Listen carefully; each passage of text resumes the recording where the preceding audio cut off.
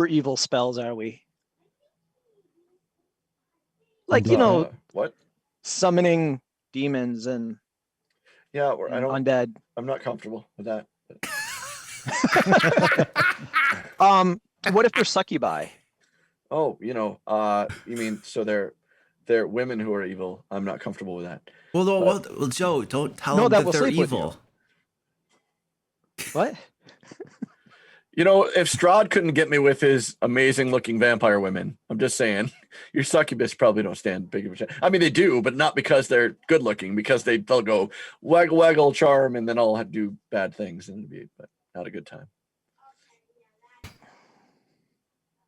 mean, that sounds fine to me. Eyes sounds fine to me. Yeah, I'm sure. Yeah. Don't say that with Dungeon Master intimidation. Hold on a second. Damn it. We just had wait a second. What do they call that thing? There's a term for this. Luke, Aaron, and Kevin, you might want to update your update the name book. Oh yeah. Yeah. Okay. Update our names. You got to add your just to chime in, Eyes. Varys is extremely opposed to evil spells. However, if Eyes tells you that the horned creature is actually a wizened goat man from the plane I'm pretty sure that's not going to fall for that. He has a pretty high wisdom. Leaves you. Yeah, everybody knows you're a liar. Low. Yeah. And we've traveled together for a long time. It's the locked one, right? Did we ever get back to He town? pretty much assumes you're not telling the truth when you tell him stuff. Now, hold on a second. Tasha's has some very important guidance for session zeros. And one of the things that Tasha's has is a social contract suggestions, along with hard and soft limits. And I think Brime is, or what is your name? Stefan? Yeah. Stefan has just established that he has, was that a soft limit or a hard limit for evil succubi that would tempt you? Please don't drag me into the limits. Please, God. Well, if it's soft, hold there's on a a problem. second. They're not doing their job very well, right? So Now, hold on. Now, Stefan, this is a very serious conversation that we should take very, very seriously. Oh okay? my God! Now listen. There are professional, well-known dungeon masters. I know who have introduced concepts such as rape into the game purely by not having this conversation. It wasn't because they crossed the line and they shouldn't have. It's because they're fucking creeps already. Right. I know. It's because they didn't have this conversation. This book wasn't there. Yeah.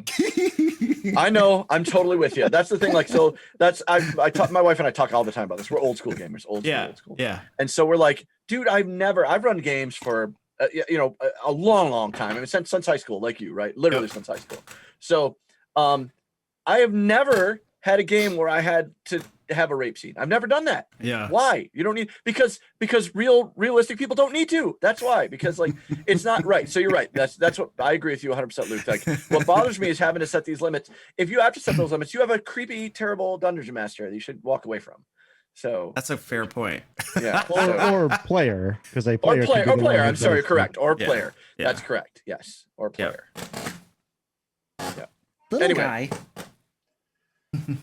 Yeah, I kind of draw the line there too, just if you were curious. Well, I mean, you shouldn't need to. Like, you should. That's what we're. I agree. It should never be something that needs to be talked about. A line that has to be drawn. Right. If it has to be drawn, somebody has an issue. Like the person doing it. To be honest, there are game styles where it might be, but those need to be discussed. That this is that style of game. Exactly. It shouldn't just pop into a game without. Yep. I saw a game that was somebody ran in one of the conventions I went to. There's a Call of Cthulhu game, and they said, "Warning: This is going to feature." They put it right in there. This will feature graphic, sexual content of not a nice nature. They're like, it is a body horror style game. Don't have. So they put it right up front. Right. They're like, no, that's how it should be. If it's going to be that style of game, it should be in there before the game ever starts.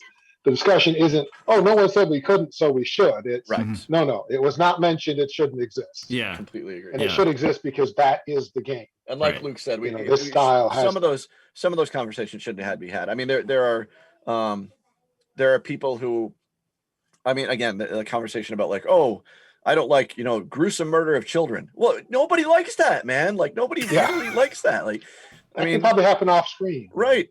Yeah. Like you can describe like, oh, something bad happened to him. Like that's, I mean, Luke, like you've put situations where there might have been a child harm, but you're not like, and you watch as they like drill a hole in his head or something. Just, you don't do that. Like, cause that's, why would you need to do that? Right. Like, Yeah, it doesn't add to the effect. It doesn't help. It doesn't make it right. So yeah. Anyway, all good, man. Yeah, I agree. I think that. So speaking of that though, because it was 30% off, I bought the Curse of Strahd box set, the big revamped box set. Partially because eventually I'm going to down the road I'm going to run that when we get back to an in-person game for my crew. So I've been watching some videos and stuff on it, but there was a revamped one. It's not that revamped. I read through it. There's almost no changes. Well, it's only minor. Like today, I was reading one part where it talked about Esmeralda, who is like a NPC in Curse of Strahd, and she has her leg was amputated at one point. That's one. And she has like a prosthetic device there. And there's one little sentence where it mentions that she goes to extended links to hide it.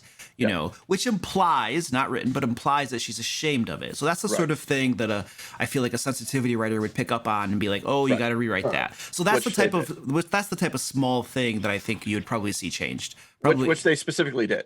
Yeah, they did change that one. They did that one. In fact, they said that what she does now is she's like proud of it and displays it, like despite that she has to think she's such an awesome fighter. Yeah, she made it work for her. So she did. Here's the thing: the whole disability and pride or shame thing aside, it's just kind of cool. If you're a freaking vampire hunter and you're disfigured and you have scars, you show that crap off. You know I couldn't agree more. I think it's cooler that she has it than that she doesn't. Because with it, she looks like a badass. It's like, man, I'm like, I survived this. I can survive more. Like exactly. Yes, I couldn't agree more. So the whole debate aside, it's cooler to just be like, look at this. Yep. Yeah. Agreed. All right, let's kick this shindig off and do some stuff. I forgot to start the recording. You've already missed. All right, everybody, repeat everything we just said. Start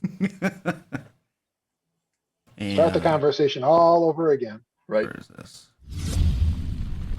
It was a good conversation. I'm probably going to have to just download this from Twitch because it was a good conversation. That was a really good conversation, and I'm going to want to post that. That was good. All right, cool. So D&D today. Before we get into recap and all that cool jazz, I have another insanity system. Oh, okay. That I want to try out with you guys. This is new. It'll be a playtest. We'll see how it goes. If it sucks, then we'll make if it sucks too bad, we'll just stop.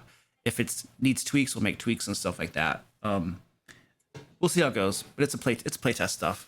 So I'm not married to it. Somebody else contributed it, and I'm gonna give it a run. So, I'd like to find one that works. So yeah. So what I'm gonna do. Metagame. Oh. I'm going to. Got a cat that's bugging me, just bugging the crap out of me down here. I'm going to share my screen so that you guys can see it. Let me figure out how to do that. I don't do that a whole lot. Screen one there. Share that screen. Okay, cool. And then I'm going to move this over here. All right, so you guys should all be able to see my OneNote now, correct? Yep. Okay, cool. I'm going to zoom in a little bit. So this system's fairly easy. It's very easy. Essentially, when you recover from being unconscious, from having been dropped to 0 by attacks, or you witness something horrific, you're going to roll a d10 on a table that corresponds to your current insanity level. Everybody starts out with 0 insanity, and as it gets worse, you gain insanity points. So insanity points will go up as you get them, it gets worse.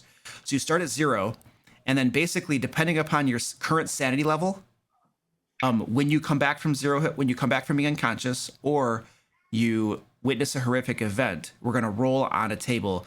If your current sanity is like 0 to 9, we roll on this table, which is a low level table.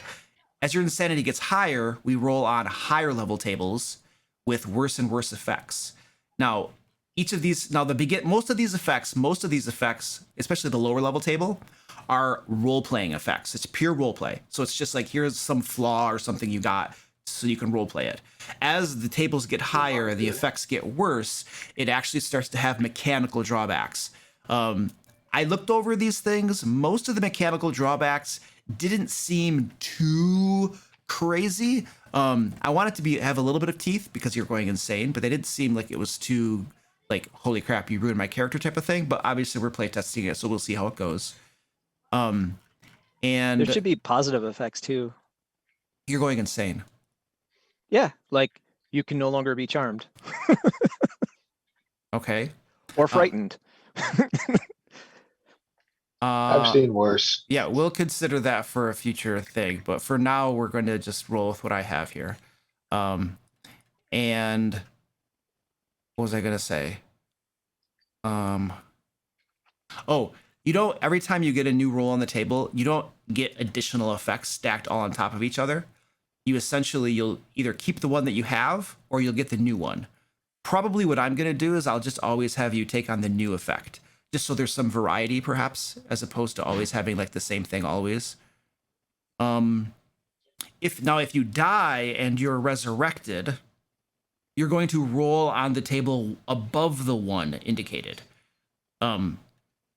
This cat, this is bogging me. So what does it go through? Does it go through 50 or 40? What's the 40?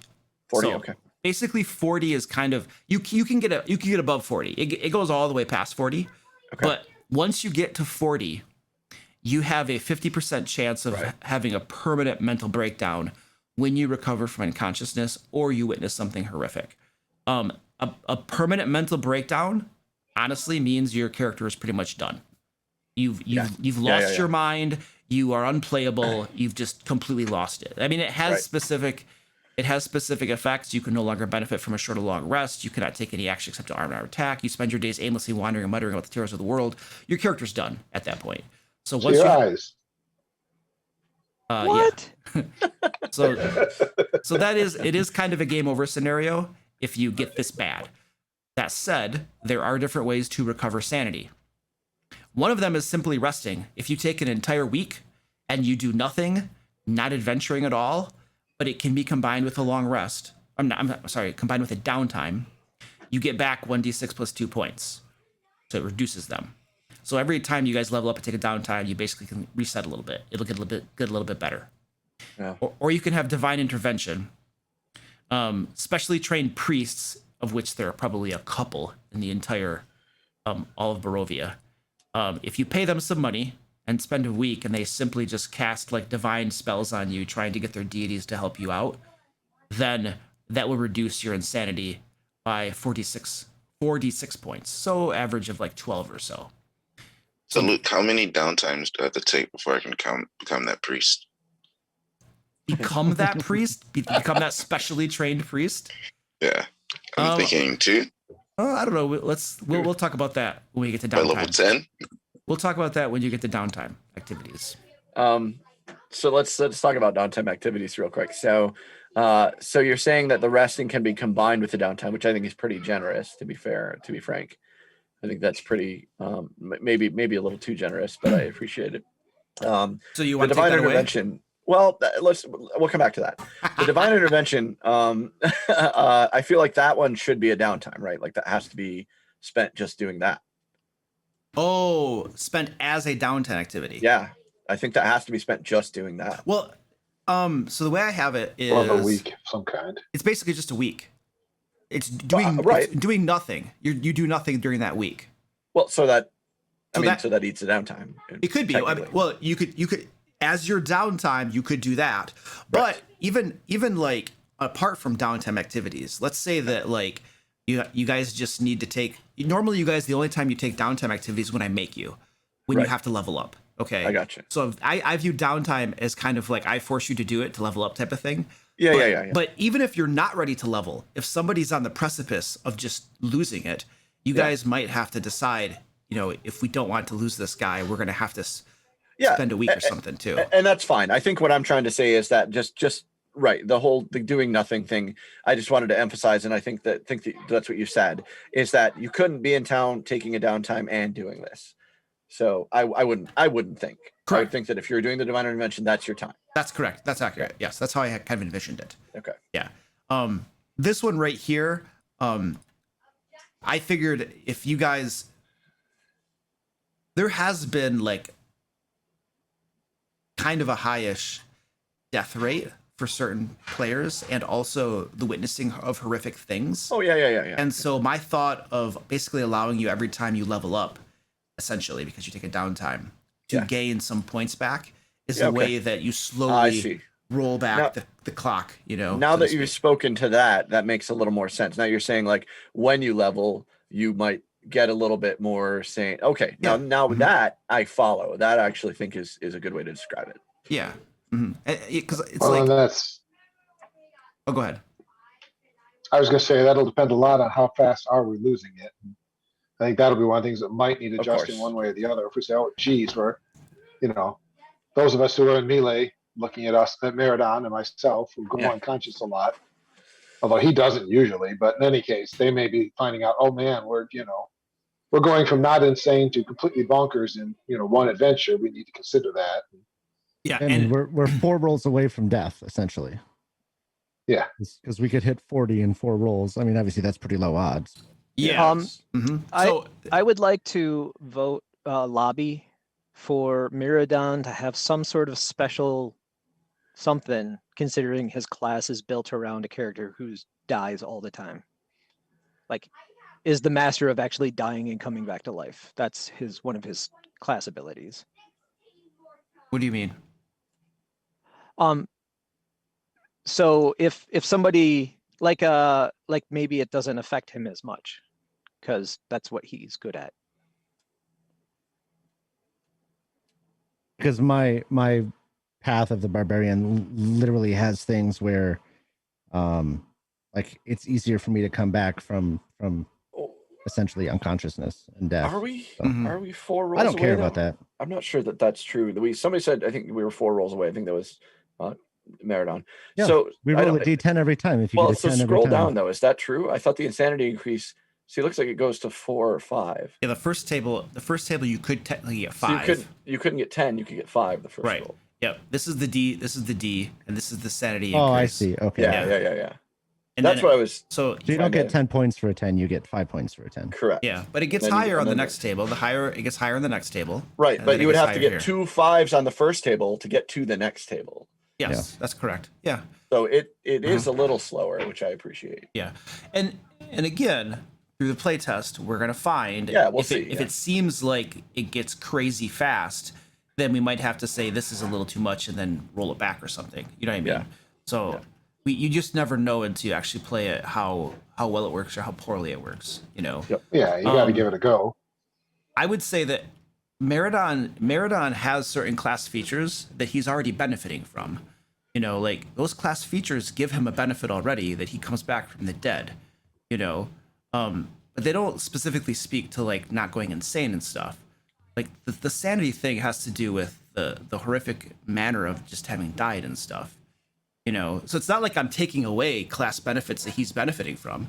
He still benefits from the exact same stuff that he's been benefiting from. So in the same way that everybody has to have bad things possibly happen to him, the same thing would apply to him. So I don't, you know what I mean? It's not like I'm like nerfing something that he can do. He still benefits from all of the same stuff. I'm just going to change into a ranged barbarian and let you die, Ice. I took a bunch of teleportation spells. I'd probably have a hard I've got my time longbow. killing I'm him. good. So I realized I had an extra spell to prepare. So I took inflict wounds because I can cast it at higher levels, right? Yeah, you can. Yeah, you can upcast that. Yeah. No, I think we try it out. I can see that. Yeah, I think it probably will work, but yeah. Oh, I was gonna say, I think it looks like when you said before we could try it, see if it's really bad or if we need to tweak it or whatever. I think we're gonna find it might need tweaks, but I think overall it looks like there was a lot of thought and a lot of direction that makes sense to me. So I think in the end we might find a couple of tweaks for it, but I think it looks pretty okay. Okay. Yeah. I've never seen house rules that don't have tweaks. So. Yeah, exactly. You like I've made so many house rules where I was like, hey, this is awesome. And then we play it for a while and I'm just like, that sucks. And then sometimes you tweak not it. Working. Sometimes I throw it out. Like, But yeah, so we'll figure out how it goes. My intention with this is not to screw people over. It's to add a different element to this game that makes it more interesting. You know what I mean? Besides, being crazy is fun. I can say from personal experience. I mean, it's fun in a role-playing aspect for sure. Yep. I think we should always keep our table 1 effects.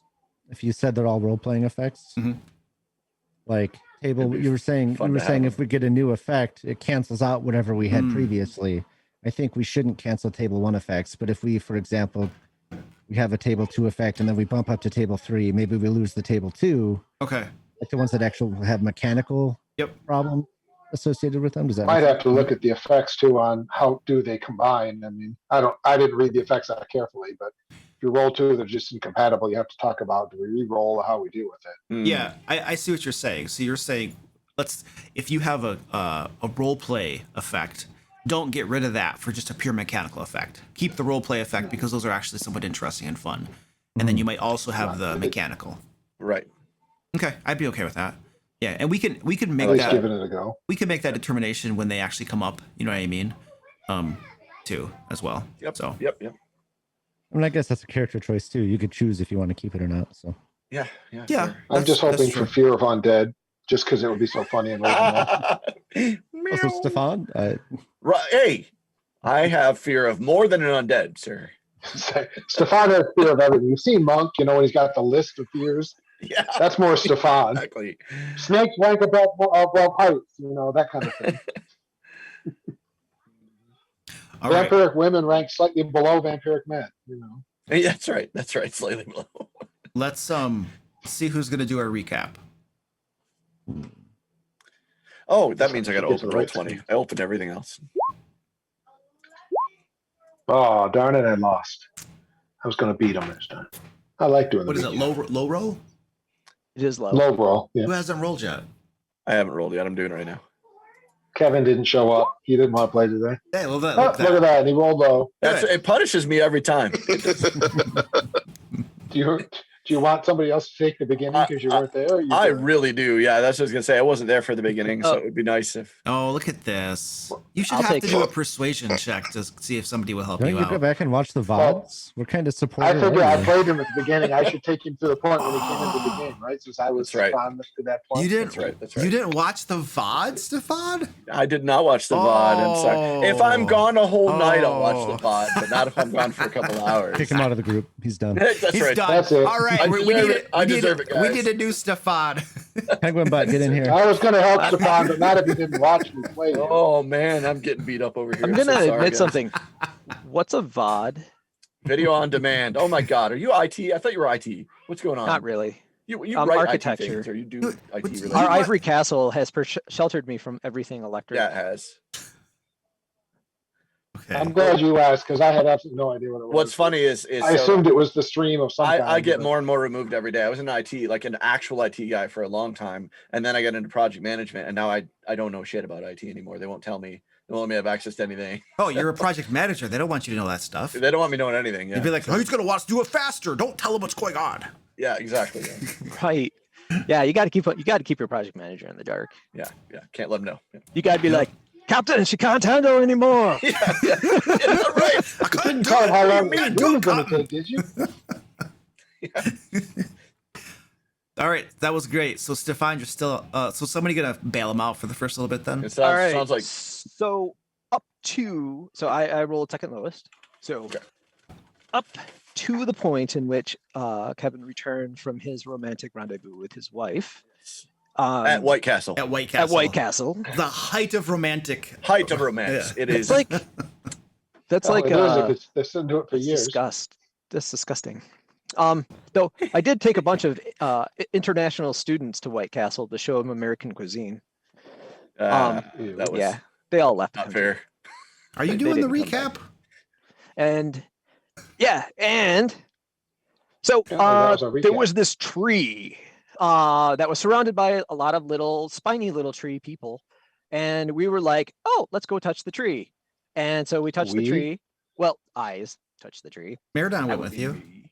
I walked Didn't over and touch I was it. like, I'm gonna identify this because it is curious. And I put my hand on the tree, and it tried to bite me. Giant maw opened up and ate Maradon, like literally grabbed hold of him and started munching him, and bits and pieces of him kept flying out of the tree's mouth, like gross. And they were like these little purple worms. They were like, help. And someone said we should get ketchup. Anyway, we battled the tree largely by having Stefan kite around the tree, like running in circles, and all the monsters on the outside would chase him all the way around the tree. And they just kept going like this. There is some embellishment and exaggeration going on here. I imagine, but you were running away like a little coward from some of these guys. Yeah. It was his strategic movement. Super powerful intellect. Discovered that trees do in fact have minds. Well, okay, so he cast a psychic spell on a tree, not realizing how stupid this sounds, but to his amazement, it actually worked. And then we killed the tree and killed the things chasing Stefan, and we found the big bloodthirsting axe of some ancient barbarian tribesmen. And Miradon took it, to no danger whatsoever. Like, it's not an evil blood drinking axe of like some crazy berserker spirit that we just gave to our strongest fighter. Anyway, totally safe. So speaking of really safe things, we then decided, hey, you know what we should do? We should smoke these magic mushrooms that we found. And we all got. What is we? Nope. I'm sorry. Heroically Brotor and Eyes used arcane supplements to expand their minds, and thus reached another heightened level of intelligence, such that they were able to do a vision quest into the clouds, in which we spoke with Madame Eva. She revealed a quest. There were 3 things that she revealed to us, and I think Stefan was back at this I point. was. Indeed, I was. So I remember during the I'm vision. not convinced I was there for any of that. What the hell? Yeah, at least part of that. I don't know. Maybe that was all true. I don't know. I don't remember most of it, but you know. But no, I was there for the vision quest, and obviously, while I wasn't there for the vision quest, it was clear for those who were present during the vision quest that Stefan has a very poor relationship. You already knew that, but it's obviously worse than you thought with the Vistani. Being Giamargo, being half Vistani is worse than being an outsider, which is what you all are. So, but then we after you came back from your vision quest, I remember we determined that we needed to go back to the Wizard of Wines to return one of the gems. And so we had done that, and we got back, and they were hoping it was one of the champagne ones or whatever, and it turns out it was one of the worst ones, but they were at least happy that it got back. And I remember that Varys volunteered us for manual labor, which was terrible. I'm pretty sure Stefan did that. No, Varys volunteered us. I clearly remember Stefan saying Varys will want to clean this up. Yeah, that didn't mean that I wanted to. So anyway, so we did that business, and then we I don't remember where we were headed next, but when we headed out, I remember we encountered the gentlemen from Kresk who were lost when they were hunting, and we were already going to be heading back to. Was that we were on our way? Oh, we picked them up before the Wizard of Wines, didn't we? Because they came with us. That's right. They came with us, and then we were going from there. We decided to escort them to Kresk from there. So I don't recall what encounters we had along the way, but I do remember that we brought those guys back to Kresk, and when we encountered them at the wall, there was a very big deal that they didn't want to open the gates because they didn't let anybody out of Kresk. And so when they let these guys left, they apologized, whatever, and they almost didn't let them back in. And we convinced them to let them back in to Kresk. And then there was a whole thing with the guy there who said that, people aren't allowed to leave Kresk. And I was sort of pushing him on, why that is, because it's sort of silly that, Strahd, who's a vampire who can just jump over the wall whenever he feels like it, and you're keeping people safe from him, but keeping them in the walls. And then that was one of the quests that we were headed towards was the Abbey, right, which is nearby, right? I believe Kresk. And I think that was what we were doing. With much screaming, apparently. Didn't I like convince him to let us stay the week or something? You did. Yeah, because you're going to teach them about brewing. I was yelling at him about, yeah, you did. That's correct. Let's not forget that. So I was yelling at him about keeping people in the walls, and then Brotor offered to teach him brewing, like you could brew your own stuff, but we'd have to, stay for, we'd have to learn, take a week for it to teach you. Yeah, and then that I remember that occurred. Yes. Okay. So you guys, I'm on the wrong map. And we hit a milestone, so we get to level up. Yes, and we hit a milestone. And that was where we had left, was the discussion around the milestone. And thankfully, since Brotor talked him into it, we can do our milestone right here. Yep. I have, so on Roll20, there's a map, and I've unfogged the different parts of Kresk that you've been to so far.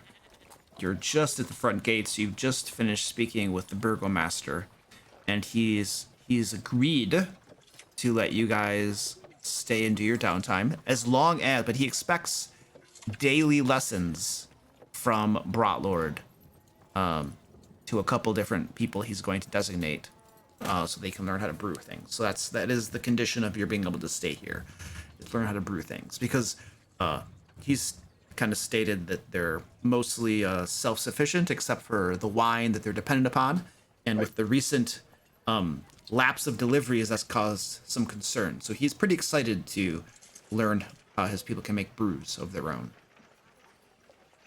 And there is a cottage, an empty cottage, that he has offered you guys can stay in if you guys would like. Excellent. Isn't it right next to the Abbey? It is. It's very close to the Abbey. Yep, because the screaming. Remember the screaming? It helps Stefan sleep at night. That's right.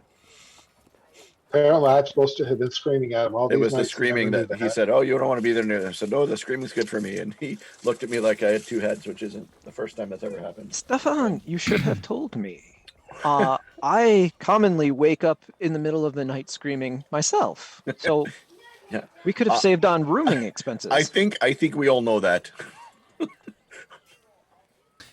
The burgomaster Dmitry Krezkov looks at you and says, "Well, very well then. Is there anything else you'd like to discuss, or should I have one of my guards escort you to your cottage?" I'm sure we can find the way. Or yes, please, thank you. I'm pretty sure Yeah, you very can't to find help the way if you've never Yeah, I been don't- here before. Yeah, I don't think we can find the way. But we will be happy to be escorted. That'd be wonderful. I'm not keeping guard on you. Just want to show you the cottage so you're not knocking on random Certainly. doors. Yeah. Yes. Of Yes. course, it'd be the first time. Hey, it's okay. He gestures at one of the guards nearby, and the guard takes you off down this road through the village. And I'm going to unveil parts of the map as you travel. The things that are immediately noticeable about Krezk is there are so many trees throughout this village that's almost less a village and more of a forest, in which a village or cottages strung together by like country roads has been constructed. But the trees are tightly packed, lots of undergrowth. It's veritably a forest with walls around it and then some cottages here and there. And so the guard is This is not normal. the guard is taking you through, and as you go through, he just has some idle chat with you. He mentions, yeah, there's the Abbey up there. Probably want to stay away from there. The Abbot, nobody's seen him in a while. There's most of the villagers.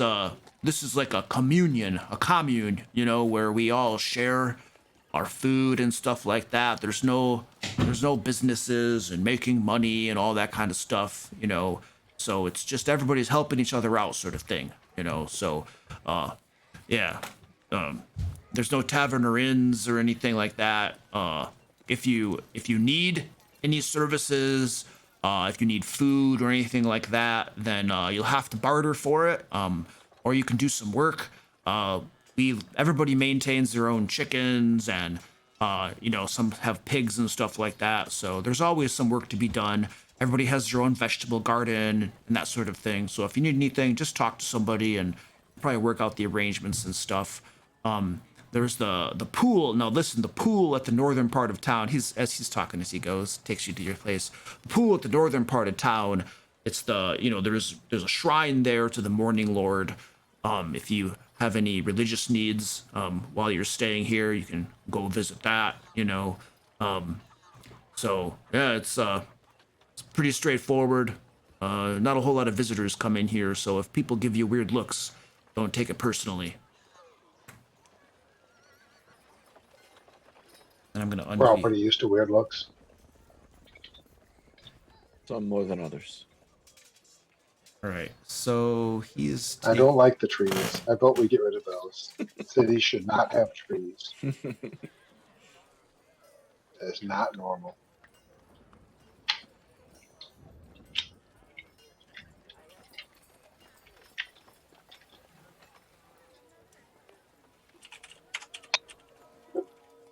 Okay, and I'm gonna get like a little token or something put on here, or I'll do like a little. Oh, this is what I'll do.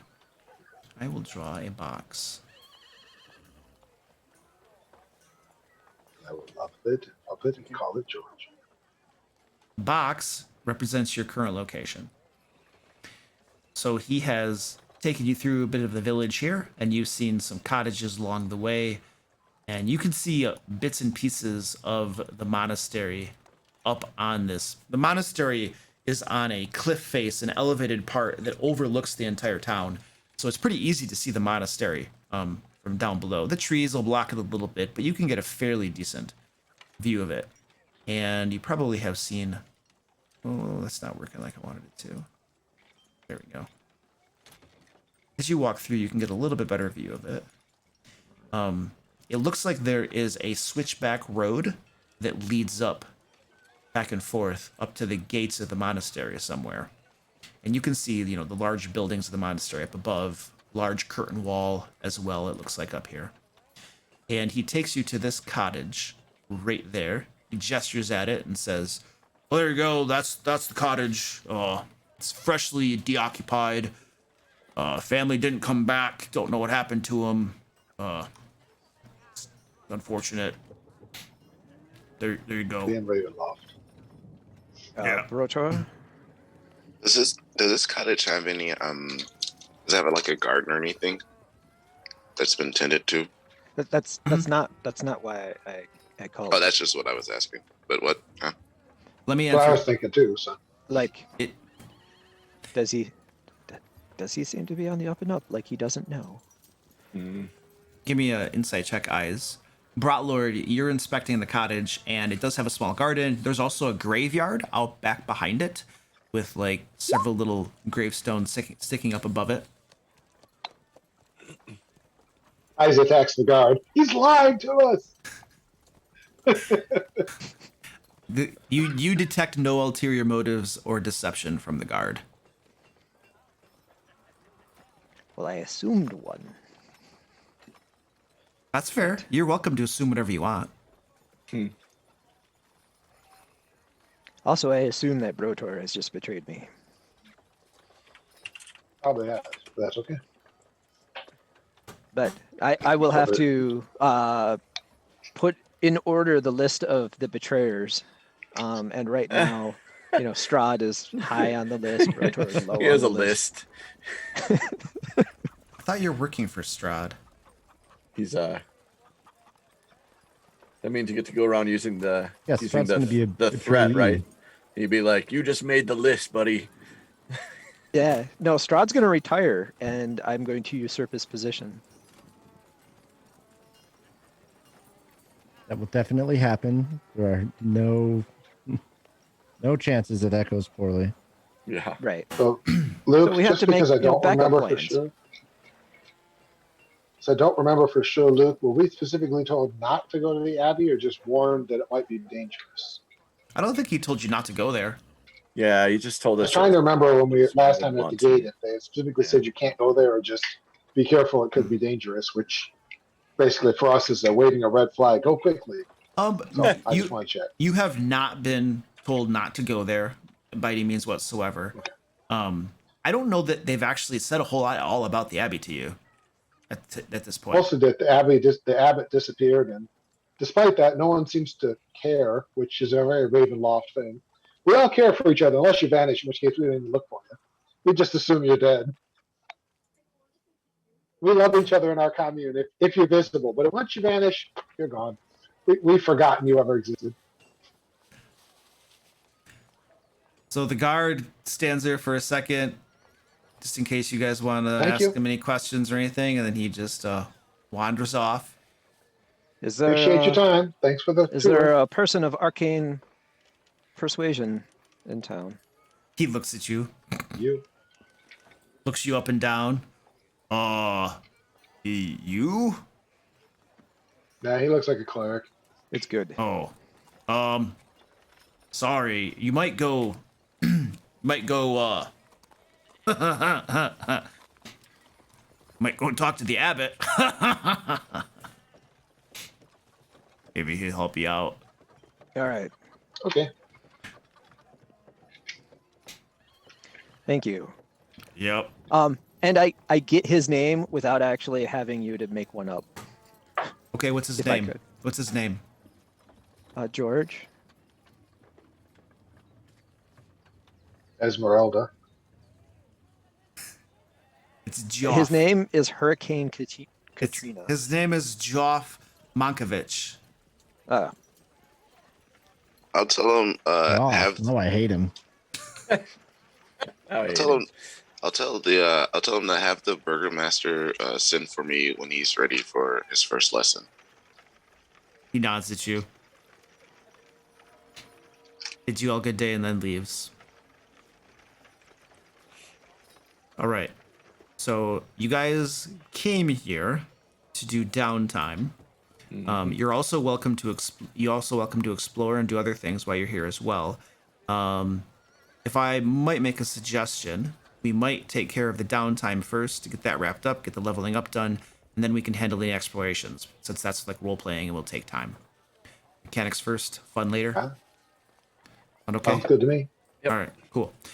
So, week of downtime. So everybody levels up, and also downtime activities as well. So you are a little bit limited in the resources available to you while you're here in Kresk, but go ahead and determine what downtime you want to take. You can make stuff up, things that you want to pursue while you're here, or you could pick one of the options from like Xanathar's downtime and stuff. Some things are pretty much not gonna, like, if you want to buy a magic item, it's probably not gonna find any sellers here, just throwing that out there, but if it's reasonable, then you can do it. Can we divvy out the gold? Dwarven. Hold on a second, let's get Varys. I've been training in Dwarven, and the last downtime, I'm just going to do another week of training, assuming Brotor is still willing. Help him out with the brewing of whatever he's doing and train in Dwarven more. Okay. I mean, if Luke let me do both. I would allow you to both teach people brewing plus teach him Dwarven, but that would be the extent of your downtime, bro lord. Yeah. Yep, that's what my plan was. Okay, cool. So Varys, you have one more week of instruction under you. I believe it takes, 20 to get Dwarven or something like that? 15? I don't know. Okay. I've only got 2, so it's a long ways off. I might be keeping track of this. Varys. I now know Dwarven curse words and Dwarven brewing words. It's 10, so now you're 2 out of 10. Nice. We'll be level, what, I can ask where the bathroom and the library are. 14 when And you the pub. finish? Yeah. Well, unless we wind up with extra time, it's not just this. Like, Meridon goes insane. We spend a week waiting for him to get his brain back, that kind of thing. Can I, if we have like 5 gems worth 300 gold, can I just turn those into gold or no? 5 gems worth 300 gold. As far as like purchasing things and bartering with, they're as good as gold. Okay. If that's what you're asking. Yeah. So, during my instruction of like teaching these folks how to brew, I don't want to be completely honest with them. Like, I don't want to like give them like any of my own secrets or secrets that I learned from the Wizard Winery. Okay. So I'm just essentially like giving them like bare minimums, like put this in a barrel and leave it, or use these type of flavors. Okay. Now you are honestly showing them how to do it, right? Like you're not trying to mislead them. You're just not giving them like any special stuff. Like any a special freshman tips. class. Yeah, It's a 101. It's a 101. Okay, but it's a legitimate class. Okay. All right. Let's have you make some rolls here to see how well you do as an instructor. So I feel like part of teaching people is social skills a little bit. So this will probably be like a charisma. Let's call it a persuasion, perhaps, just to see how well you do on your social part of teaching folks. Do I get advantage because I actually know what I'm talking about at all? Since I've like studied this forever. Most teachers have studied it for a while. It doesn't make them All right. good teachers. The next one is going to have to do with your actual knowledge of the subject at hand. So I'll have you make a brewing check. So that's probably going to be based on either wisdom or intelligence. You probably want to use your wisdom. So your wisdom mod plus your proficiency on a d20 roll. Can I just roll a wisdom check? Yep. Will that work? Yep. Any wisdom check would work, or a wisdom saving throw would be the same thing for you. Okay. Excellent. And one last check you can make. Can I do? I was gonna say, can I do a deception so I don't like accidentally give one of my own secrets? Actually, a great portion of teaching, I believe, is speaking about things in a very confident manner, in which you might not be confident at all. Like all teachers are frauds. Thank you. As a teacher, I'd say insight would be more important to catch what are people learning, what do you need to go back over. Yeah, I was a teacher for 4 years. Your character is now dead. Brotlord, I will accept that role. Go ahead and make that. I'll be right back. Okay.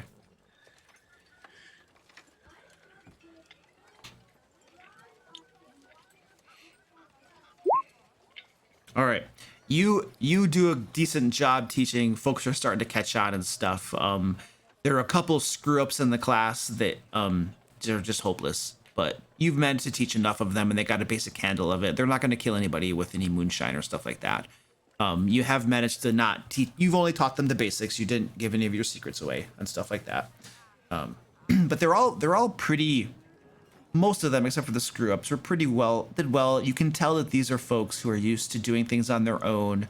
You know, they're not like, dumb city folk who are super specialized and can't figure out how to do basic stuff. So everybody seems like they catch on and are able to do that sort of stuff.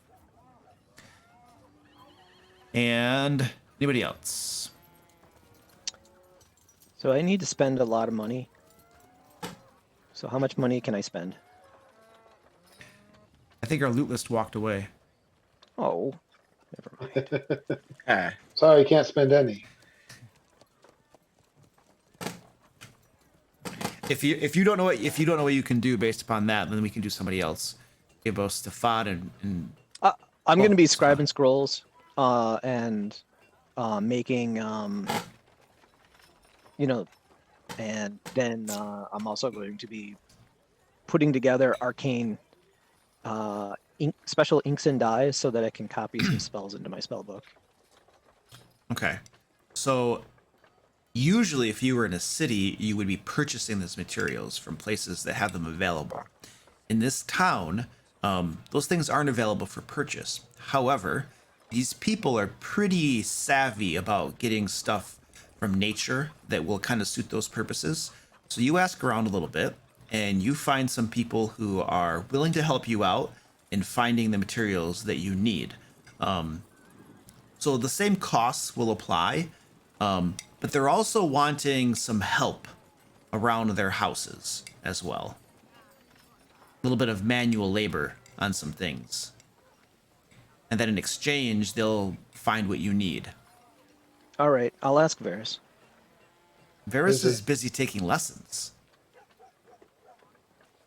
Sorry, I'm already helping out Brotor. I can't help you too. Oh, I have Unseen Servant. Don't worry.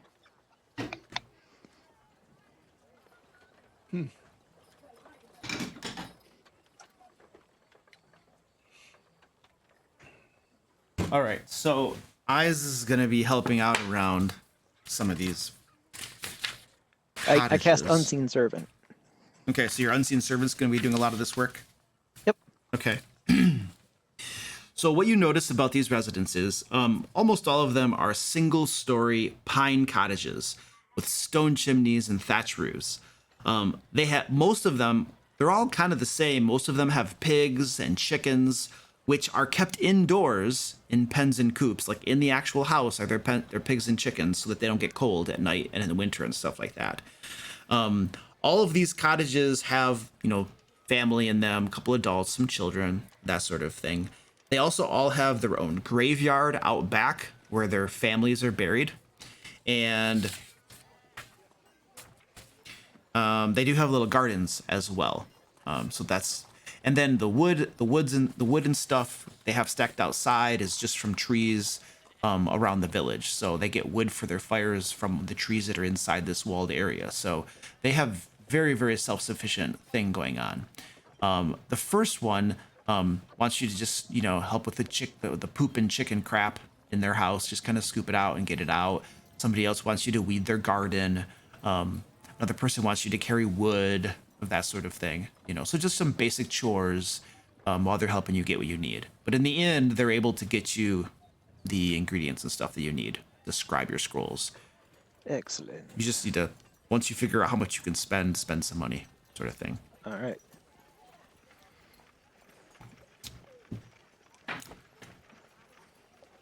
I'm back, by the way. Okay, cool. How much money can I spend? I don't care. All of it. Cool.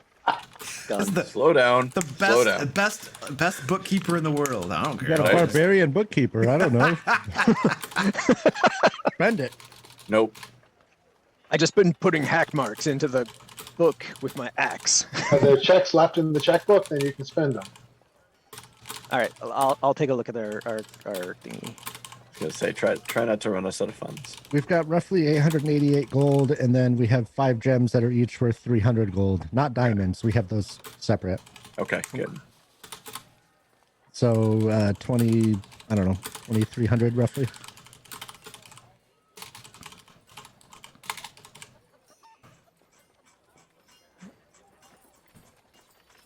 All right, I'm gonna spend 250 on scribing scrolls of healing. Okay. Those tend to come in handy.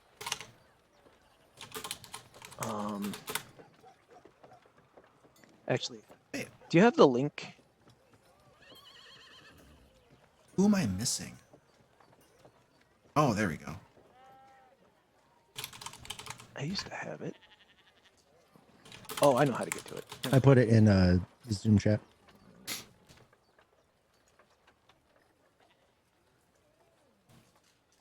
All right, so I think we got everybody but Stefan, I believe. No, Meridon too. Okay. I mean, I'm ready. Mine might be a little convoluted. But... Meridon is yours easy? Yeah, I think so. Let's do yours first. So this doesn't technically fit under any of the downtimes, but I think it will work anyway. Normally what I do is like pit fighting. But none of these losers can actually fight me and have a chance. So like that seems kind of like a waste. I'm just gonna end up killing someone, whatever. So instead I want to fight people still, but I want to have like a good reason to do it.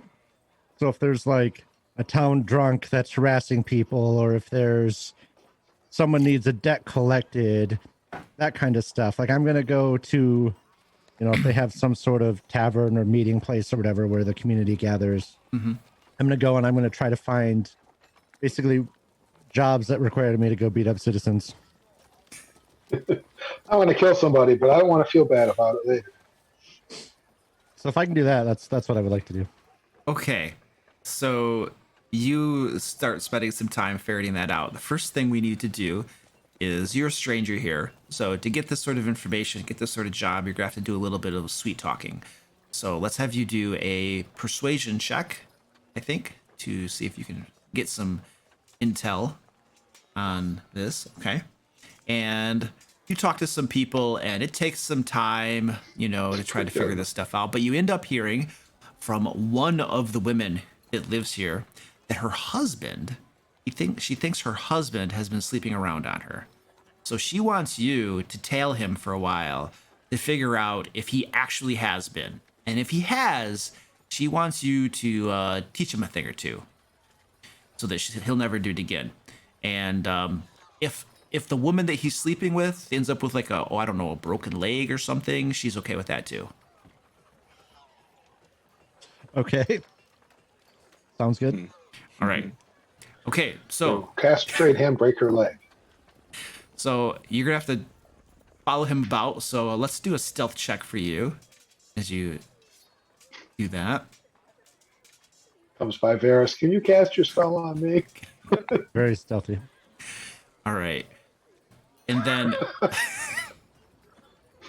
finally, this big stranger followed me around town with his axe. Finally, give me an athletics check. I have no intention of hurting her, by the way.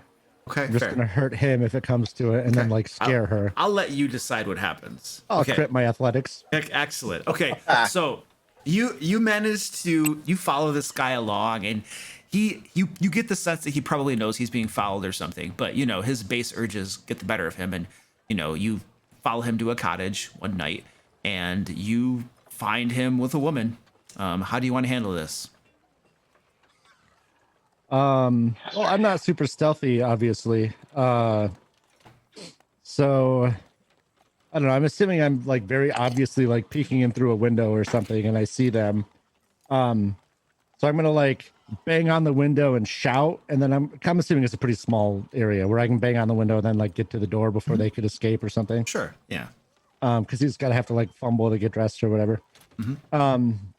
So I'm gonna bang on the window, shout at him, and then when he inevitably panics, gets up to like leave or whatever, I'm just gonna be waiting outside the door, and as soon as he comes out, I'm gonna like with the butt of my axe just like pop him in the forehead to not like knock him out.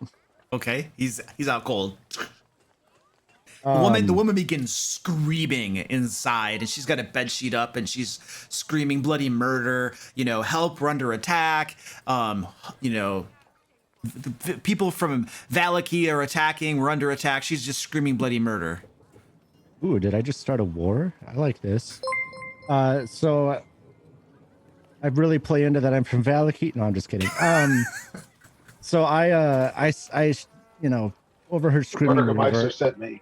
Right. I kind of like bellow to her. I don't know if he gave me a name, but like his wife sends her regards. His name is Jacob. Okay, so Jacob's wife sends her regards, and when he wakes up, make sure he knows, why this happened, and that he needs to treat her better. And then I just kind of go. Okay, give me an intimidation check. Do I get advantage since I just knocked him out? Yeah, sure. Go for it. Oh, wait, I can do intimidation as strength, right? Correct. So that could just be your athletics. No, you're not proficient. You're probably not proficient. Oh, wait, you're proficient in intimidation? Mm-hmm. Yeah, you could just do an athletics check then with advantage. All right, so 18. Yeah, she's her face goes pale. She nods. She seems like she's going to comply. All right. Mighty Meridon, terrifier of naked women. At least I didn't break her leg like I was told to. Right? It's true. Yeah, I think you did good. something. That's all Luke's idea. If you castrated the guy, he couldn't do it anymore. Yeah. That's cruel. I'd rather cut off his head than that. Right?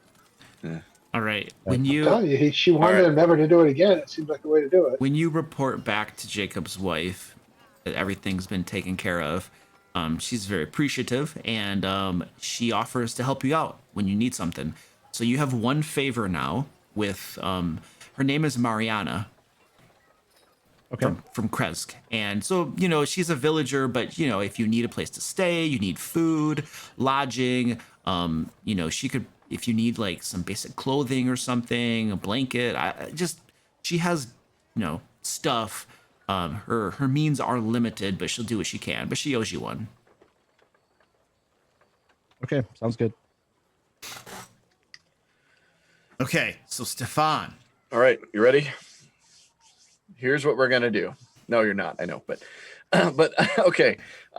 So I think downtimes are a little boring, so I decided to think about things I wanted to do and find a way for us to apply downtimes to them. Okay, sure. So what I want to do is old places like this, and I don't mean like this town, but like this area of Strahd's domain. Old places like this, they always have everybody has a title of some kind, right? There's somebody who's a burgomaster, and there's somebody who's a duke, and there's somebody who's a this and that.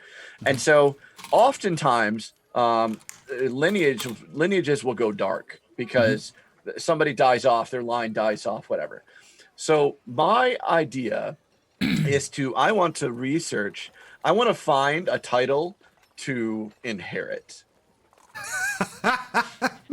He wants patents of nobility. So a lineage that has theoretically died off, but you come back as, no, actually, we're not dead. I'm that person. Exactly.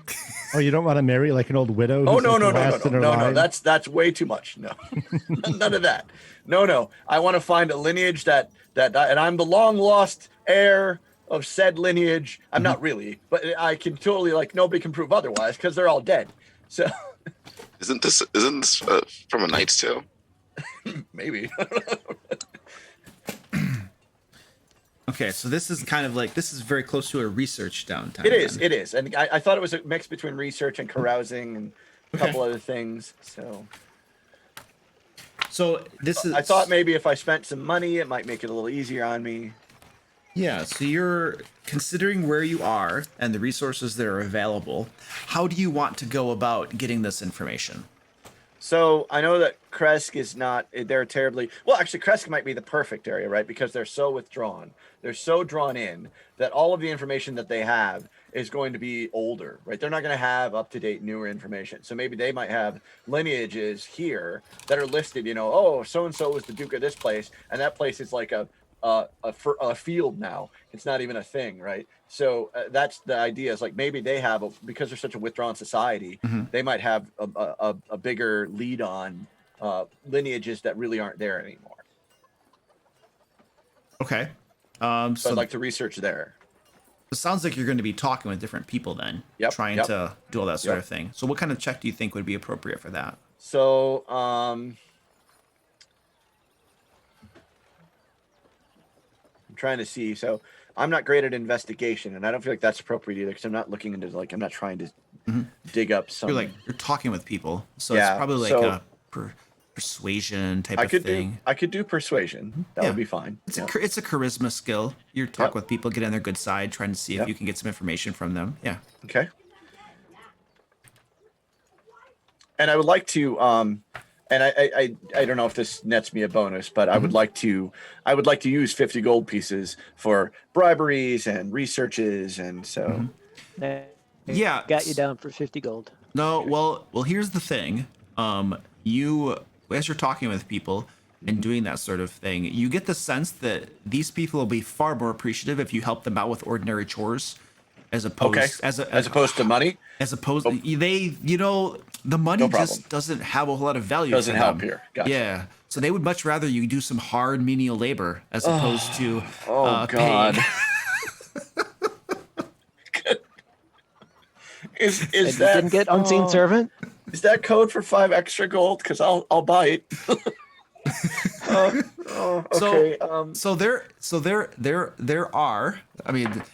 There are a couple villagers in town that look like you could probably hire them or something if you really want to.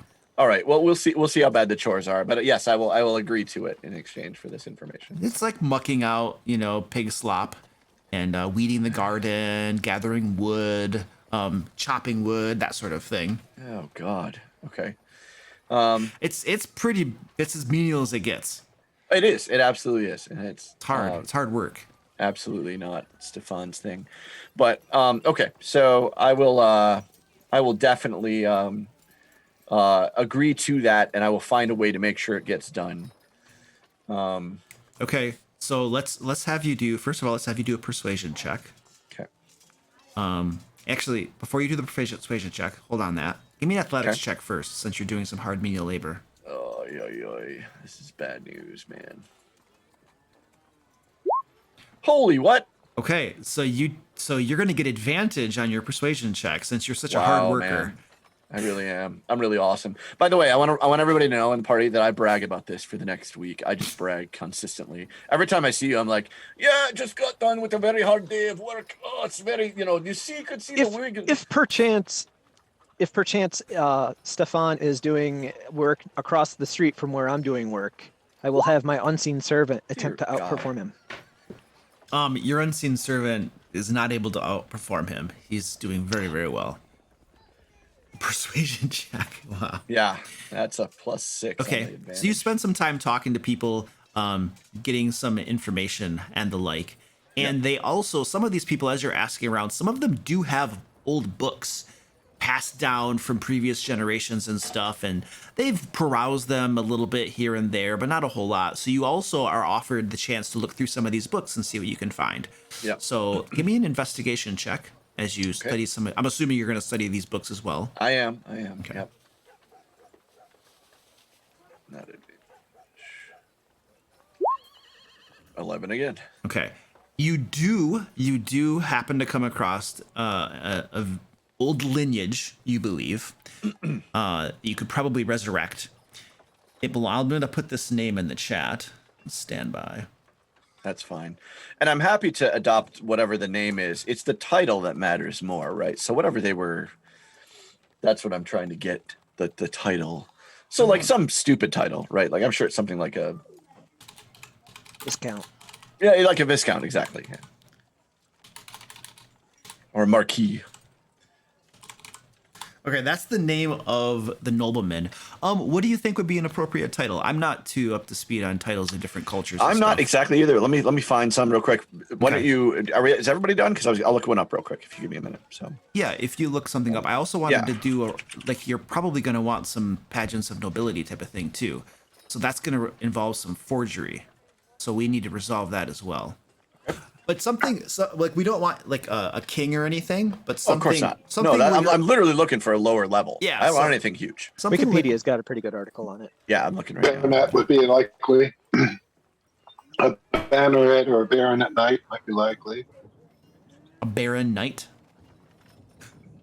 A baronet. It's a lesser form of a baron. A baron was actually fairly high nobility. Oh, a baronet, right? baronet. Something lesser than a baron, because you don't want to be a baron. Not You're a a great full baron's baron. pretty high up. Yep. Yeah. I mean, most of the nobility we know of is fairly high, but a baronet's a fairly lower level. Yeah, so landed it could be knight. baronet, or if you find a cooler title too. I will look. Yeah. Because this is also if there's something that's like that feels like it's a Ravenloft Barovia type. That's what I was looking for yeah. specifically. Yeah.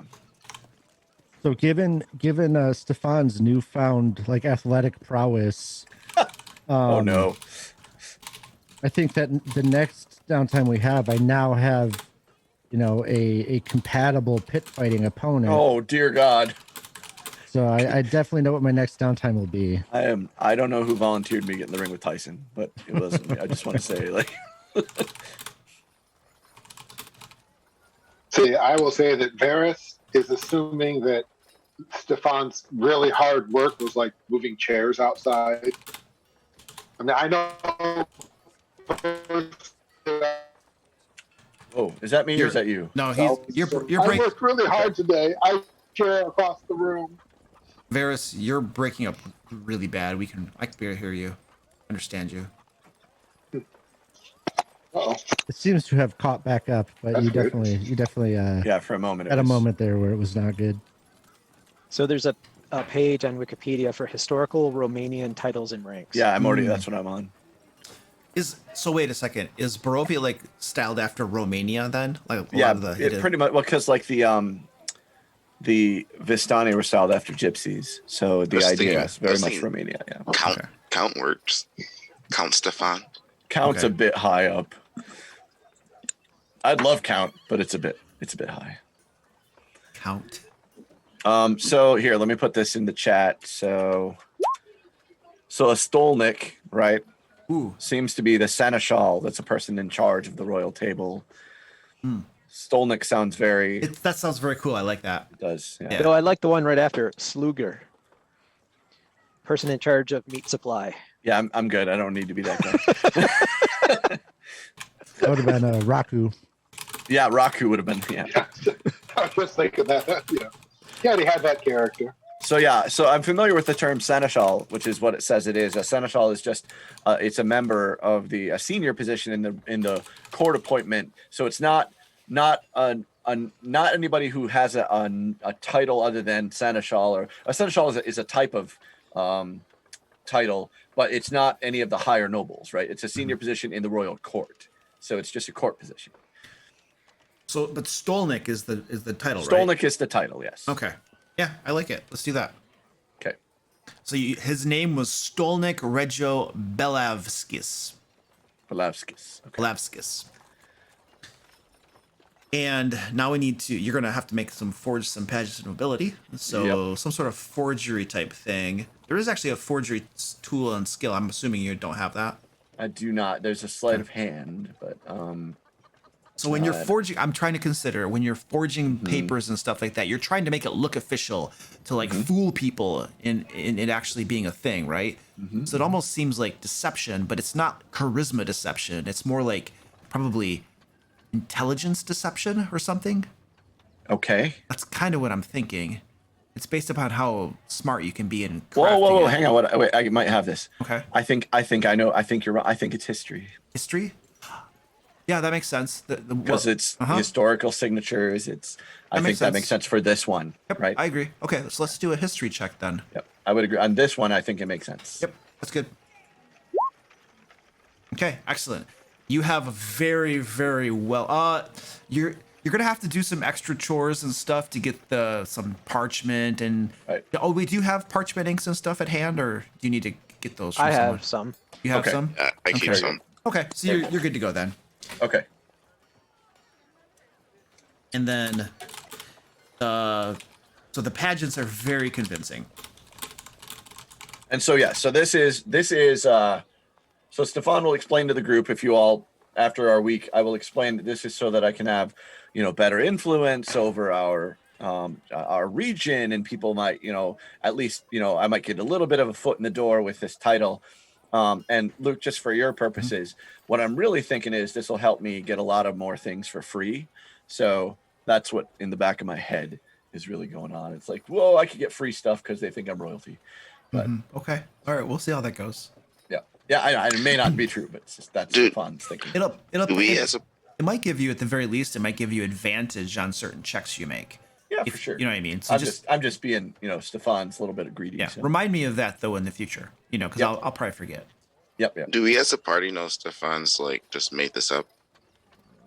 I don't know. Have you shared your new royalty or your new nobility with the party, Stefan? Yeah, I absolutely will, but I won't say that I made it up. I mean, I won't necessarily deny it, but I won't say that I made it up. How do you present it to them? Because I present it as I found out that there was this lineage, and that it looks like I'm part of it, and I show them the royal stuff that I came up with, and so you're totally trying to deceive your party. Well, yeah, I'm not trying to not deceive them. All right, so Stefan, I need a deception check from you. Okay, all right. Fair. Okay. Not bad. So I'm just going to use a passive insight. Yep. Does anybody have an insight modifier of 6 or above? Just your modifier to your insight. 7. Okay, so Brotlord, you see right through his bullcrap. Yeah. You're pretty sure he's making all of this up. There's no freaking way. He shows you the papers, and the papers look great. But Stefan, he's not royal. He's not nobility. It's horse crap. You see right through it. I keep that to myself, though. Okay. About Varus, what's your The insight? thing that I find suspicious is you borrow some of my ink and paper and then come back an hour later with papers of nobility. I don't know. I had to trade them. See, I had to trade the paper and ink for the real one. See, nothing is free here, right? I couldn't pay for it. I couldn't give the money for it. So just. Well, I choose to fail. I definitely believe him, or I just don't care enough to You think do about like realize that maybe you've he's lying. successfully convinced me into believing that you're not a real person, because everything in this realm is made up of the thought material of Strahd von Zorovich. Okay. That's I mean that's Stolnik, not the real person to you, but that's fine. All right. Very good. I want to grant inspiration to Stefan and Meridon for your 2 downtime activities. I thought those were pretty cool. Very good. Okay. You would have gotten extra inspiration if you had broken her leg, though, Meridon. I'm just telling you. Oh damn. All right. Well, when we Right. find the orphans at the windmill, I'll break some of their legs to make up for it. Whoa! What's Oh man. Don't break the orphans' Stop. legs. We own them. Oh yeah, we're gonna eat them instead. I forgot. You guys, yes, you're gonna eat them. Why do people insist on eating orphans? Did they taste better than normal people? Yes, they Probably do. it's like veal, right?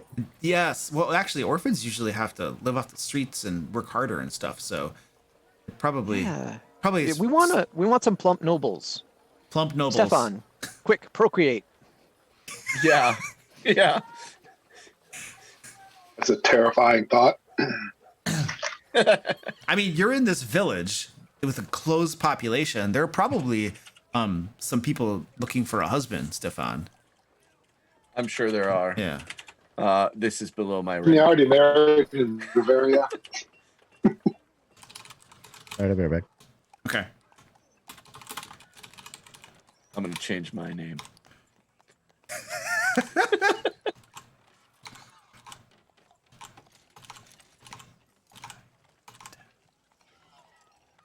Hey, Luke, what do you think of the Tasha's summon spells? The summoning spells, I like them because they Create they one just monster. you create one monster and it gets more as you upcast the summoning spell, it just gets more challenging. So that helps solve the action economy issue when you have multiple summons and just the bog to the game. So in general, I like them, but I've never seen them actually used and played, so I don't know. I can't speak to balance, you know. Okay. Well, I just took one as one of my wizard spells. So. Okay, cool. And just to let everybody know, it's the summon undead one. Good. That's better So I'll than be stamping a lot of his summons. It is an ancient spirit of goodness. I know you eyes. The ancient and the spirit I'll buy. Okay, so it ain't so good, but he makes evil people dead. So that's good, right? Not unless we absolutely have to. It's better to make evil people good. How does that work? Oh, You convince them of mind the error control. of their ways and show them why it's better to be good. Mind control. I was thinking of preparing this spell, Spirit Shroud. That's not doing it. I looked at that too. Has everybody already, or is everybody good to go on the actual leveling up in D&D Beyond, or need a little bit of time for that?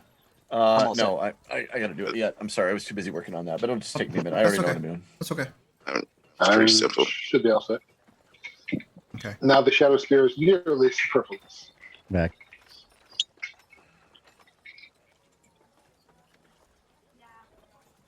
Level last time. Is that what we're looking at? Yeah, I did too. I'm pretty sure I had my hit points. Leveled my backup character too. Just Okay, cool. There's no reason to wait for me, by the way. I can do this while we're talking. So. Okay. While you guys were stand by. So we did that. Okay, while you guys are there in Kresk for the week,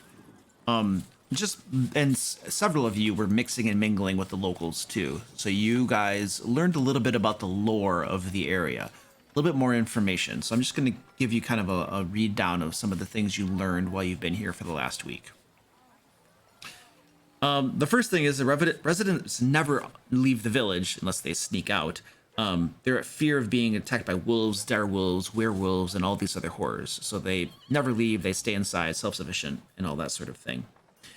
About once a month, they're accustomed to getting the wagon load deliveries from the Wizard of the Wine's winery. It stopped for a while, and then it opened back up again. So, and you guys were key to that, so you're probably already aware of all that stuff. You do learn that Burgomaster Krezk recently lost his 14-year-old son, Ilya, to illness. And Ilya was the last of the 4 Krezk children. And the Burgomaster and his wife are getting advanced in age, so it's very unlikely they're going to be able to bear any more children. So it sounds like the lineage of Krezk is probably going to end with the Burgomaster. And so the Burgomaster has it on that one. Pretend to be their long lost son. I know, right? So the Burgomaster has been quite distraught over that, and lots of people in the town are kind of talking about it. It's like the current gossip, essentially. What's the name of this son? Ilya, Ilya, Ilya. Yeah. Okay. How long has he been dead? Over a week. Have any gems we can just resurrect? Okay. Over a week is beyond Ribbon. All right. but Good. Yeah, no, we got to move up to the next level. Like 9th, you mean? Is that what it takes? It's been a while. There is a pool at the I'm gonna unveil more of this map too, since you guys have been, some of you have been gallivanting around a little bit. So give me a hot second. Varys, whenever he had time, he was going to explore just to get idea of the town layout. Practice naming buildings in Dwarven. How come they all sound like bar? That's a house bar. There's one. That's a horse bar.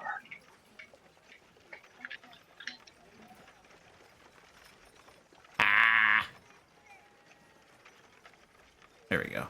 There we go. So now you guys have most of this village now. You guys have been able to explore a little bit and have a basic idea of the layout of it. Up here, toward the northern part of Kresk, there is a pool here that provides fresh water throughout the year. It's fed by an underground fountain or reservoir. Next to the pool, the village's ancestors have built a shrine to the Morning Lord. And it's in a gazebo. The gazebo is very broken down. It's not much holding it up. Very fragile. Attack the gazebo. However, it's sheltered from the elements here, so it has remained standing. And this shrine is known as the Shrine of the White Sun.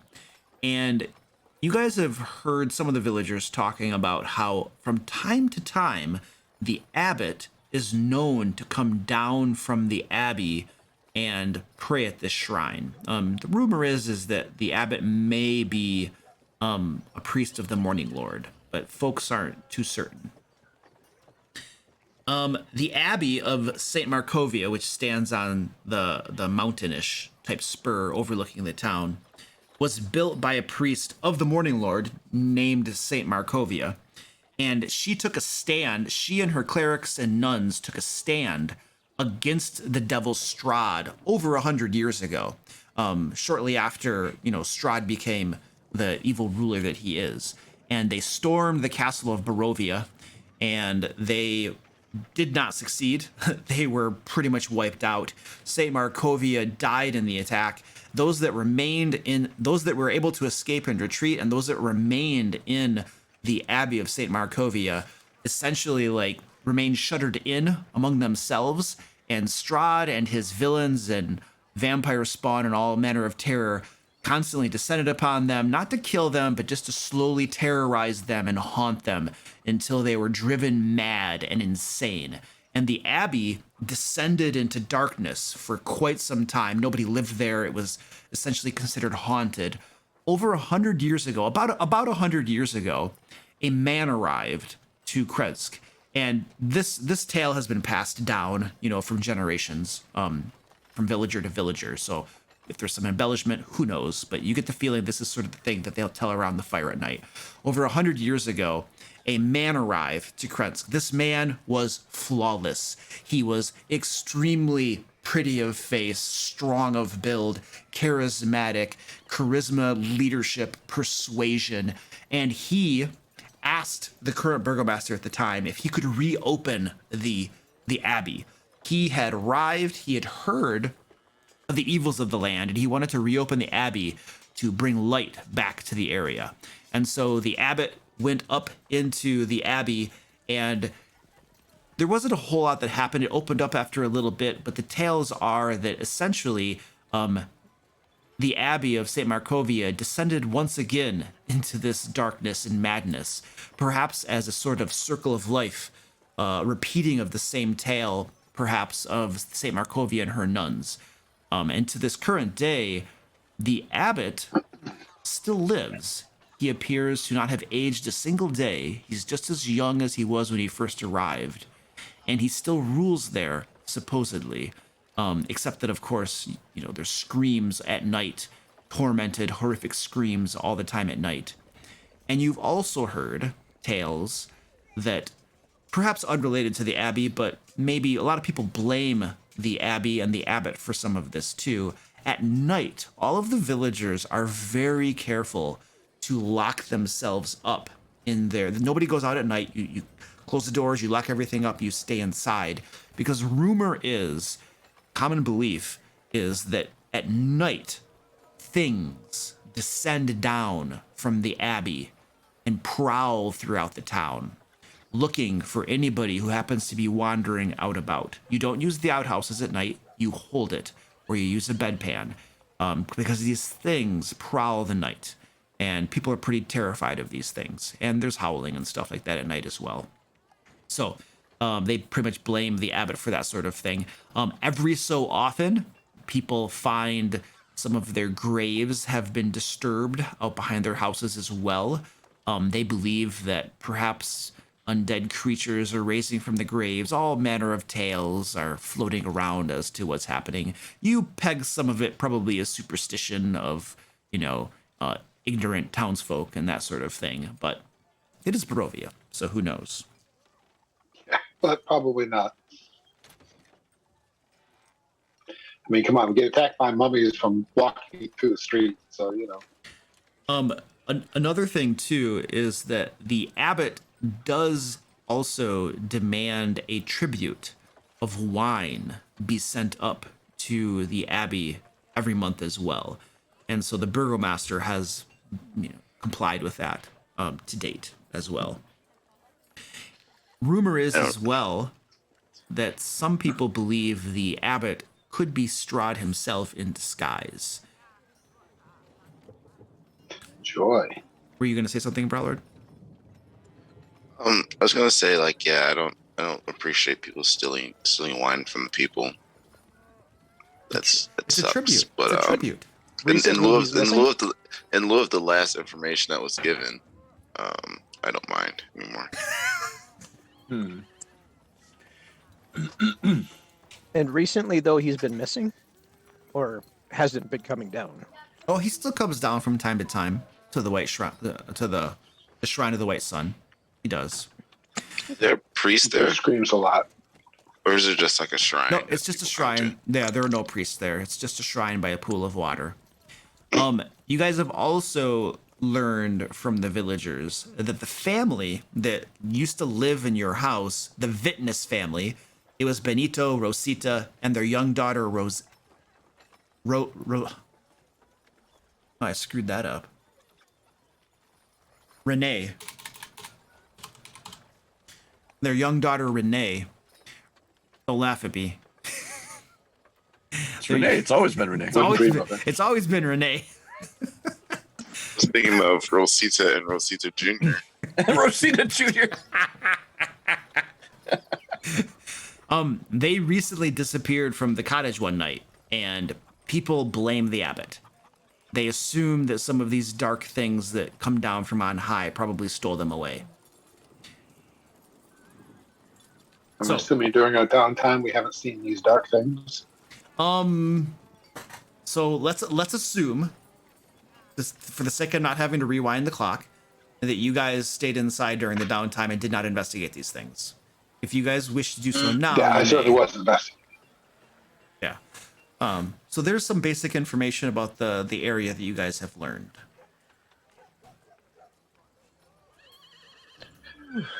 Let's just say these towns and these places get worse and worse.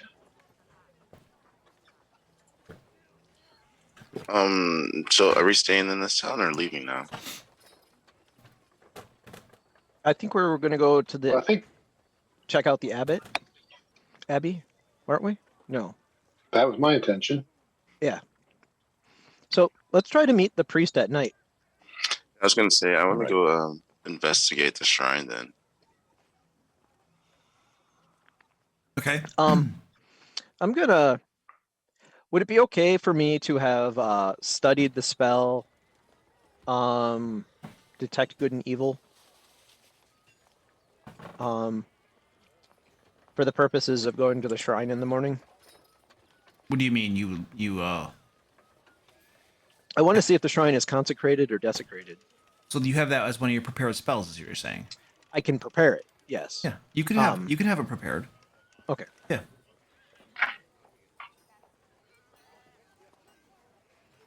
All right, so it sounds like Brotlord and Eyes are going to the shrine. If they're going, I'll go with them. Okay. I want to go to the Abbot, but I'll start with the shrine. Yeah, no, I don't. I mean, if we're gonna go, we should all go, right? All right. The It's group perfectly I would safe. think so. Like that tree. Yeah. that All we right. married on. The group heads to the shrine and the pool. Even under gray skies, this pool at the north end of the village shimmers and sparkles. Near its shore sits an old gazebo on the verge of collapse. A wooden statue of a mournful, bare-chested man, its paint chipped and faded, stands in the gazebo with arms outstretched, as though waiting to be embraced. And there are lots of trees around, too, obviously. I'll cast Detect Good and Evil to see if the ground is consecrated All right. or desecrated.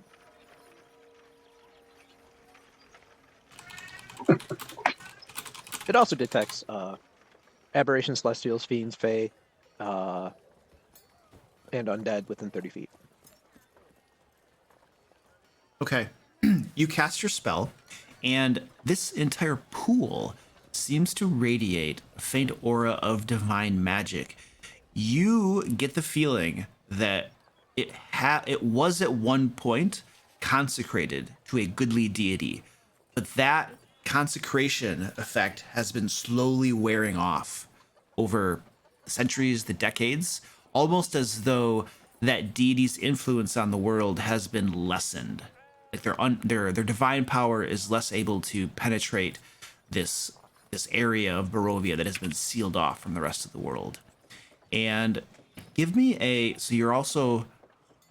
I'd like you to give me a wisdom religion check as you study this magical effect as well.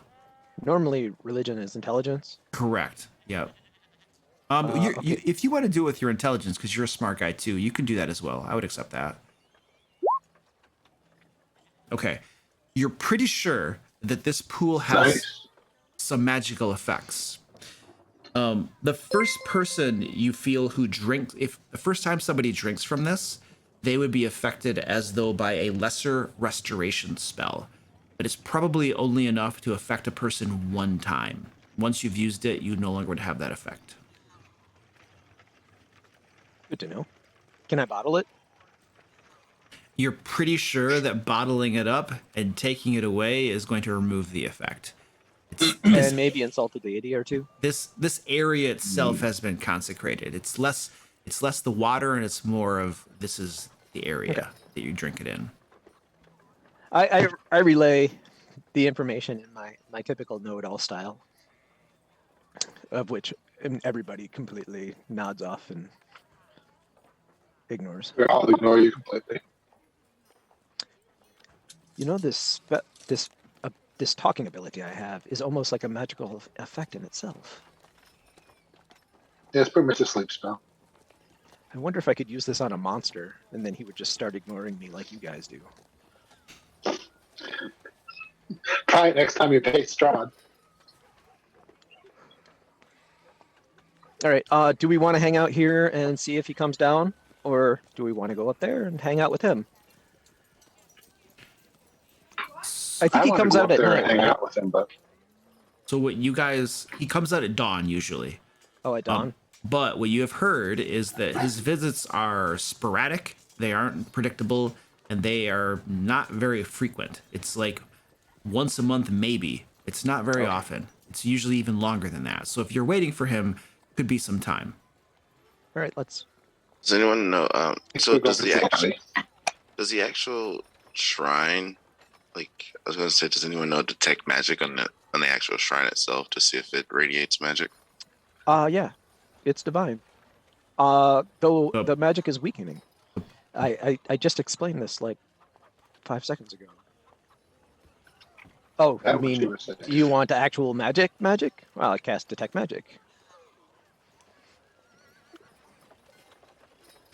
That's what I was Growler's gonna thinking. slip something in your beer, Eyes. You cast detect magic, Eyes. All right. There is a faint aura of magic around the pool itself, probably due to the consecration.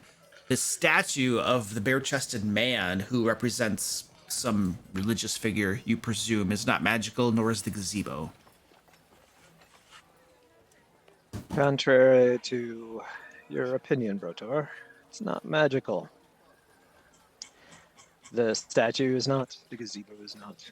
However, the water is divine. It's good to know. If you So brewed it into a beverage, I'm sure it would work well. I actually considered it. And wouldn't offend a deity at all. I mean, their power is weakening here anyway. It might as well just become fresh water. Shall we head up to the Abbey?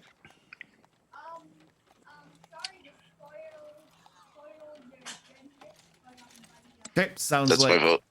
people. Yes, Abby. Can we inspect the gazebo and the Morning Lord statue? Like, look for secret compartments or anything? Sure. Give me a perception check as you look around. Yeah. As you check over the statue and the gazebo, you don't notice any hidden compartments. What you do notice as you look at this gazebo is that this wood is very weak and fragile. You're pretty sure that if you just give it a good push, the whole thing will topple over. No.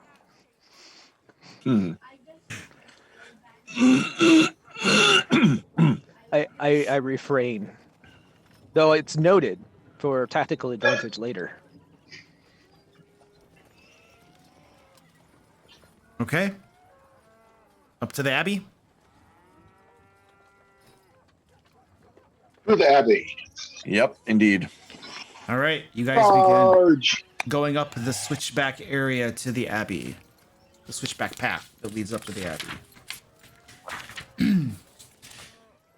The switchback road that hugs the cliff is 10 feet wide and covered with loose gravel and chunks of broken rock. The ascent is slow and somewhat treacherous, and the air grows colder as one nears the top. The road climbs 400 feet, doubling back on itself as it goes up. So this is 400 feet. It's a good truck up to get to this Abbey. And I'm gonna reveal That's a journey. these front gates here as you get up to here. And then I'm gonna put you on a different map and get some tokens and stuff as you Uh-oh. get into the Abbey. It doesn't mean you start killing stuff. It's just, yeah. But usually it does.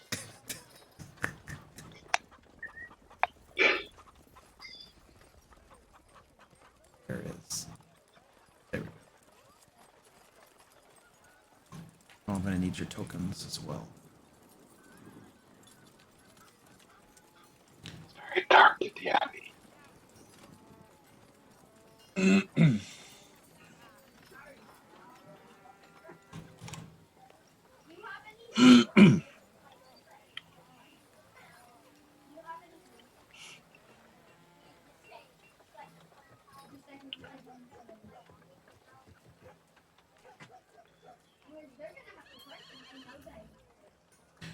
Put Stefan in front.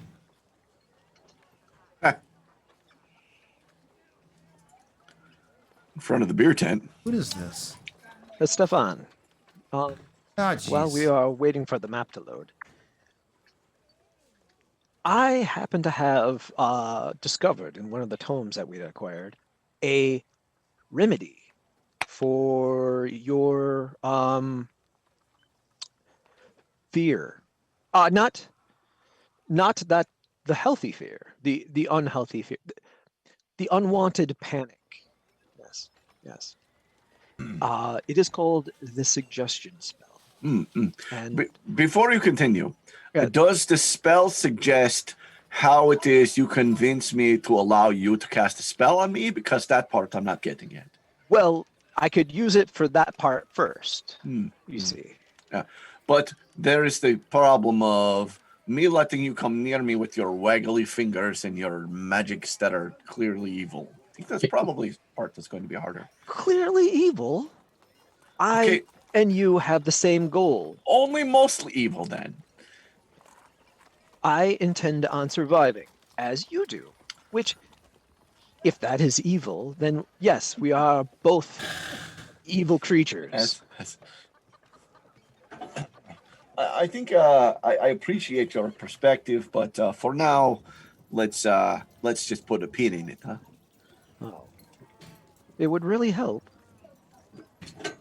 Are you guys able to see parts of the map now? Yeah. Yes. Okay. Yep. And they At least I designed can see the road gate. this map to be each square equals 10 feet. So I wondered. Okay. yeah, so we're dealing with a little bit of stupidity in Roll20 because Yeah. Originally, That's not normally how we do it. originally Dungeon the Mad Mage was the same way. They scaled it, though. Thank God. oh, when they put it in Roll20?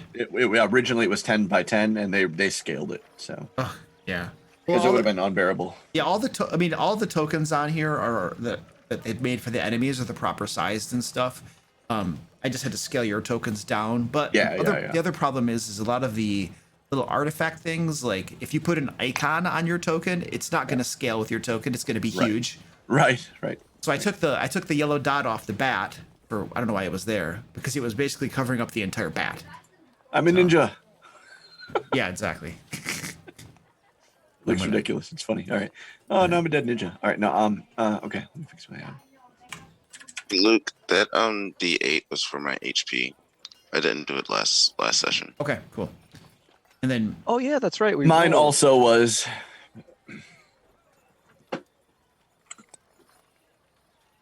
was what? Was for my HP. Hit Oh, points. I rolled. Mine was above Joe's religion and perception roll. Got it. Yep. Don't forget to add your Constitution modifier too when you take hit points. Yep. And then if you get below the average, you round it up to the average. Yep. For Joe, you would have gotten a 4 instead of a 3. Kevin, what is that? 5 instead of a 5. Yeah, 5. Yep.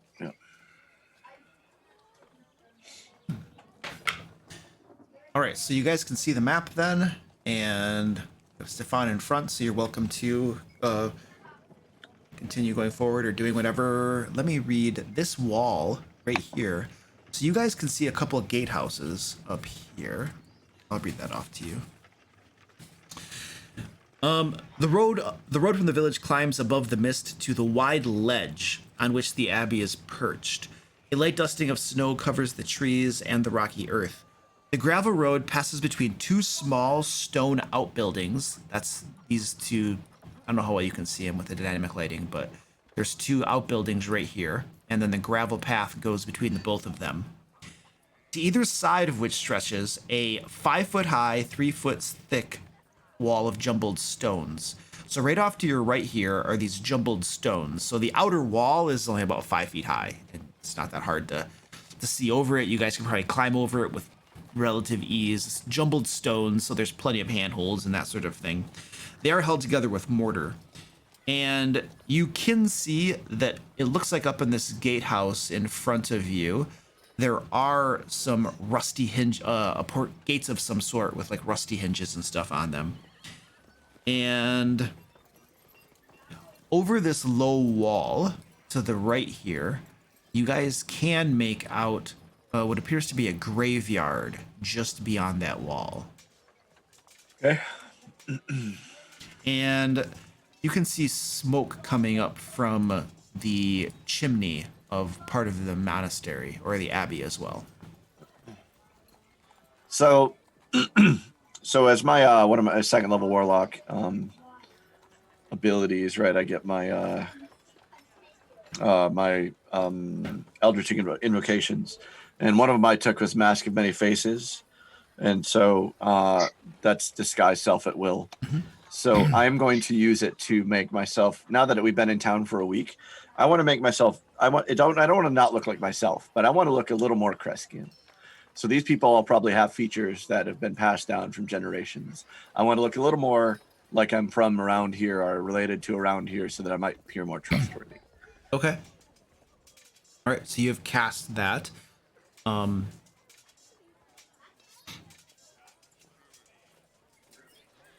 are you guys doing? And then I'll heading To the gate. then I'll approach. heading up to the gate.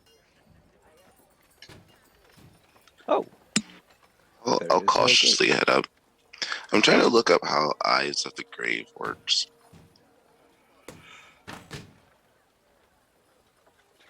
I'm It not should be familiar with right that. in your features thing. I'd have to look it up. Well, it says as an action, the location of any undead within 60 feet of you that isn't behind total cover and isn't protected from divine magic until the end of your next turn.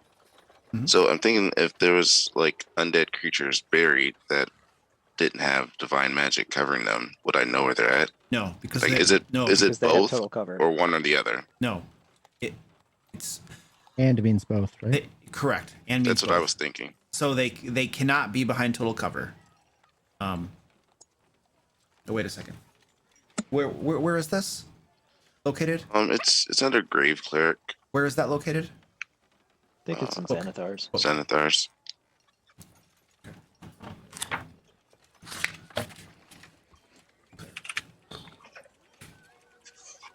The page number helps. I don't even know. Is it a cleric? Grave cleric. Okay, there we go. Thanks. Yep.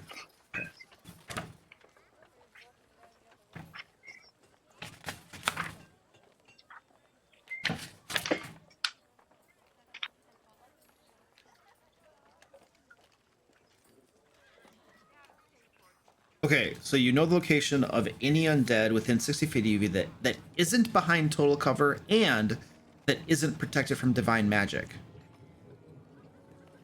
So my understanding that it has to have both.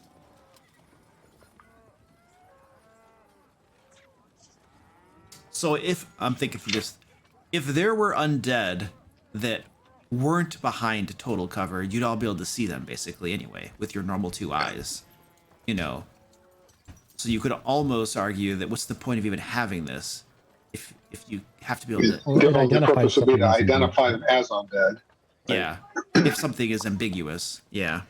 Or if there's like a skeleton or zombie slumped down, and you don't know that they're actually alive, like or not alive but undead, like you'd be able to tell that they're just sitting there waiting to ambush you,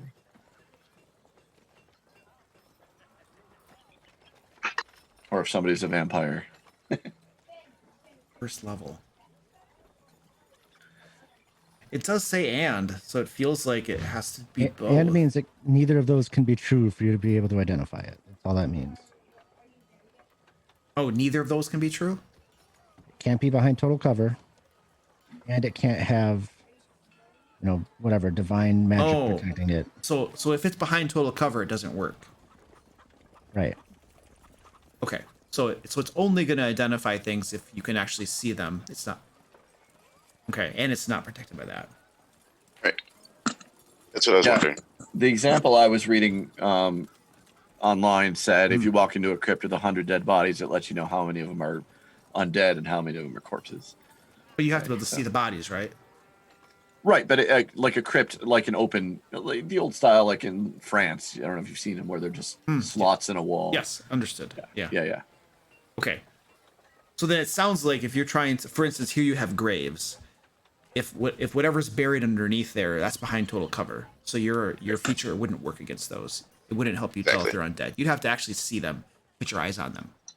Yep. So that's what I was trying to decide Okay, whether or not. cool. All right, I think we figured it out now. So you guys are up at this gatehouse here, and there is a rusty gate closed before you, covered with rust. Any kind of a bell or anything? You don't see any bell or anything. No. That's gonna make that. Shall we knock? I suppose. I'm not sure how. There's a latch. Like when I lived in Central America, the way you knocked at people's doors was you rattled the latch on their door, on their front gate. Hey, I'm trying to get in. My staff on it. I guess we could try that. Yeah. All right. You go to rattle the latch. Before you rattle it, you do notice that these gates don't appear to be locked. Call out. Still, it's polite to, Okay. You Yeah. rattle the call out latch. and see if we can get his attention first. So I heard rattle latch, and I also heard call out. So you're also calling out. Sure. Okay. You guys call out and stand by.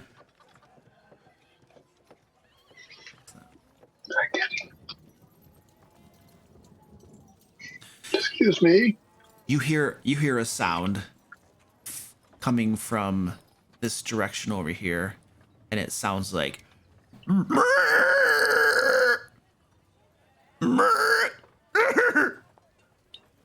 and there's First I thought it was a mule, but Well, then no, it nobody's. It sounds like nobody's home, just the animals. So And we there- should leave now. and there's a commotion. There is a commotion from, it sounds like, this gatehouse, and a humanoid moves out into view here, looks at you all.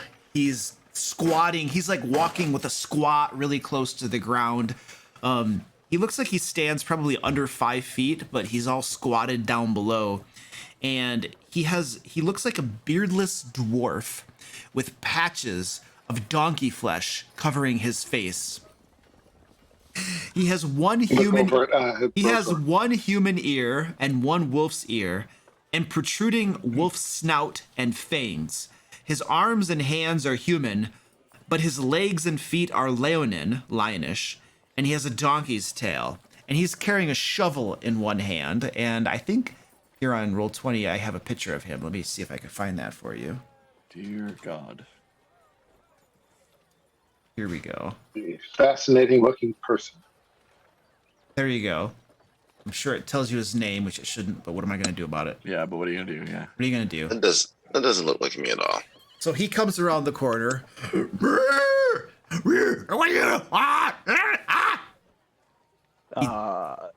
Greetings, good sir. Talk to the Abbot. Zygfrick! Visitors! And there's a commotion from over this way, and another misshapen humanoid reveals himself to you. And let me show you a picture here.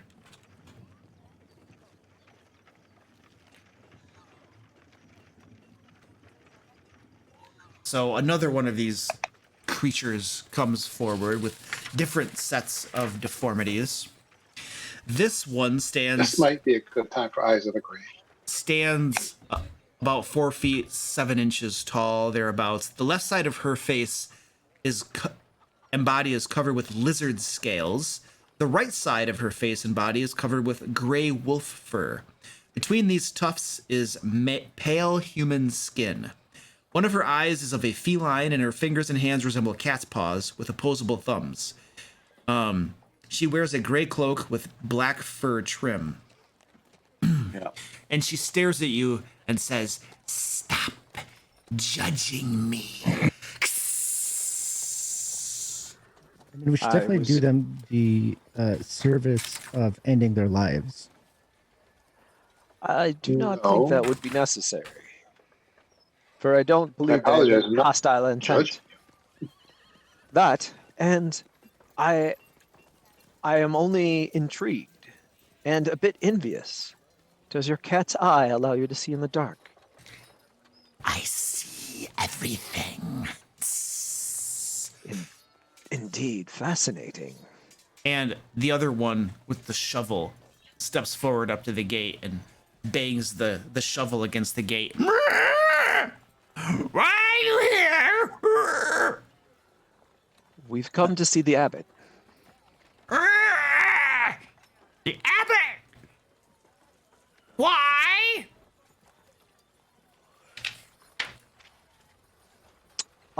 We hear tell of a friend that the Abbot might have information on.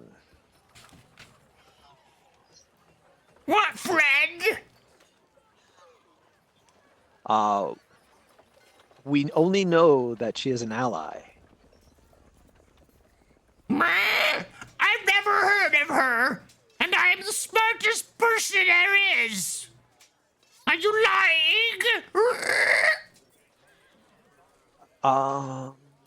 Do I have her name? Let's see. So do we know more about her?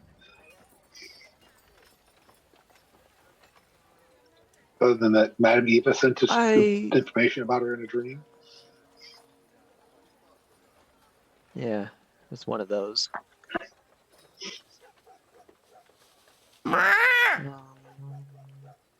It took too long.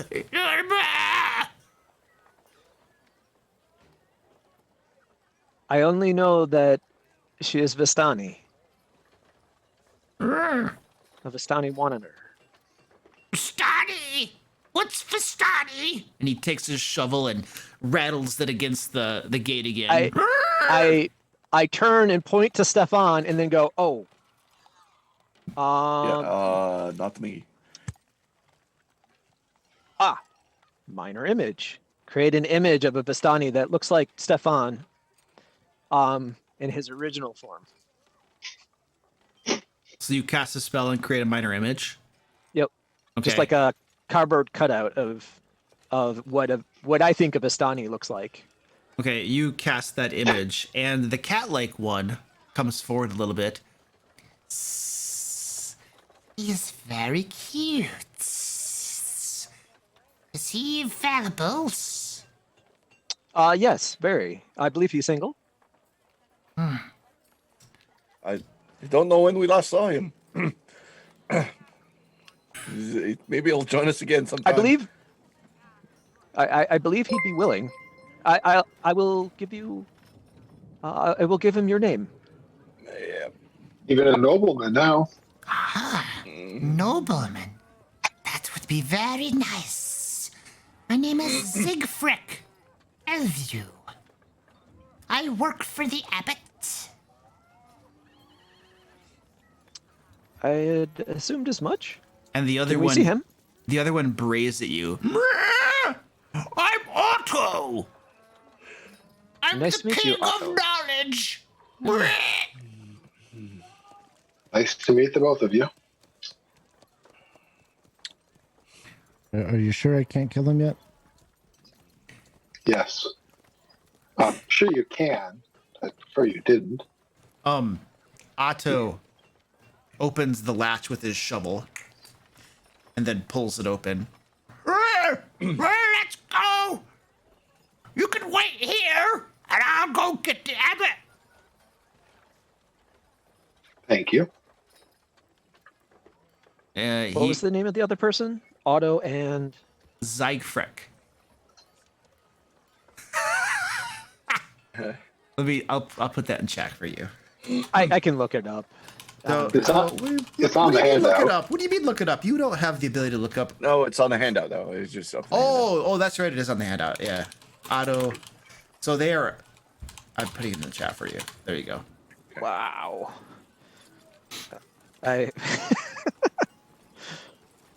So Siegfried. Siegfried.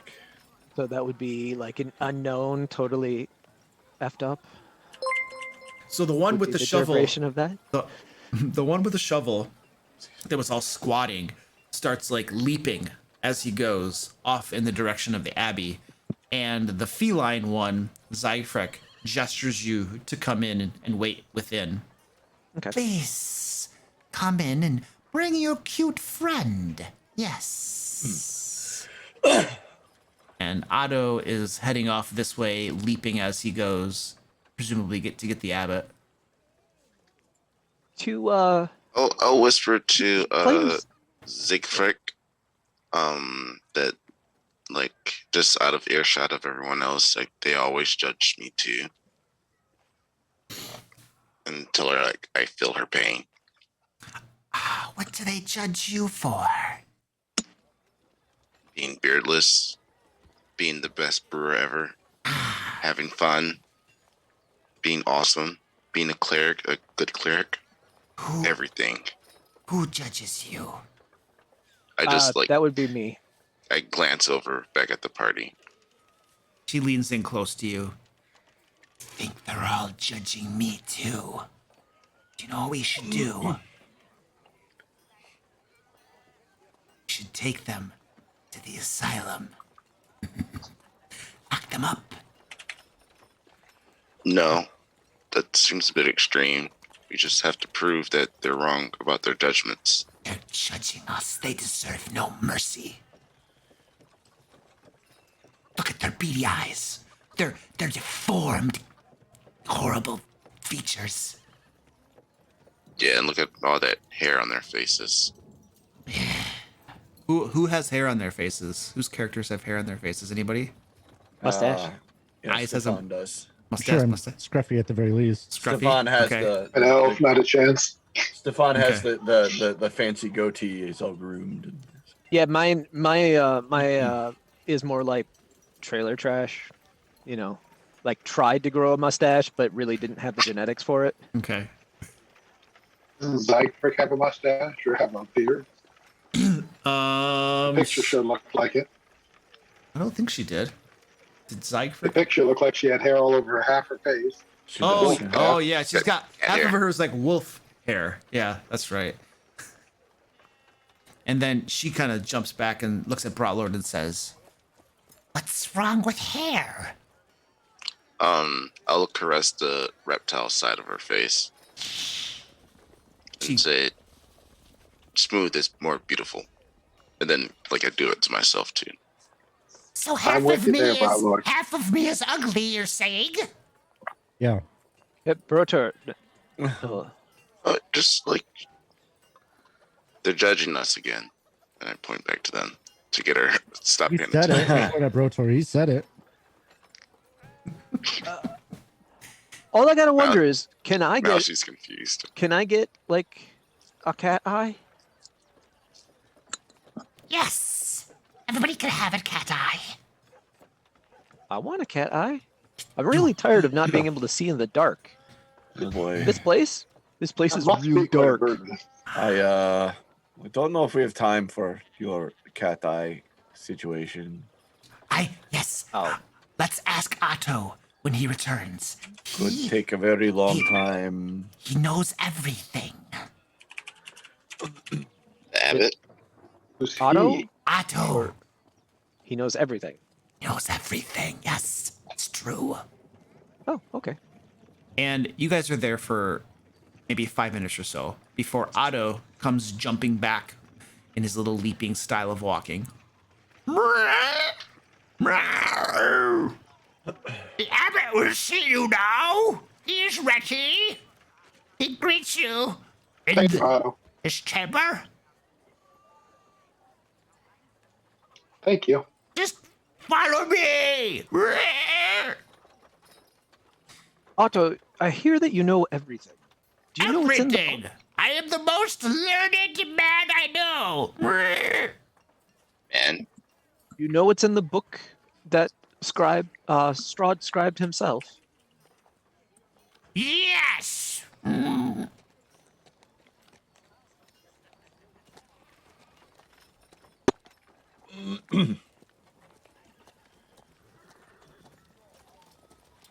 you know how to kill Can you Strahd? Because that's Read about all I page one verbatim. Oh, It says.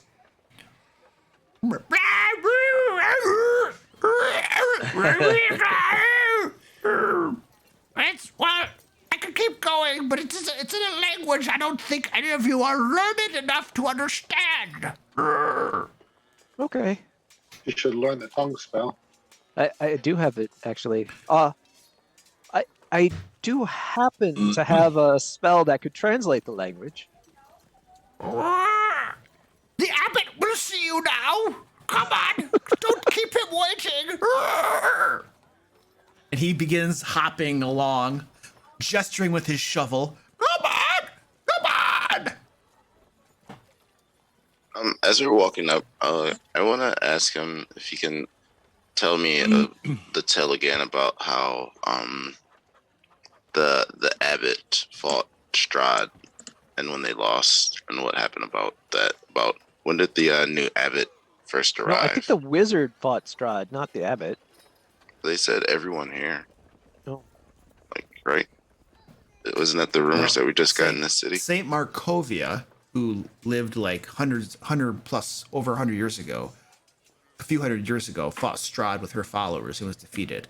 The Abbot arrived here, but there was never any mention of his having fought Strahd at all. He came to like bring light to the land and stuff, but there was never any mention of him fighting Strahd. I thought the rumor was that he could potentially be Strahd. Correct. One of the rumors. So the detect undead thing might be handy there. I assume everybody's going along with Otto. Is that correct? Yes, yeah. All right, I'm just gonna drag everybody, or you know what? I'll just move Otto. You guys can move your own people to keep up with him as he moves. He's hopping along. Oh, the Eyes Abbot. quit standing underneath me. Oh, yeah, it's beautiful, beautiful music time in there.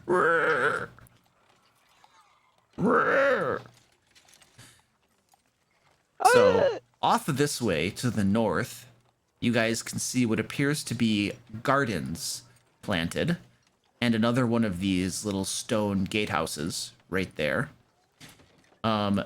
This side of the abbey here, you guys, it's a two-story part of the abbey here, and there are windows, stained glass windows that are like leaded, so they're translucent, but not, you can't really see what's in there, but they allow light in. So there's 2 stories of that, windows and stuff like that over here.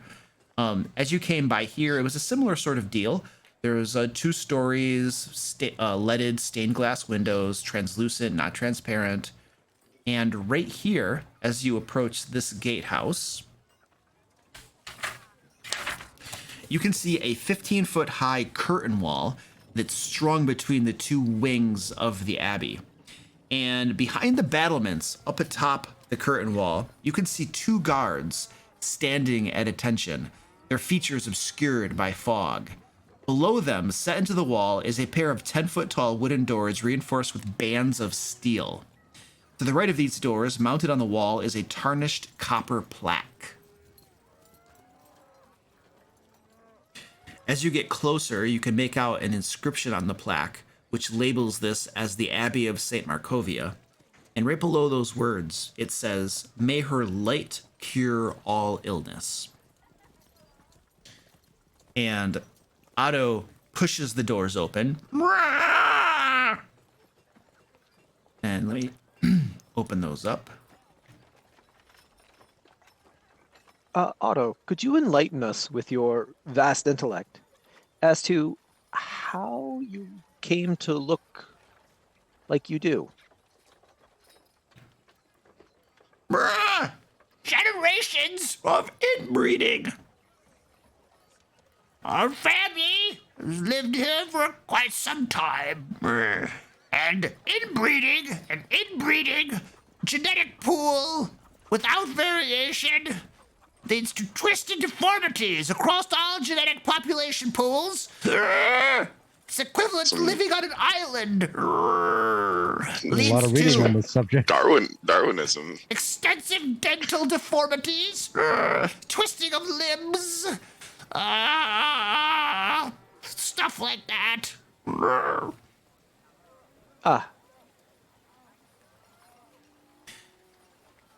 And as you pass through the gatehouse here, you're now in. You do realize that requires many generations. Yes. And the So, are you not from originally around here? Yes. Ah, that would make sense. So you're from Island of Inbreeders? Yes. Oh. Okay. Thank you. As he takes you into the courtyard, there is a thick fog swirling about in this courtyard, as if it's eager to escape, but cannot. The courtyard's surrounded by that 15-foot high curtain wall on which stand several guards with their backs to you. At least it seems so at first. Now that you get a better look at these guards that are standing up on the battlements all around this courtyard, they're actually just scarecrows that have been propped up with sticks and poles to hold them in place. They're not actually guards.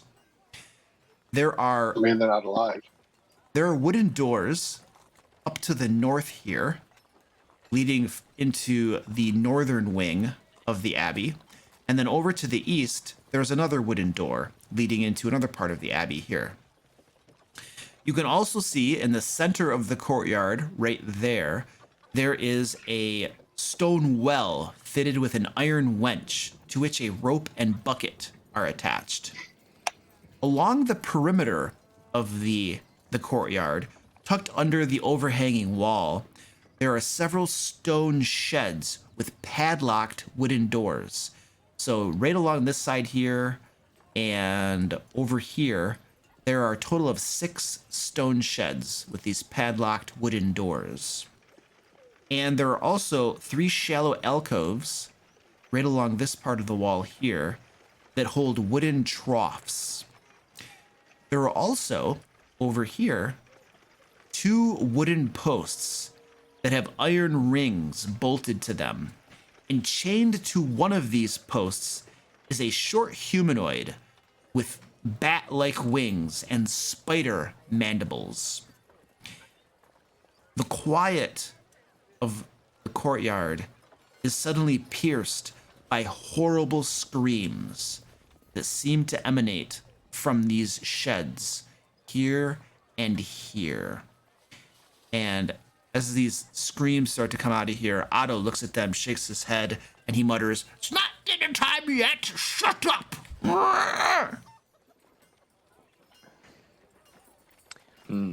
Oh, nothing disturbing about this place. And he starts to lead you this way toward this side of the courtyard. Abbott will see you now. I'm sorry about the noise. The cousins are loud.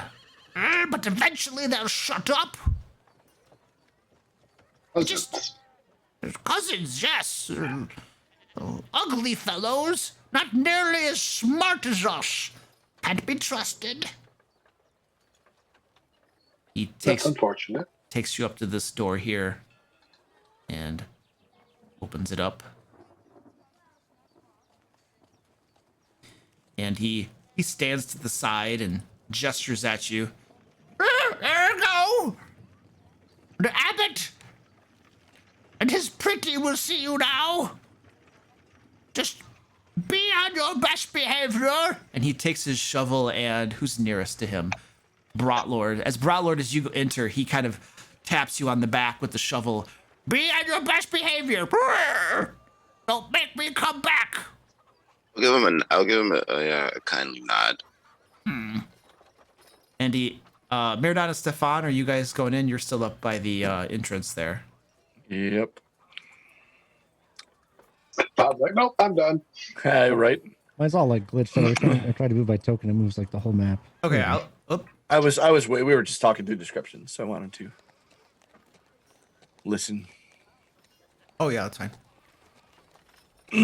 And Otto is just hopping away. He's leaving you to it as you guys go in there.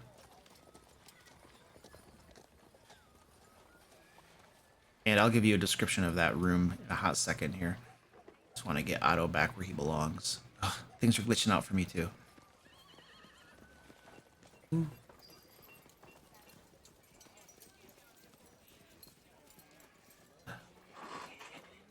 Zoom in a little bit here. All right, so this room here as you guys all enter.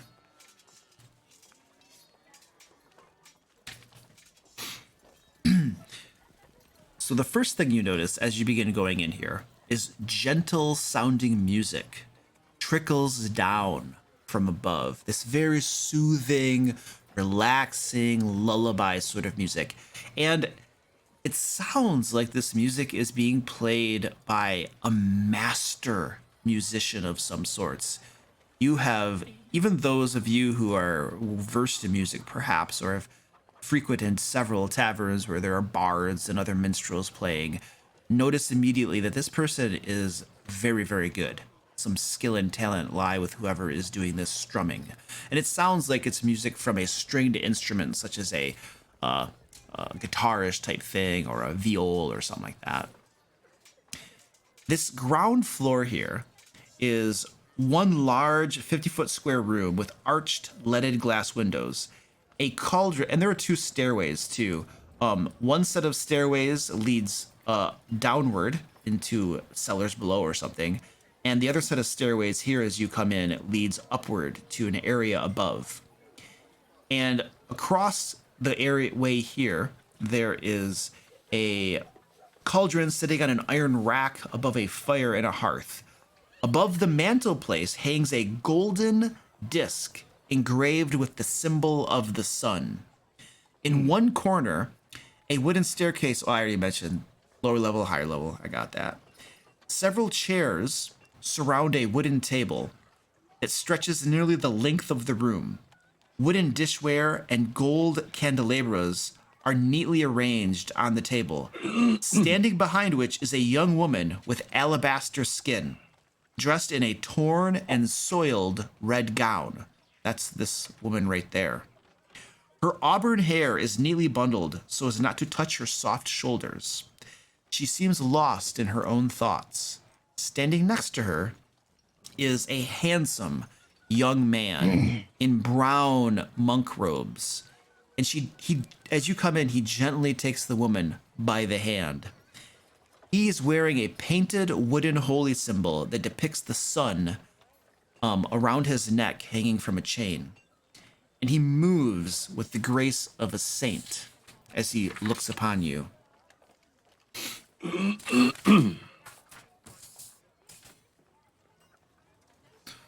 Welcome to the Abbey of Saint Markovia, travelers. Please take a seat. Let us meet each other, have introductions.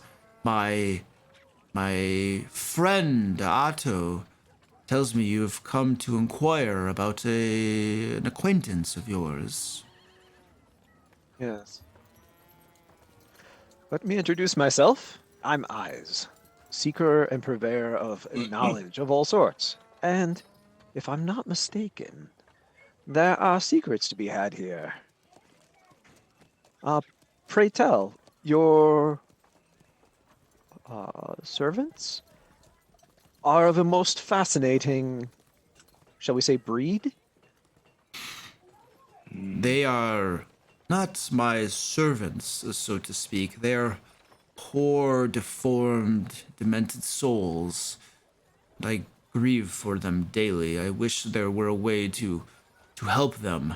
We do what we can here, considering our resources are scant. They are broken. Are you trying to put them back together? Or, They're- heal Well, them? Is this not a natural state for them? Or is this the way they were born? this is... No, they were born this way. They were. Most of them were born this way. I believe it is a condition of this land, I believe. The oppression and evil here has twisted and deformed them, caused them to... Their physical maladies are not all. They also are touched of the head, of the mind.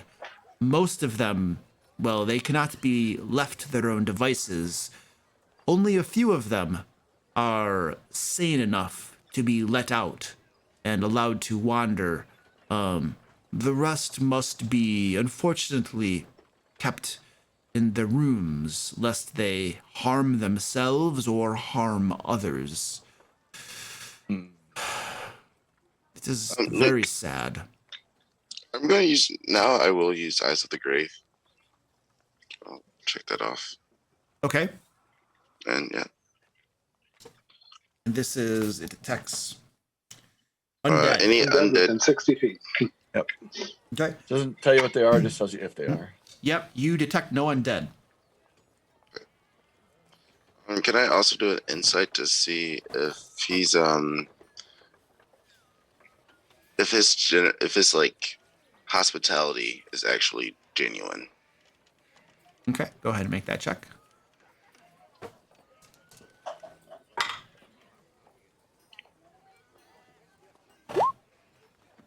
Nice.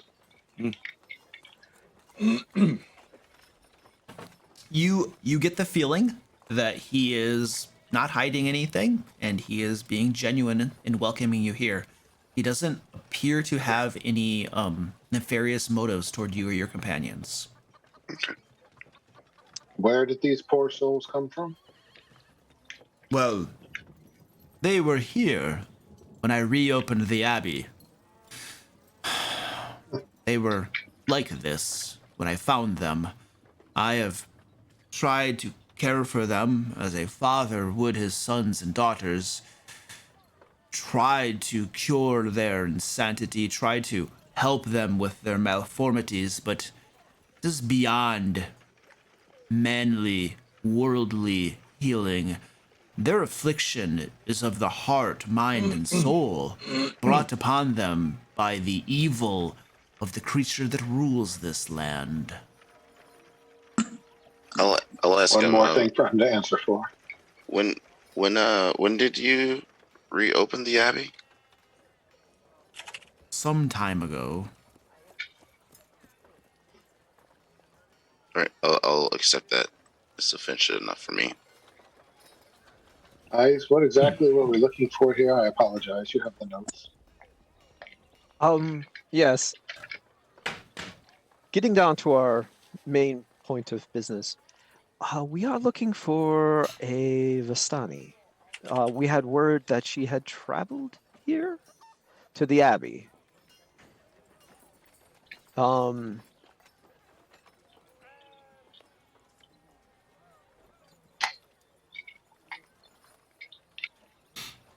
You seek a Vistani, but it's traveled here. Yes. In fact, the word is she is here. What is your business with this Vistani? She is an ally. Ah, what is your ally's name? We don't know. Only know that powerful spirits guide us to this place. You understand the nature of spiritualism. And why did these spirits guide you to this place? I think To we seek share a Aid common from goal. our ally. And why do you need an She can help us ally? defeat Oh, Strahd. oh! You're trying to determine if we're like trying to smite down the evil leader of this realm, or sort of thing, right? Yes, we are. Well, I'm trying to survive, but it seems like a reasonable way to survive would be to, take out the things that try to kill you. So, we find ourselves at odds with the current leadership. So you desire the downfall of the Devil Strahd. Yep. It's inevitable. Then perhaps we can be allies ourselves. You see, I arrived to Barovia over 100 years ago, sent by the Morning Lord himself. And he stretches forth his arms, and you see the illusion of this young man disappear. And before you stands an angelic creature with varnished skin, white feathered wings spread out, and he reveals himself to you. And I'm going to give you a picture here. Give me a hot second. As soon as he does that, I'll immediately like start to grovel. Like I'll get out of my chair and kneel down to the ground. That's kind of what he looks like there.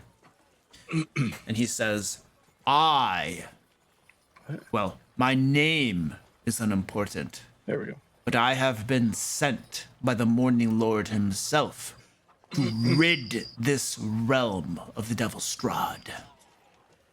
In Celestial, I'll say, praise the Morning Lord. He responds in Celestial as well. Praise the Morning Lord indeed.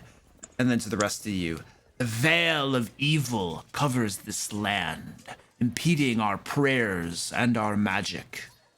But perhaps together, we can take him down. You might be able to help me with a small matter along that course of events. And then he spreads his hand over and points to the young woman standing next to him. This is Vasilka. She will be Strahd's bride.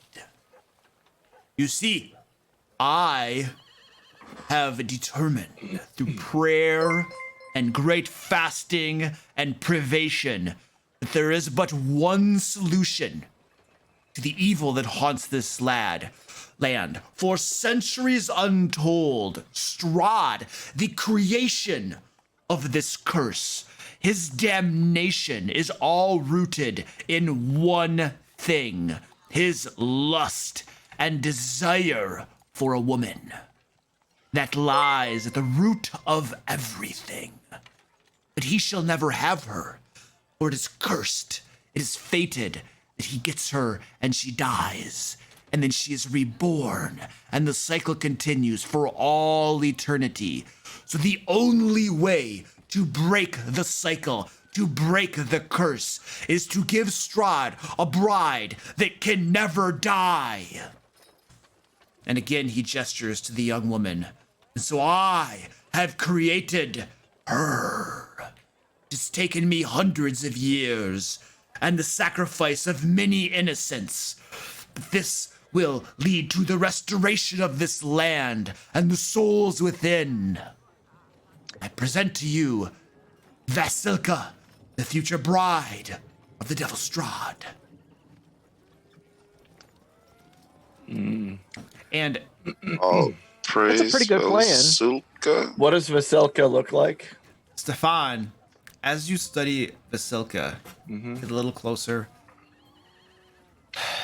You can use some words that were there. So. You can tell that she appears to have been stitched together and assembled from the body parts of different females. He said the word created. That's what I was suspecting. So this is some sort of construct of flesh. All the body parts don't quite match. The skin's a little bit discolored here, different color there. One arm at the elbow where it gets stitched in. The forearm's bigger than the arm above it and stuff. Altogether, she is okay-ish looking. Like, he did a fairly good job, but as you examine her a little bit closer, it gives you the EBGBs, and she's kind of freakish in her own way. Have we ever heard of an angel that, created its own beings? That always goes well, right? Seems fine. Just not sure how giving him what he wants is good. I don't think that's what he wants. It breaks the curse. It breaks the cycle. The Morning Lord himself has spoken to me in communion. And there is only one thing that remains. And what is that? A bridal gown. You can see here that I have the perfect woman. But she is dressed so feebly in rags. If she were to have a resplendent white bridal gown When Strahd comes to the Abbey and lays eyes upon her, he won't be able to resist. He will fall in love and take her as his own. And then the shroud around the valley will lift, the curse will be broken, and Barovians will be freed from their master.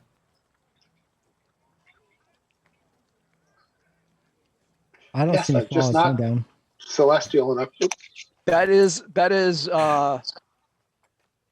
an excellent plan. I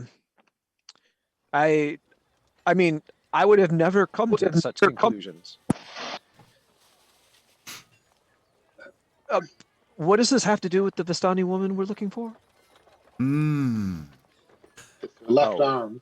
Because if you were to bring me a bridal gown, I could grant you an audience with her. She is known to me, an ally of mine, and she enjoys safe harbor here in the Abbey. Ah. Made a person, but you can't make a dress. Well, it's Stefan, not. you know about these sort of things. Yes. It's not a matter of being able to make a dress like that. It is, as you know, the dress is often the symbol of perfection. So, I don't know anything about a dress. I'm sorry. I've never worn one. Well, that is true. You were in a monastery your whole life. But, no, I wasn't. Well, I mean, if it was a year, it was your whole life as far as I'm concerned. But well, at the Helm Monastery, we wore potato sacks, so I'm not pretty sure. Oh, not dear really Lord. Sure. So then none of you belong in this conversation.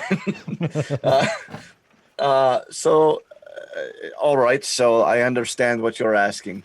I will tell you that in a very straightforward way, I do not know that you are correct about this being what Strahd wishes, but I will not interfere with your plan as you are willing to help us with ours. So if you tell us where we can get this dress, we return it, and then you give us the contact we seek. I don't know where to get a dress like this. Oh, dear Lord. I thought you had one picked out. Angel is he? All right. Well, I've been busy constructing the perfect bride. Yes, perfect. So we will dress. I whisper into Stefan's ear, you know what the most beautiful dress would be? One made of angel skin. I said don't say it. So, all right. Who do we know? All right. Well, we will have to. All right. Our group will have to decide how we will find such a dress. Who may have such a thing. But in the meantime, perhaps Strahd's we may have some. We have had quite a long time in the presence of the beings who are much depressed. Perhaps we could have some entertainment or some food and just have an evening, and then we will get on with our business and return to you. So you'd like to retire? We'd like to take the evening to perhaps get to know you a little bit, to talk about your aspirations. And then maybe we all agree that we move forward with this. Very good then. Well, we are... He gestures at the pot behind him. We were just brewing up something for the admitted in their cells, but another night of no food will do them good, I feel, in purging the flesh of sin and inadequacies. I don't think that's a good thing. I think that perhaps we don't need food. Hospitality is enough. Maybe you can let me do some cooking while they get served. It won't take me that long. Very well then. So he's okay with you guys staying there and having a meal and that sort of thing and carrying on a conversation. Yeah, we're just like gonna. In the meantime, I figured this would give us outside of the game an opportunity to sort of decide how we're doing this. Okay. Can I figure out anything about what he is? Um, largely, I want to know, like on a scale from CR1 to CR20, but You detect good evil on him? I can. I think it'd be a good plan because he strikes me at the least as batshit crazy. I worry about casting spells in people's faces, especially if they're Exactly of a right. certain power level. So you just want to kind of like surmise what you think you know about this guy. Yeah, like religion and arcane or something. Like, Okay. what do I know about this critter? A religion check would be appropriate.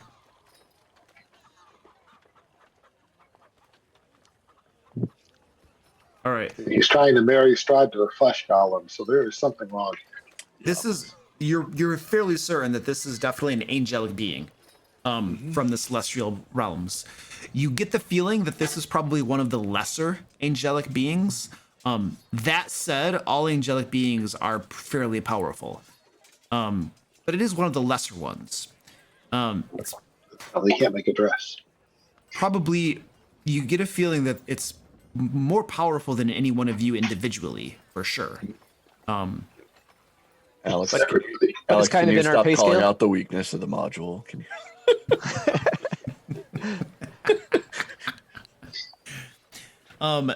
I was more concerned about the craziness of the angel person. I get it. I'm just. You believe that these angelic beings are typically lawful good, but you guys all have just witnessed what appears to be clear madness. If this abbot is still good, he's completely insane. Yeah. You get the feeling that he truly reverently believes that he's doing the right thing and for good reasons. But he's not clear insane in the head, obviously. Right. Right, and spells that cure insanity are typically very high.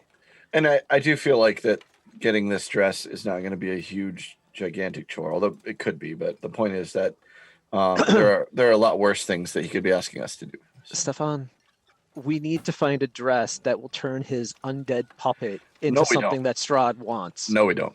We need to find a wedding dress. That was the caveat. Period. Like any old. What if he's picky? What if he's like Bridezilla Hey, times didn't ask 10? for it. Contract. Didn't hear it. And also, Brawlor did like his Eyes of the Grave too. Yep. Silka is not undead. She's not undead, right? Yeah. I'm gonna do a quick little bio break here. If anybody else needs to go, That's a good idea. Take a good break. That's good.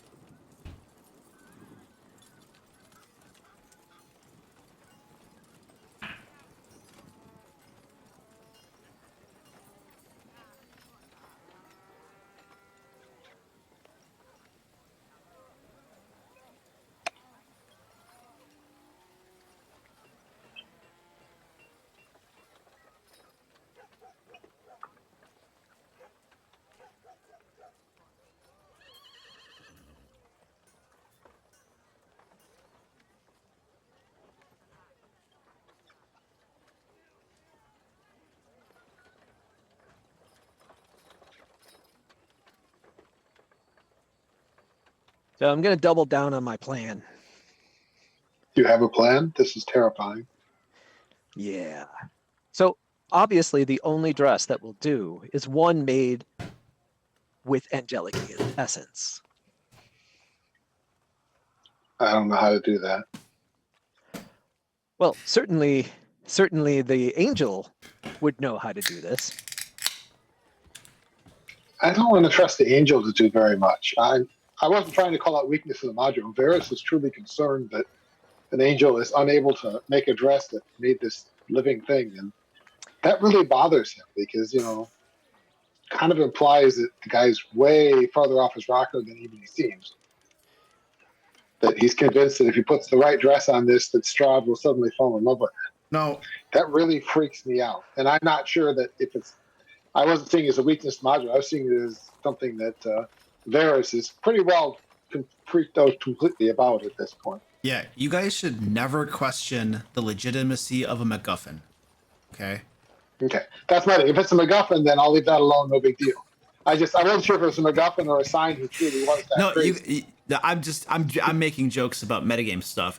You guys are welcome to interpret it however you want. Don't assume that it's just part of the module. You're always welcome to use your brains. It's so much work. Can't we just start stabbing things again? Wait, that's Meridon's role. Can't Meridon just start hitting things and the rest of us back him up like they usually do?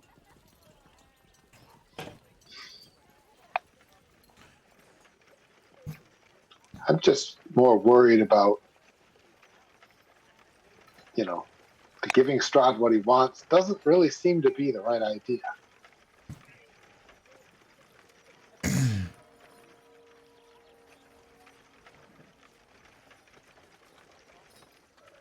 So I'm back, but before we get started, I want to take a moment and let you know that was a little. I enjoyed that. So that's kind of a fanboy moment there. Yeah. So, the Abbey of Saint Markovia. So Markovia was a domain of Ravenloft. It was an island, and it was in fact modeled after the island of Dr. Moreau. Mm-hmm. So it was the same thing with the twisted creatures, and but it was ruled by Markov. Right, who was the domain lord, the dread lord. Okay. Domain. So interesting. What worries me is the twisted creatures seem a lot more stable and saner than the angel thing. That bothers me. Bothers Varus, let's say more accurately. I don't have any spells to bring his mind back. Yeah, I don't. Can you still detect good and evil? I can. But it doesn't work like it used to. Like, it doesn't actually detect its alignment. It just detects whether it's a Selene celestial, etc. So it'll probably tell me it's an angel. But won't tell you if it's all corrupted by Strahd or something. Because if I was Strahd, this guy would be hilarious, and I'd have a great time with him. I mean, arguably, he's a fallen angel, and therefore might register as a fiend as opposed to a celestial, but I'm just thinking if I was Strahd and I found out this guy was hanging around with this would be like the funniest thing to ever do. Would be watch him make this bride for me and convince him that somehow stitching together a human body into a bride would break my curse. That would be like that would be like a play. Now that we're all back, Strahd if I was him. The plan, guys, is to convince him that the only kind of wedding dress that would actually work is a wedding dress made out of angel feathers. Yeah, no, that's not the plan. No, Stefan, make a persuasion check. I like the plan. I don't know. I'm good with it. Yeah, and you need Stefan to make the persuasion check for that to work. Stefan's the only hope we'd have on that check. It's a really good plan. So while you guys are here at the table and stuff, so what's the plan here? Just chatting with the Abbot for a little bit, or? Yeah, so get some specifications. Yeah, exactly. I want to try and see exactly. I want to first of all, obviously part of this has to be, I still think we're going to try and go through with this because I think it's easy enough to do. But trying to understand, like, obviously without walking up and doing the direct rope measurement, I want to get the measurements so I understand what kind of size of lady we're talking about getting a dress for. And then a whole lot of woman. Yeah, right. I was Abbott, thinking. I'm saying flesh golems aren't known to be small. I'm just saying. But I was thinking of Abbott, if the- you have documented the proportions and construction of your construction, should be able to make a perfect dress for that. If you happen to have the manual of its construction. He looks at you and he pulls out a small roll of paper and says, "Here are the measurements, are her measurements, hip, waist, and bosom.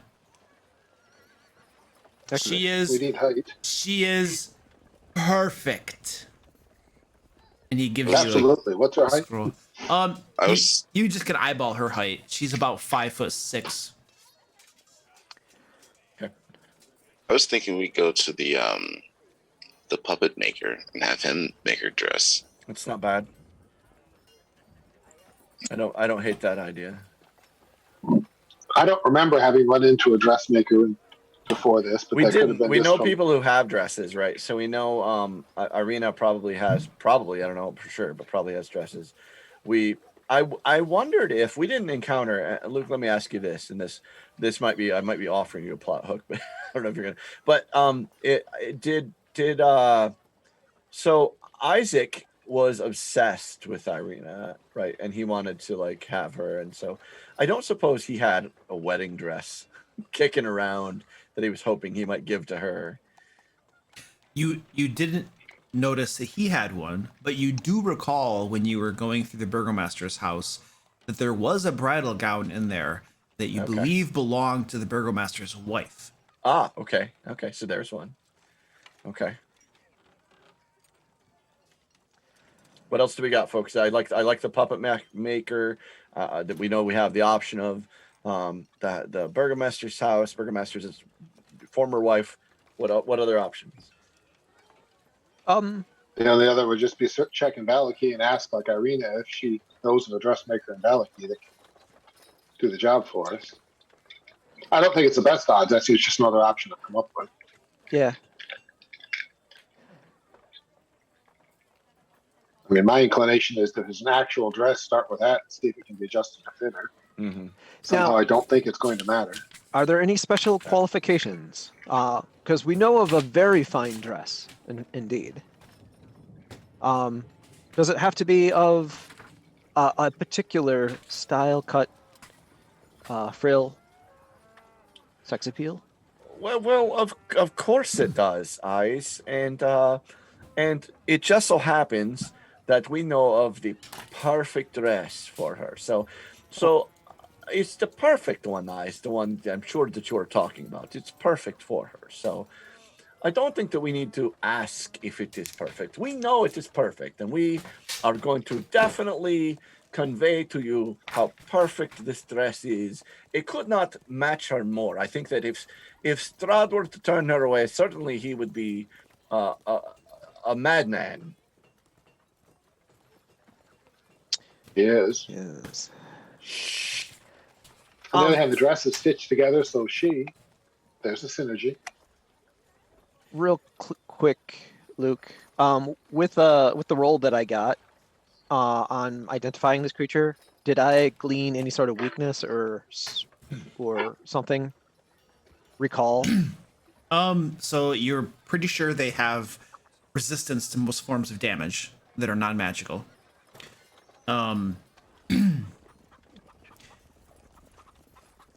There are no known weaknesses to them.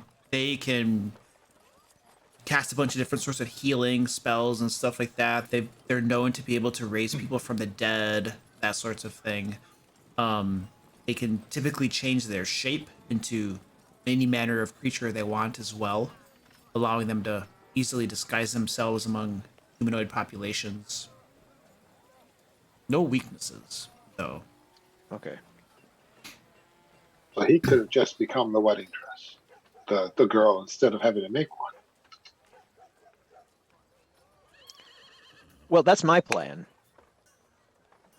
he could become like with the feathers. Is that what you're saying? Well, Well, if he can convince change him into anybody, can't he just turn into? the I wedding just think dress. he could have just turned into a woman, saved himself a lot of work. I still think Stefan needs to float this idea. I don't like the idea of trying to float past the idea of, like, could you please do that? Like, I don't like that idea. No. I think that it is very simple. We have so many other simpler routes. I don't know why we are. Yeah, yep, that's good. And this sounds easy enough. We could probably do this in a day. How far is? Because we're talking about going back to Valaki, right? Yeah. How far is that? That's a good question. Probably like a half-day travel or so. It's not too far away. That's not too bad. And we're going to the burgomaster's house to procure the wedding dress. And then we'll head half a day back. Let's do it. So last time we were there, we killed their leadership. Oh, but Installed our own. Installed our own. Correct, So yeah. that's Irina and Ismark, right? It is. So they're theoretically still feeling positive towards us. I guess that's I think fine. they would, yeah, in general. Irene and Ismark are going to like us generally. Assuming they've been able to keep control, which it seemed like they'd be able to. Well, I mean, they're probably dead, but it'll be fine. We took out most people who'd want to kill them. Well, we found someone to bring him back to life. That's true too. I guess All so. right. That'd be the first step, is to go to Valaki and see if we can get the wedding dress from there. I talked to him about healing people. In the thing, and basically try to cover all of his bases on healing. What things has he tried? What things has he not tried with his, mongrel people? Oh, the healing. Oh, yes. All manner of experimentation has been tried to see what might heal them. We've attempted to mutilate and amputate and graft together. We've attempted electric shock therapy. We've attempted starvation, privation. We've attempted excessive feeding, hanging upside down, throwing from the walls to the rocks below. All manner of medicinal approaches have been considered. What about curatives for the mind? Well, that's what I've just been discussing. Ah, yes. Makes sense. I visit the shrine, the pool down below from time to time to pray for their souls, to pray for their sanity. But Morning Lord's powers are shuttered away from this world. We must defeat the father of evil. I believe that should the veil of darkness be lifted, that these poor creatures may be restored to their sanity.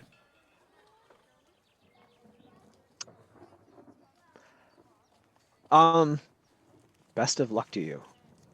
As you guys are We sitting have a there, wedding dress to procure. as you guys are standing there talking, another misshapen creature comes down the stair. Well, the first thing you hear, before that happens, the first thing you hear is the ringing of the bell. You had heard some ringings of a bell from the Abbey down when you were below in Kresk itself, and now you hear that ringing again, and it's directly above you, coming probably from the second floor above you. You hear this ringing of the bell, quite loud. Interesting. And as soon as you hear that ringing of the bell, hooting and hollering and screaming picks up, this cacophonous roar from outside in the courtyard and possibly from the north wing of the Abbey. Like, you had heard this screaming and yelling from down in Kresk, and it was fairly loud from down there. And now it is just almost ear-shattering, this massive roaring and stuff. And the Abbot smiles a bit and says, it's dinner time. And then coming down the stairs, you can see another misshapen creature. And I'll show you what he looks like. Let me find him for you in roll 20. What's his My name? spear just a little tighter, in case we're on the menu. Am I the only one that hears like horses neigh in the background? I think it's Luke's. Oh yeah, it is. Hold on a All right. second. Let me change that to something more appropriate. Hey, it's 2 for 1. It's the people around here. That's what they sound like. Does the little one say Wouldn't surprise Quaid? me. Quaid. Wait.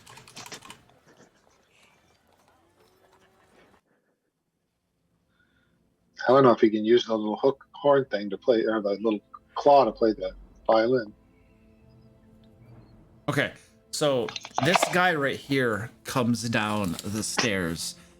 He stands just under 5 feet tall. He has a barrel-like shape. His right head is fully formed and combines the features of a patchy-haired man with those of a goat, complete with stubby horns. His left head is about half the normal size and has a soft, cherubic face partly covered with crocodilian hide. This creature has a crab's pincher in place of his left hand and a bear's paw where his right foot should be. He's wearing an ill-fitting monk's robe with a belt made of hempen rope. And he has this swagger to him a little bit as he stumbles down the stairs, and he almost catches himself from falling completely and then rights himself and comes down the rest of the way. And he comes past you guys over to this big kettle, this pot that's been brewing up here, and grabs it up with some decent strength and begins going off with it. And he's, time to feed them, feeding time. And he carries this note, feeding time, as he carries this pot away. And the abbot smiles and says, they shall eat well tonight. And this pot doesn't have a whole lot of food in it. Compared to all of the screaming and bellowing you heard, there must be 50 plus 100, who knows? But there are hordes of these creatures, almost assuredly, locked up somewhere. And there's no way this little pot is going to feed them all. Not if they're screaming at all accounts for how many of them there actually are. But so this creature kind of waddles away, carrying this pot back out the door. And as the doors open to the entrance here, the hooting and hollering just increases to a great extent. And Are you sure that's enough food for all of them? It seems like you might need a little more. Well, it is very difficult. We have fallen on very hard times. In fact, the wine from down below has stopped recently. I've been meaning to pay a visit to the burgomaster, and food is scarce. Our garden to the north, well, it doesn't produce food that it should produce. Things are rotten. Things are eaten up. Probably overrun with rabbits that need taking care of. I think our scarecrows in the garden to the north are not doing their job. The ravens and crows are probably picking the food apart.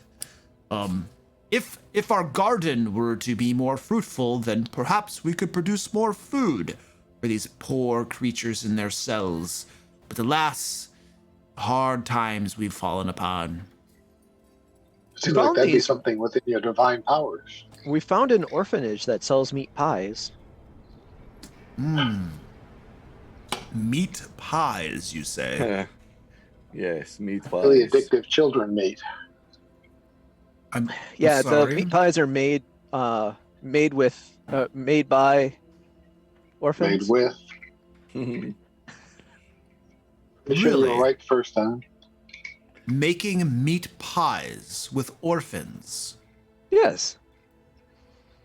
They're not orphans, they're sold into slavery. How much do they There is pay? a difference. I think they're. I don't know. Was it a gold piece per pie? It was meat. They cost a gold piece per pie, No. but they How much do they buy the orphans for? depends on your negotiating skills. I 20 suppose. meat The number of pies? Meat pies. Oh, very well. Then it's something to look into in the future, I suppose. But we have more important matters at hand. Strahd needs his bride. Mhm. Ah, Go see, get a you're a dress on. matchmaker from heaven. This is This is a good thing. I feel the love in the air. I feel something in the air. I'm afraid it's Yes. sketchy. Something for sure. All right. I'm afraid it's a little catchy. Hey, Luke, I think we're ready to depart. Yeah. Okay. Actually, I was gonna say, can I get the tour of this place, of the building that we're in? You wish to a tour of this facility? Well, I could give you a tour of certain parts of it. There are other parts that, well, there's nothing of interest there. He's okay with that. He'll give you a tour if you'd like. Yeah, I want to go upstairs and downstairs. I will give you a tour of certain parts of the Abbey. So I'll just start taking his token. Anybody who wants the tour can follow along. I actually want to explore the outside while that's happening, if possible. I mean, obviously you can't do both at once, but Yeah, I can do that. but like I don't want to go on the tour while they're doing that. I want to be outside looking at the said there were gardens and whatever else is around the complex. Absolutely. So you guys are welcome. So you can slip off and do that. Just move your token a little bit.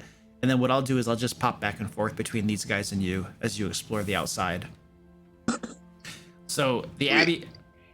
We weren't able to go upstairs or downstairs. He's not taking you up or downstairs in that building he's in. He says, there's nothing here of interest, nothing here that you need to see. And out in the courtyard here, he gestures to these sheds here, and he says, here are certain of our residents. And you can see these sheds right here, that one guy that came down with the this nice singing voice that had the food in hand. He's opening some of these doors down here and giving food to the creatures within. You can see some more of these misshapen, deformed creatures inside these sheds to the south here. They are chained to the wall. They have like manacles and chains holding them to the wall. And the creature with the pot, he has a spoon and he's scooping out some stew and he's just throwing it on the ground. And the creature chained up within falls down to the ground and is picking up the chunks and eating it and then licking the ground to get all of the liquid and other stuff off the ground that he can. So you can see that happening over here to the south as the abbot brings you out into the courtyard. And he comes this way and he brings you over to these posts here, and he tells you, this here is Marzena Bellevue. She has misbehaved, is currently posted to the elements without. Her penance should help purge her soul of corruption.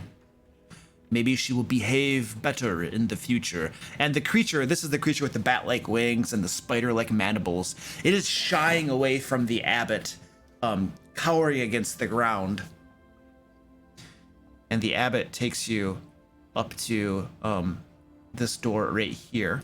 And let's pop over to Meridon. Where did you head off to? I'm in the, I think, southwest. It looks like a graveyard. I can't tell. Graveyard. Okay, gotcha. Basically by the gate where we came in. All right, so in the graveyard, you can see stunted pine trees growing out of the rocky earth near the foundation of the Abbey's north wing. The windows of the structure are cracked panes of leaded glass. I mentioned that.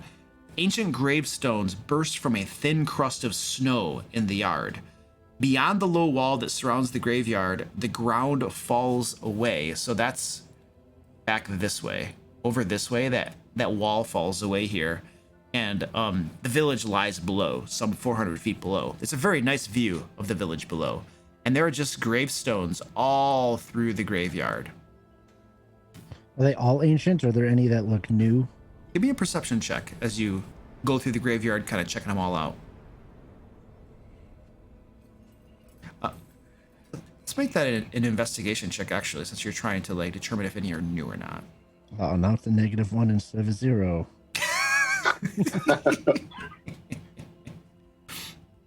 They all look to be pretty ancient stones. None of them appear to be new or anything now. Okay. I'm gonna just kind of look at a couple, I guess, and see if there's anything of particular interest on them. I don't know that I would recognize any names or anything, but just like, unique symbols, or if any. Are there any fresh graves? Well, that was my question, but I I failed thought horribly. I thought you were asking if the headstones were. Yeah. Okay. Yeah, I just was if any of the graves were recent was my question, and I got a 4. So Yeah. But no. So yeah, right.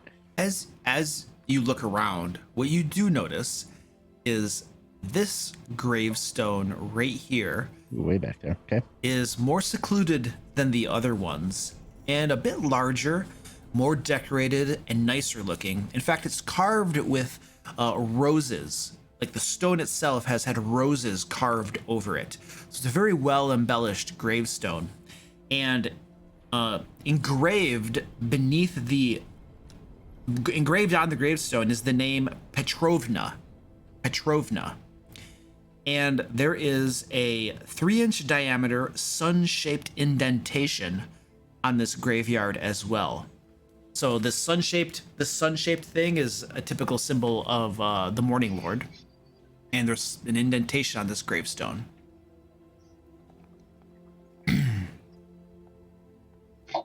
Okay.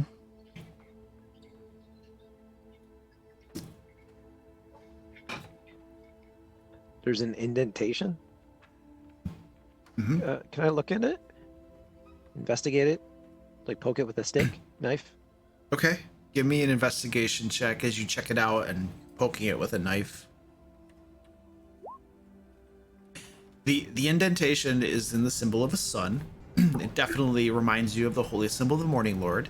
You believe that this is intentionally made this way, and that there's probably a corresponding holy symbol, or at least shape, that was intended to fit in this slot. Poking at would it doesn't happen to do be anything. like a wooden symbol. What about the holy symbol the abbot was wearing? You'd have to get the holy symbol and hold it up next to it to see if it's the right size. But it's a bread box. Sorry? It's right about the right size, right? Probably roughly about the right size. And what about the golden medallion in the abbot's room? The one hanging above that wall there, that was a pretty big one. That was way bigger.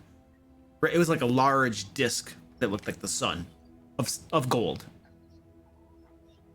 Okay. But far too large Definitely for this. not that one. Dude, this is like about that big or so, maybe similar to a holy symbol you'd wear around your neck. But the one on the wall was like big. Well, Meridon's bored of the graveyard, so if Ice has more, that's fine. But then it can jump back. I tell over. Meridon that there seems to be a mechanism of sorts here. Or do I suspect it's some sort of mechanism? You believe that something was intended to be inserted into that slot. Okay. You don't see any mechanical mechanism type stuff going on. Should I smash it? No. We'll never Those find are Meridon's 2 lines. Yeah, right. Yeah. If we could I'm find the bored, and should I smash it? Right. actually, yeah. Can I sweep around in the graveyard looking for a secret door or panel? Give me a perception check as you look around.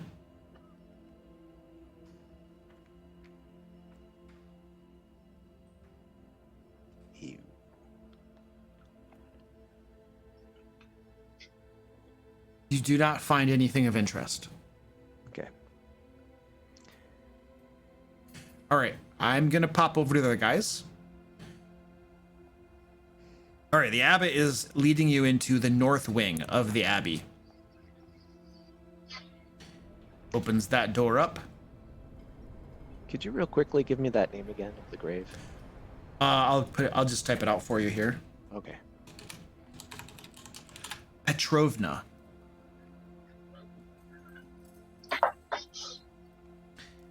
And the abbot leads you into this area here.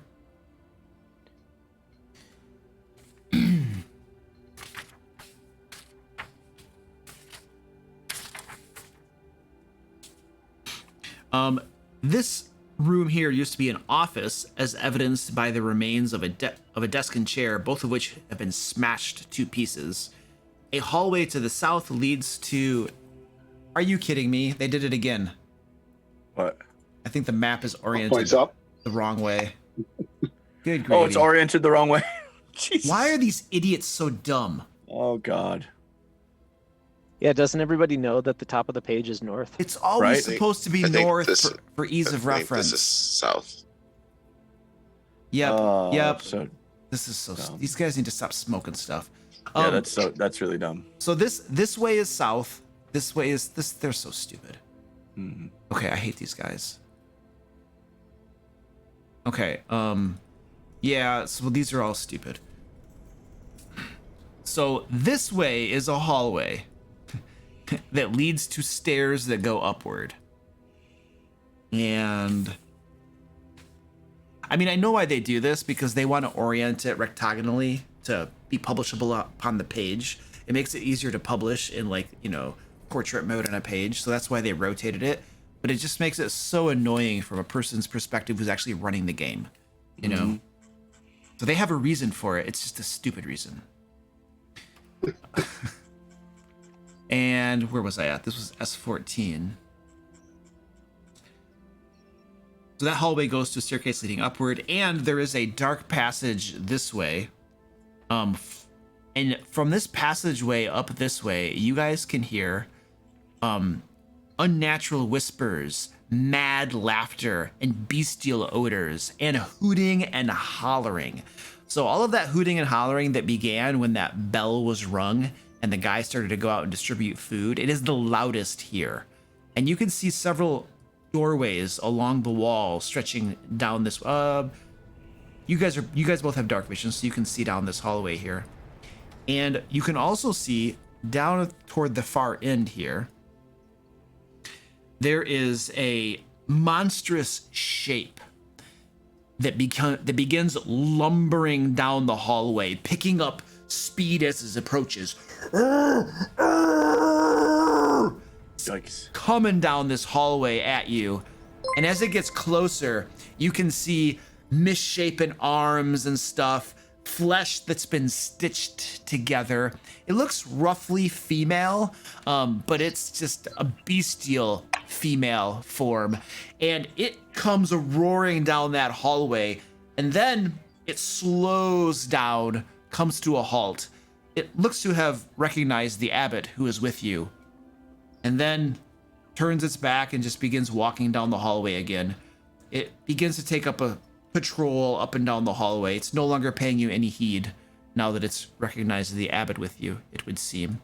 And the abbot smiles and looks at you, Brotlord and Varys, and says, "In my early days, I was deceived by my own vanity, my own vainglory.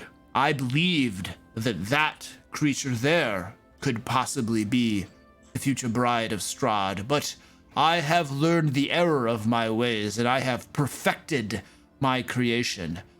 But this here was my first attempt, and now it serves me well in ensuring that our residents do not escape and harm themselves or others. Here is where we take..." And he leads you down the hallway just a little bit. There's not a whole lot to be seen here, but this is where we keep our residents. And he'll come up to this door right here, and he'll open this door up. This door isn't locked or anything. He kind of smiles at you and says, "You see, our residents are, well, they are fearful of my dear creation here, and so keys are not necessary to keep them within their cells." And I'm going to describe to you, he's showing you the contents of this cell here. I'm just going to describe to you what you can see within.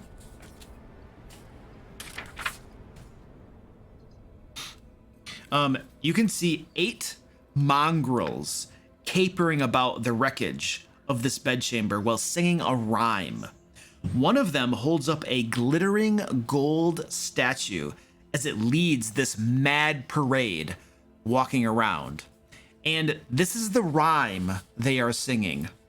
Upon the devil dwells in his dark house, upon the misty pillar. First he'll taste her sweet, sweet blood, and then he'll have to kill her. The devil dwells in his dark house, upon the misty pillar. First he'll taste her sweet, sweet blood, and then he'll have to kill her. And these guys are just going along. This one guy in the lead has this golden statuette, and they're parading along behind them. And the abbot shakes his head and looks over at you, Brat Lord, and Varys, and says, You see this madness that corrupts them. Can only hope. Looking right at him going, yep. Can only hope. I don't look at them. I'm staring at him. I can only hope that one day it can be lifted from them. And then he closes the door. You can hope. I'll ask him, are they referring to Strahd?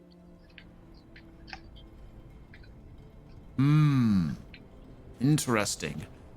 It would seem that way, yes. You see, this corruption of the land seeps into their souls. Now do you understand why we must find Strahd a bride? Yep. Sorry, I really don't. So there's But, not. I mean, I trust that you believe it, but no.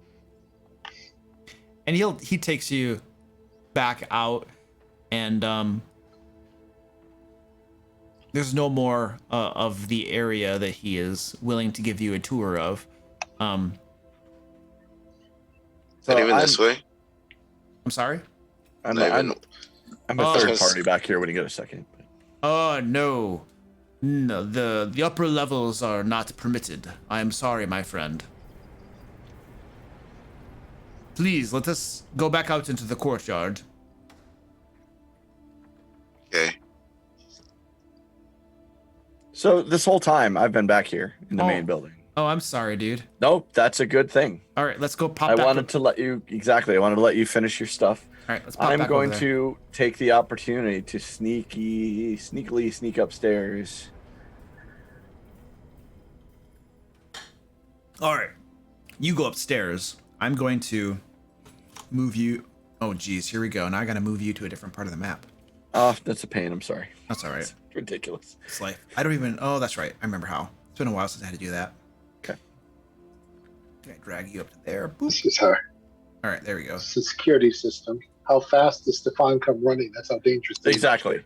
Trust me. That you'll know. All right, so you should be able to see now. I put you on a Yes. different Yes, map. I can. Yes, All I right, can. excellent. And then let me give you a description as you go up the stair. Give me a stealth check too as you sneak up there. All right. There's no longer any music coming up here, by the way. When that guy came down the stairs, the music had stopped. Okay. Not very stealthy. He's busy talking to himself, giving himself courage. Right. It is okay, Stefan. It is not dangerous up here. It's going to be fine. Nobody's going to know. The wooden Nobody's going to notice me. The wooden stairs climb 20 feet to a loft with a pitched roof and a door in the center of the south wall. So over here, there's a door there. Unlit lanterns hang from the rafters, and a rope dangles from a bronze bell lodged in the belfry 30 feet overhead. So this is the rope that goes up to the bell right there. Okay. The room is filled with no, it's not. That's done. It's very cold up here. There's not a whole lot of warmth. A black shroud covers a humanoid shape lying on a wooden table. Oh boy. And over here, you actually don't see that guy because he's the one that went downstairs. Oh, that was the guy downstairs. That was the guy downstairs. Yep. Over here, you can see a cot heaped with furs resting in the northeast corner, surrounded by empty wine bottles.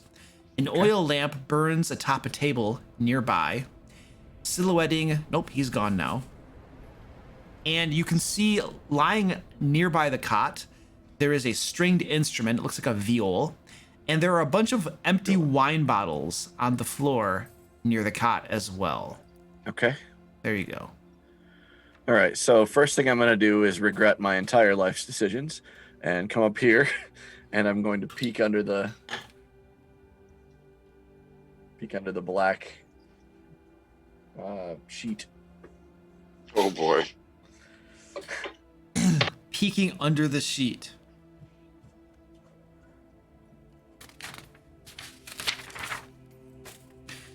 Beneath the shroud lies a creature made of stitched together body parts. You recognize some of these body parts as your own, Stefan. Oh, Jesus. And as you jerk back, the shroud, yeah, I do. the shroud glides off and floats to the floor. And you can see not just some of your body parts. This is you stitched together, and you see your face. No. And it sits up. Its head turns towards you, and it says, hold on a second. What was your new title? Starlink. Hang on, I got it written down here. It is Stolink. Stefan. Stalnik. Yeah, Stalnik. Stalnik. Yeah. Stolnik. Yeah. And it says, I can't even do your voice. Give me a taste of your Stefan voice, and I'm gonna see if I can mimic it. All right, so like, so we're gonna use the word Stolnik. So Stolnik. You could just extend the vowels when you are talking. Roll the R's.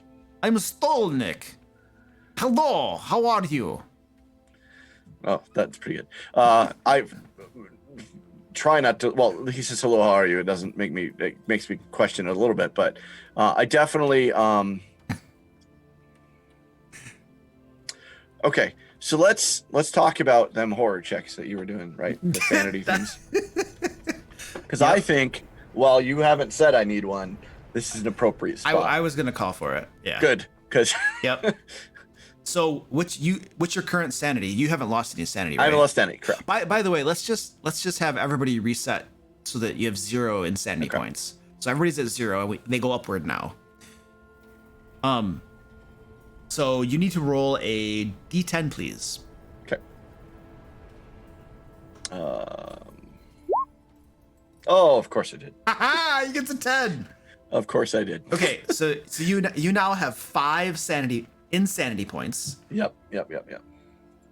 And this is the flaw. It's like a flaw you take on.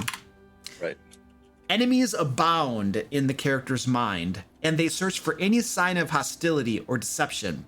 They frequently misinterpret minor nuances of speech and body language as potential betrayal or hostile intent, no matter the lack of justification for that interpretation. That is a mere couple of steps from where I already am, so I can do that. I was going to say that very easily to portray that. Yep.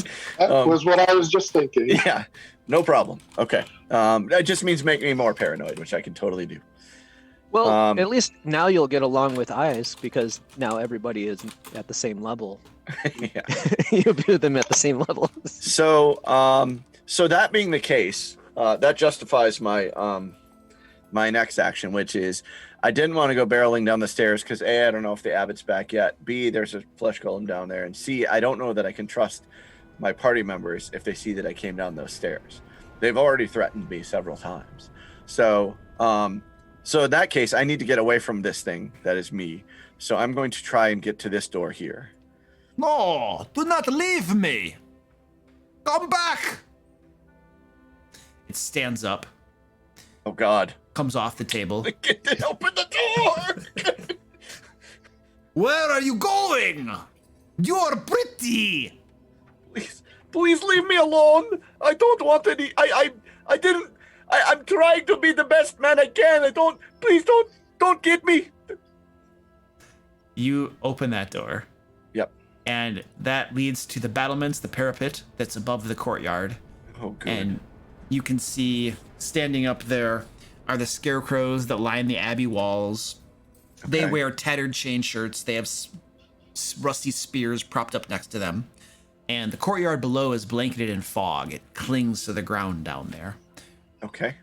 And this creature takes a step forward towards you.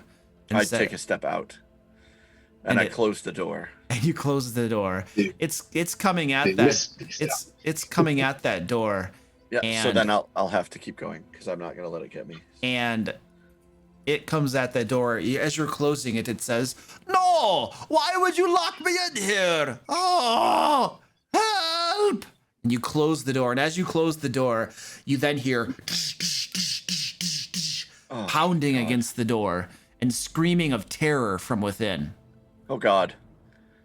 Oh God. Okay. Oh God. I can't go back that way. Okay. So I could jump down to the courtyard. Probably not a good idea. Covered in mist. So I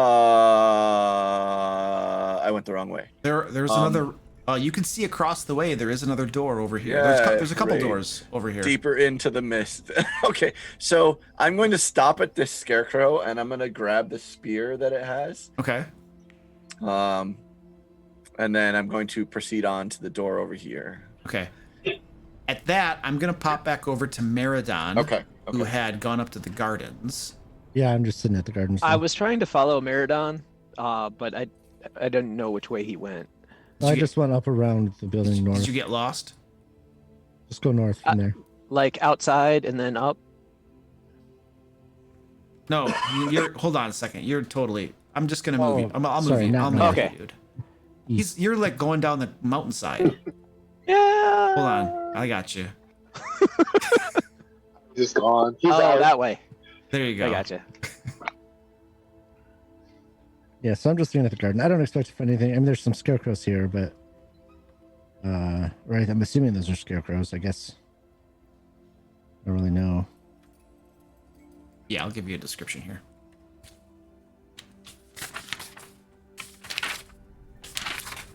Well, I'm never gonna get out of here now. There's no escape. Now I'm Nestled scared of everybody.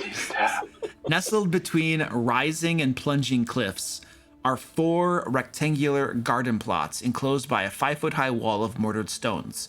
White rabbits nibble on turnips uprooted by the cold. 2 lifeless scarecrows with stuffed gullets and sackcloth heads hang from wooden crosses pounded into the cold, hard earth. The Abbey's east wing looms over the garden, its shattered windows dark and disturbing. A door leads into this forlorn edifice right there, and then on the I'm calling it the north. Dang it, that part of the building right there, and which apparently isn't as abandoned as one might have hoped, because the hooting and hollering seems immensely loud from within that part of the building. And you can also hear laughter and wailing as well from within there.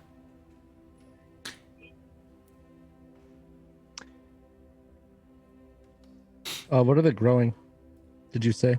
Oh, it looks like turnips and beets. Okay. I inspect the soil, try to figure out why they're not growing very well. Okay. Inspecting the soil, why they're not growing very well. Trying to think about what that would be. Survival. Could also be Probably like a farming. nature. It feels like intelligence nature. Yeah, intelligence nature. Bingo. There you go. Yeah. All right. So you take a look at this, and you think that there's probably something fouling the soil. You kind of taste the soil a little bit. It's a little bit like bitter.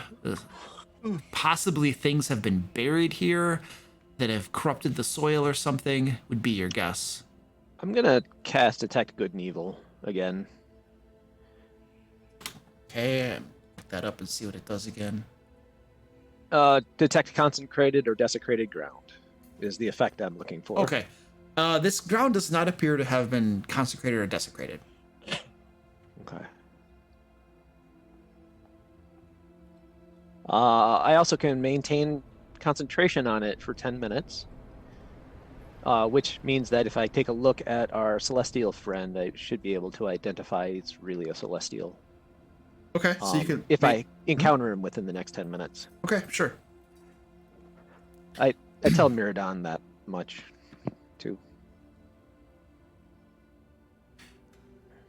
Okay. So this is walled in. The only way really go anywhere else is either through this door or back the way we came. Mhm. Over here, are these windows? Because I can see through them. Yeah, these are stained glass windows, but they're like translucent. Okay. So they let light through, but you can't really see what's in the rooms. Okay. I just kind of shrug and head back to try to find the group, unless Ice wants to do something else. No. I think both ways dead ended. Yep. Okay. As you come back in here, the abbot is just coming out, having finished the tour up there, and he asks, "Ah, you came from the gardens.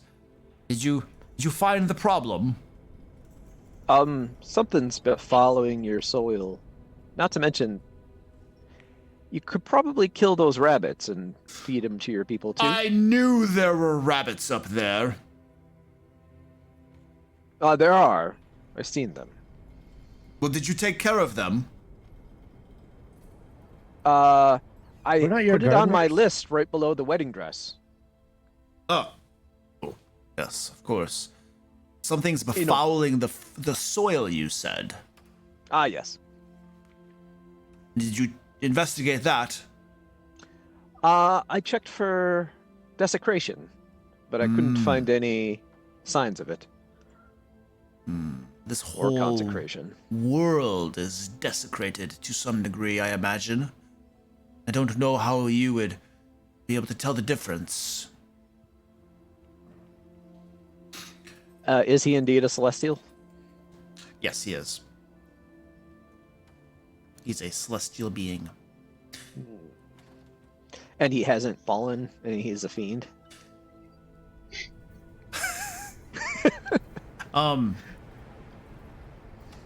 You definitely, so you're detecting good and evil. You definitely, he is a celestial. He's definitely a celestial. He is not good. You can definitely. Yeah, it doesn't actually let me know his alignment, so. That's fair. I'm giving you something extra. Right. You get the feeling that he has definitely fallen from grace to some extent.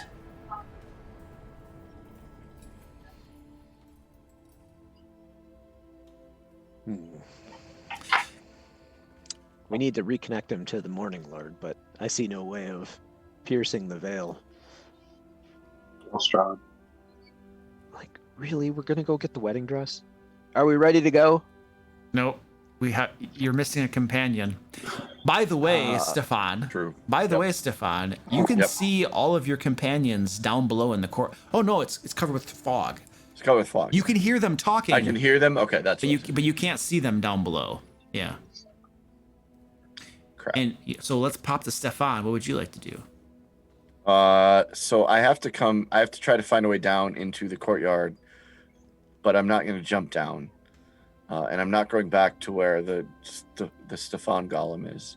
So, I want to open this door and see if there's stairs going down. That door right there in front of you? Yeah, right in front of me. Okay.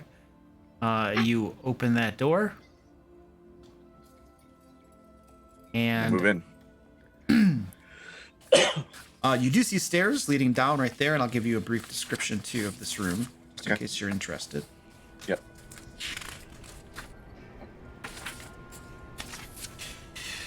So there is a wooden counter shaped like an L that stands in this what was once a spacious office. All of the furniture has rotted away, leaving heaps of moldy wood and faded cloth. And you can see a door across the way here, and there are stairs leading down. Okay. So, yeah, I have to start with that. You have to see if the stairs lead down to an exit area. So yeah, that's what I'm gonna try and do. I don't hear anything here, right? Like I don't hear anybody moving around, or I'm good. Give me a I should be safe. perception check, because the hooting and screaming and hollering is very loud here. Okay. All right. Very, I'm very just loud. really worried about somebody being here. Let's hang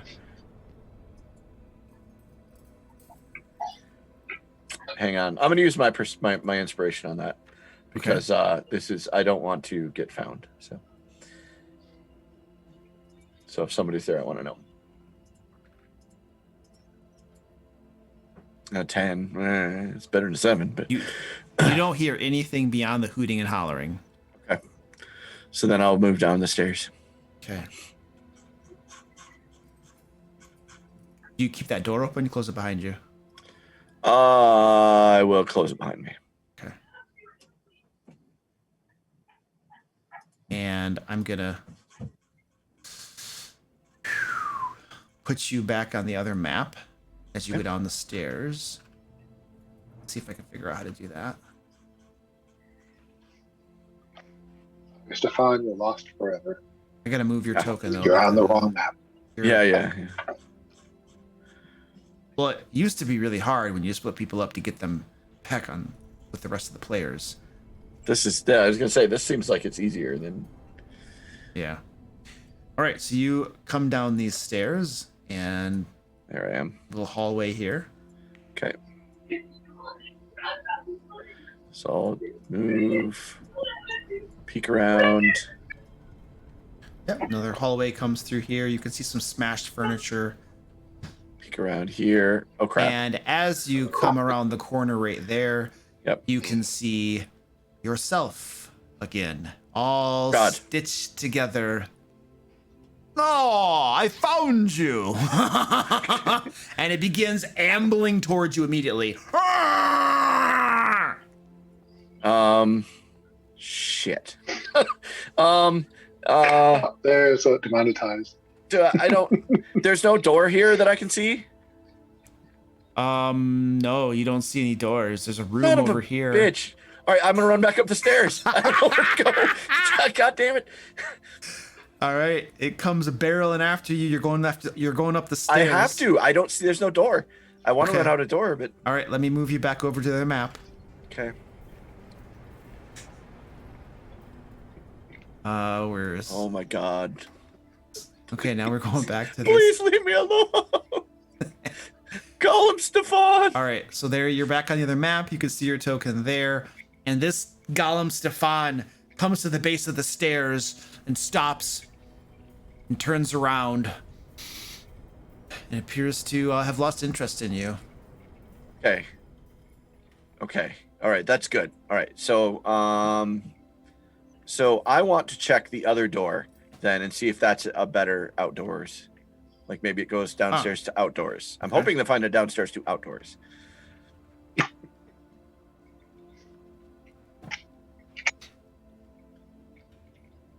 Okay. So I come out here. There's the door right there. So I'll move to this door. Okay. And I'll open it to a staircase that goes down to the outside. All right. You open that door. And I come in. And you come in and stand by. Okay, I'll stay right there.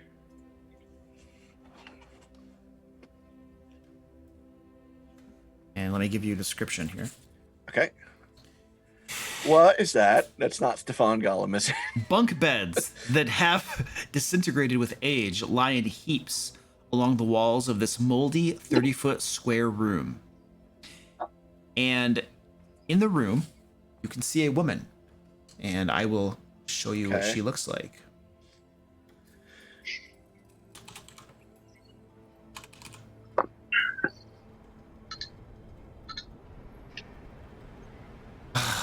I really hate this. Why couldn't they cut the names out? Okay, hold on. I'm gonna find a different way to show you what she looks like. Okay, I was gonna say, These can you people are find a morons. picture of it or something? Yeah, I don't want to show you her name. Understood. Snipping tool and put it in. Well, they could have created this thing in I was gonna D&D. say it's a pain. I feel the same way, like when I have to show stuff to people and There you it go. has the name attached, and that's dumb. There you go. So that's what she Okay. looks like. She definitely looks like a Vistana to you. Oh. Raven black hair. I have a description of her. Give me a hot second. Okay. I'll read it off to you.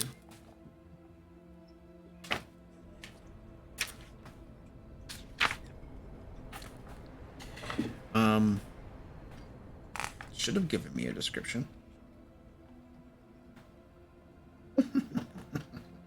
Only Stefan's luck would allow him to stumble upon the person we're trying to find this whole time. We're running for his life. I wanted to run out the door. I wanted so bad. I know. That's why it's Stefan's luck. Yeah. All I want to do is escape. Oh, look, it's what we've been seeking this whole time in the Abbey. I feel like we're doing an episode of Scooby-Doo. Yeah, right. So she is darn close. She is a Vistana. She has colorful raiment, black hair. She has hoop earrings, all of this jewelry and ornaments. Right. You can see that her right leg is fitted with a prosthetic device. It looks like her lower part of her right leg below the knee is missing, and so she has a prosthesis there instead of a normal leg. Sure. And she has a sword at her belt. There's a nearby, you can see a hand axe, and she turns to regard you. Well, hello. How may I help you? Are you? I am not here to intrude on your ceremony. Where are you? Why are you here? You're not with the other Vistani. The other Vistani? No. I am, well, my business is my own. What is your name, friend? But why do you need to know my name? You're not going to use the evil eye on me, are you? Evil eye? No, I would never do that to someone who hasn't insulted me or whatnot. No, please. My name is Stefan. Stefan. I am the Stolnik of the Belovskis family recently. Oh. Minor nobility. Well, pleased to meet you. My name is Esmeralda. I am here. Well, each of us has our own business, I am sure. I am currently a guest of the Abbot. Yes, we were supposed to talk to you later. I did not know you were here. I was told you would come some other time, but... Supposed to talk to me, you say? Now, how was that? Well, I don't know if I should tell you. It's the Vistani are very... I know that I am Giamargo, and don't trust me, but you must understand that I mean you no harm. She spits on the ground. Do not pay attention to those silly superstitions of my people. My people have many flaws, and one of them is their disgust for those who are not pure, they say. It is ridiculous. Well, we were told that, I was not told, but one of the people I travel with was told that he had a vision of Madame Eve. He had a reading. Yes. And your name came up. Well, you're not your name, but your personage. We don't know your name. We do now. My name came up in the reading of the deck. Yes, your personage, yes. That you were a contact. Somebody at this abbey knew you, and that you would lead us to one of the things that might... You don't work for Strahd, do you? Her eyes narrow, and her face takes on a look of hatred. Work for him. I've come to slay him. Then it is true, because we were told... Her sword whips out, Oh. and she says, "Now tell me true. Are you friend or foe of the devil Strahd?" I say to her, we were sent to find a weapon that might kill Strahd. And she comes a little bit closer, the sword inching closer, because I have heard that the Vistani here serve him. Yes, I have heard much the same, but as I mentioned to you, I'm Giamargo. I was not raised in the Vardos. I was not raised around the Rani and the campfire. I was raised in the cities. Make a persuasion check, please.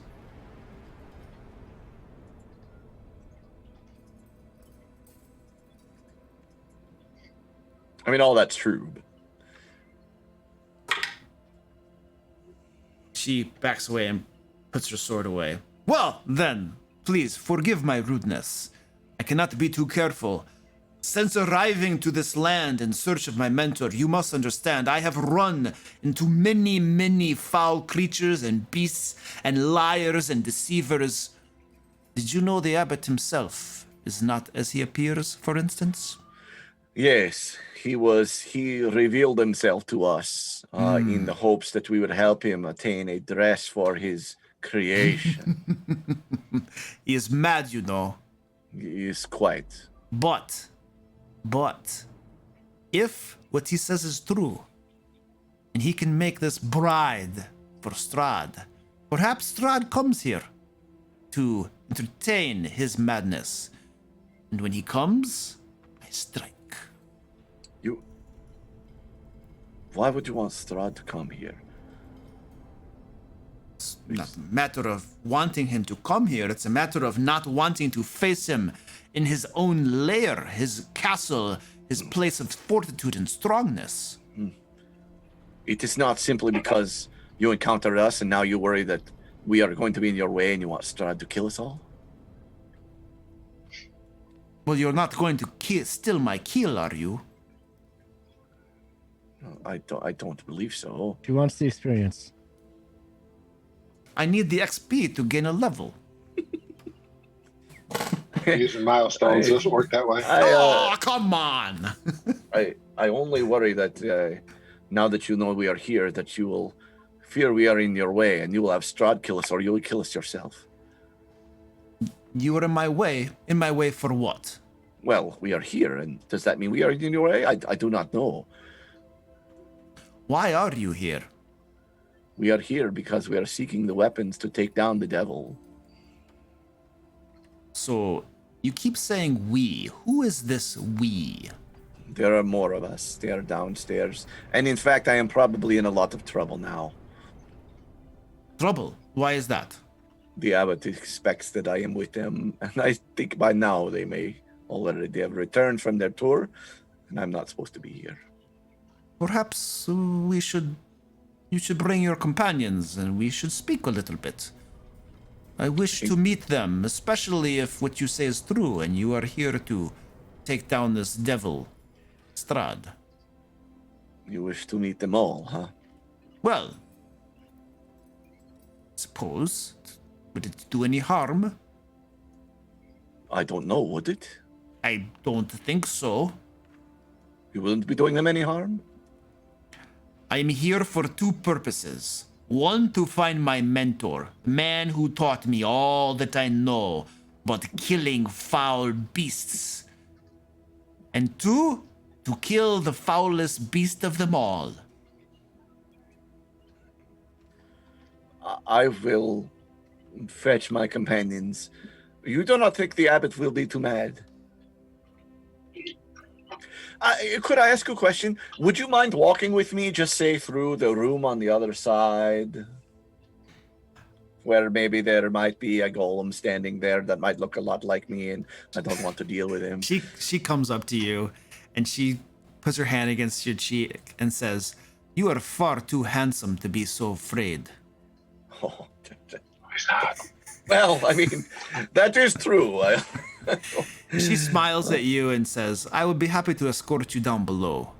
Oh, very good, yes. Just for a moment, I forget that bit of insanity that had crept over me, and where I was being all paranoid about constantly everything she had to say, and I feel very proud for at least a few moments before it creeps back in. Very good. And she takes you that way. You just drag your token up to that door. Okay. Up to that door. I gotta. It's okay. It's as good as I can get without scrolling. There we go. She opens that door, and there's nothing pounding at the door, and she walks within. What? It was here. It was. I point to the sheet. It was under there. Well, the sheet is on the floor, and lying on top of this table here is a stitched together flesh-like thing, but it is not. Doesn't look at all like you. Instead, what actually lies on top of the table are chopped up body parts, all of them taken from cold, gray, lifeless women, all of them waiting to be stitched together into something horrid. And she shrugs and says, well, whatever was chasing you appears to have left. You are safe now, my friend. Yes, it appears to have left. Excuse me just for one moment. I think I left something over here. I vomit in that corner. And then I wipe my mouth and I smile and I walk back casually like nothing happened. All right, take some inspiration too, sir. And you. she's escorting you down the stairs. Okay. And stand We'll by. go down the stairs, yeah, and you can move us. Yep, I'll get you there in a second. Okie dokie.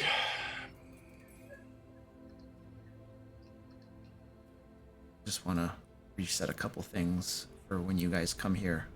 Okay. 5 months from now. Yeah. And let's get you back downstairs.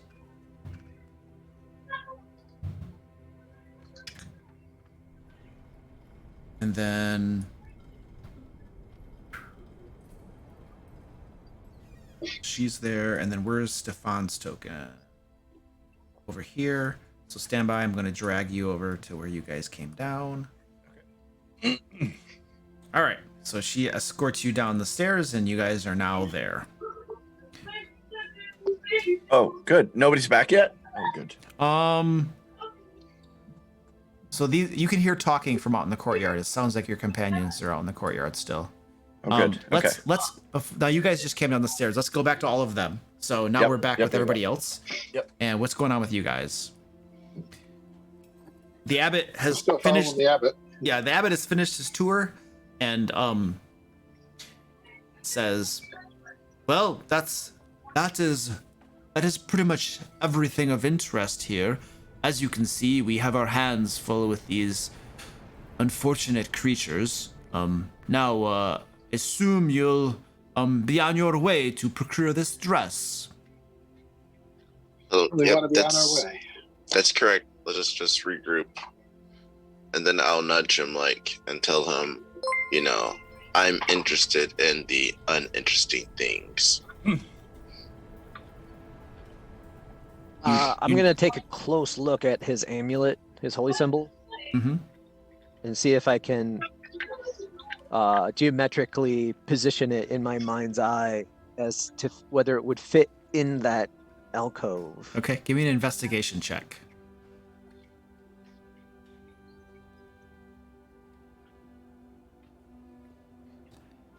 You're thinking it's pretty darn close. Only one way to tell. Yeah. By chance, are you... I imagine a celestial being such as yourself probably has little in the way of needing of a holy symbol to the Morning Lord. I have found that the power of Helm here is lacking almost entirely, and was thinking of seeking of his allies, the Morning Lord. Would you mind if would you be willing to part with that? Part with the holy symbol bequeathed unto me by the Morning Lord himself. My Really? friend, you do not know of what you ask. Well, I mean, I am a champion that's fighting against the devil. And I We are in dark guarantee you, times. if you get this dress, and we prepare the most beautiful, resplendent bride of all, that evil shall be shattered and ruined, and we shall cast it down upon the light shall shine, and all will be well in the world. The dark powers hold upon Barovia will be loosened, the fog will lift, and all hinges upon this dress.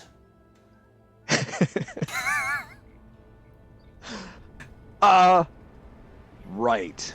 Off to get that dress. Hey, is everybody? Where's Stefan?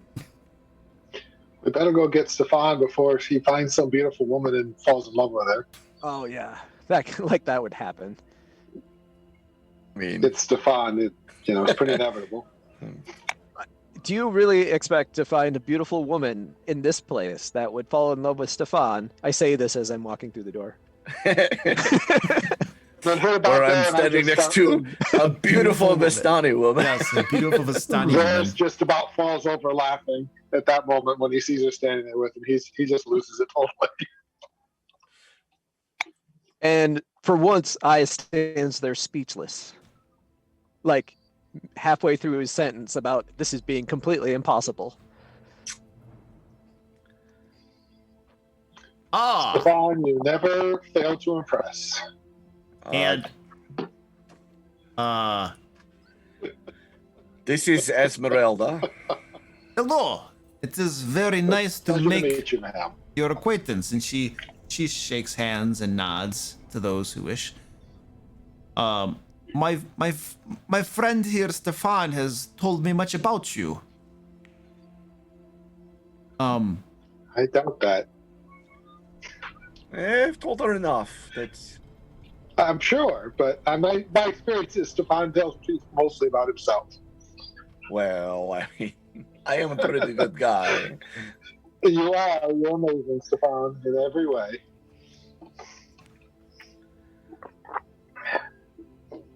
You got that, Eyes?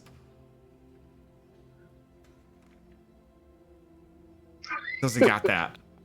The Abbot. I think you broke eyes. The Abbot comes in.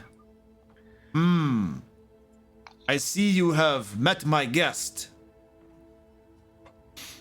Well, there was a situation, and there was, parts and golems, and everybody just it was crazy. So, I don't know what happened, and then she was, and she said, let's go downstairs, and I said, I don't know. And she said, let's do it anyway, and so then here we are.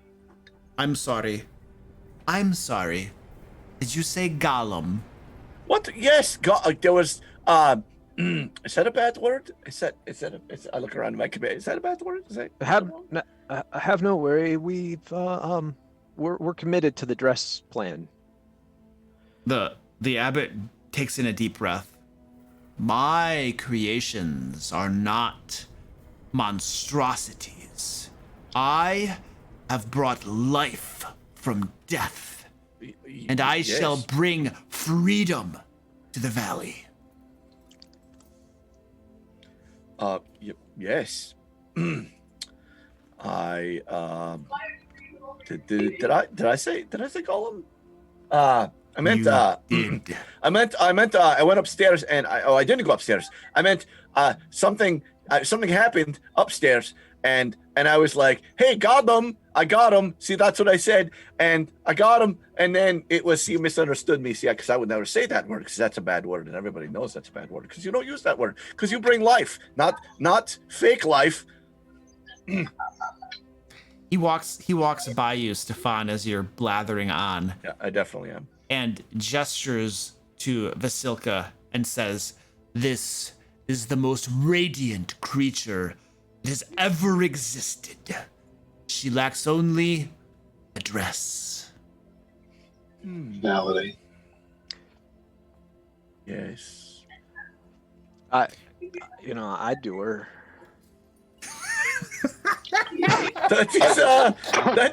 That is high praise from Eyes. Very good, very good. I pat Isaac on the back. But it's very true. Yes, Isaac's back. Yeah. Sorry, Eyes. Yeah. Yes, he will do her. It's very praiseworthy. The Abbot. I'm sorry, Esmeralda. Esmeralda leans over to you, Stefan, and says, "This is not the best place to have this discussion. Perhaps we should go elsewhere and leave the Abbot with Strahd's soon-to-be bride."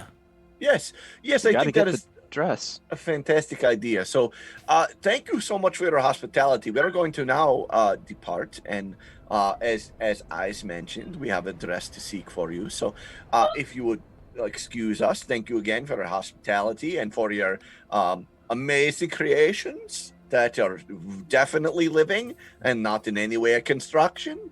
The abbot seems to just be getting angrier as you talk. Okay.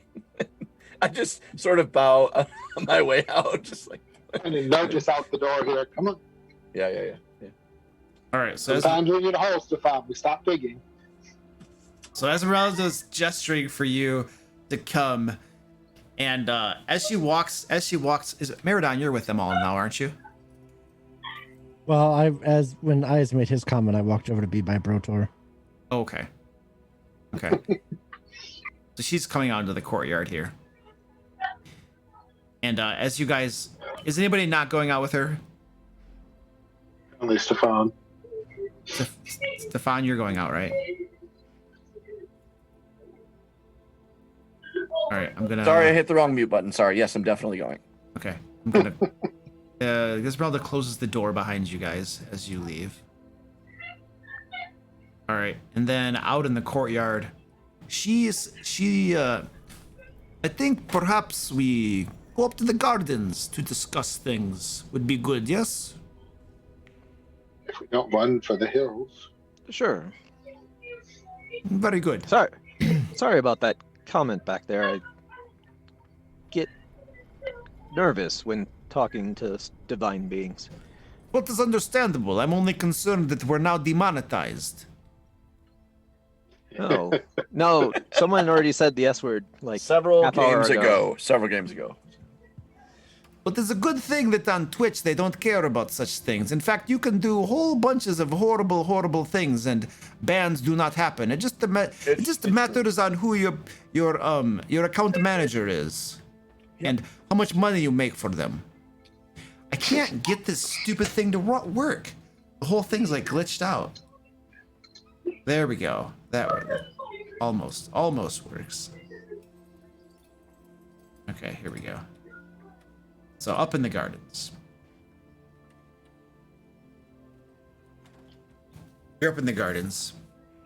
All right, now, Stefan here tells me that you are all here to defeat Strahd. Indeed. That's the plan. There any crows in this room? Crows or ravens? No, you don't see any. Okay, that's good. But they're bunny rabbits? But there are rabbits. Yes, there are which rabbits. Are technically rodents. Which are They're not rodents, they're Strahd's... lagomorphs. Oh yeah, that's right. They're not a rodent, they're a lagomorph. And in either case, Strahd doesn't I'm have hungry. control over them. I have no idea of that, but I am hungry, so if there's rabbits that are huntable while we're talking, I'm hunting rabbits. Because I was wanting to eat their stew. All right, you're going to try to capture a rabbit? I got a longbow. Okay. And shadow step. And shadow step? Stab. Stab. Okay, there's That'd be more efficient.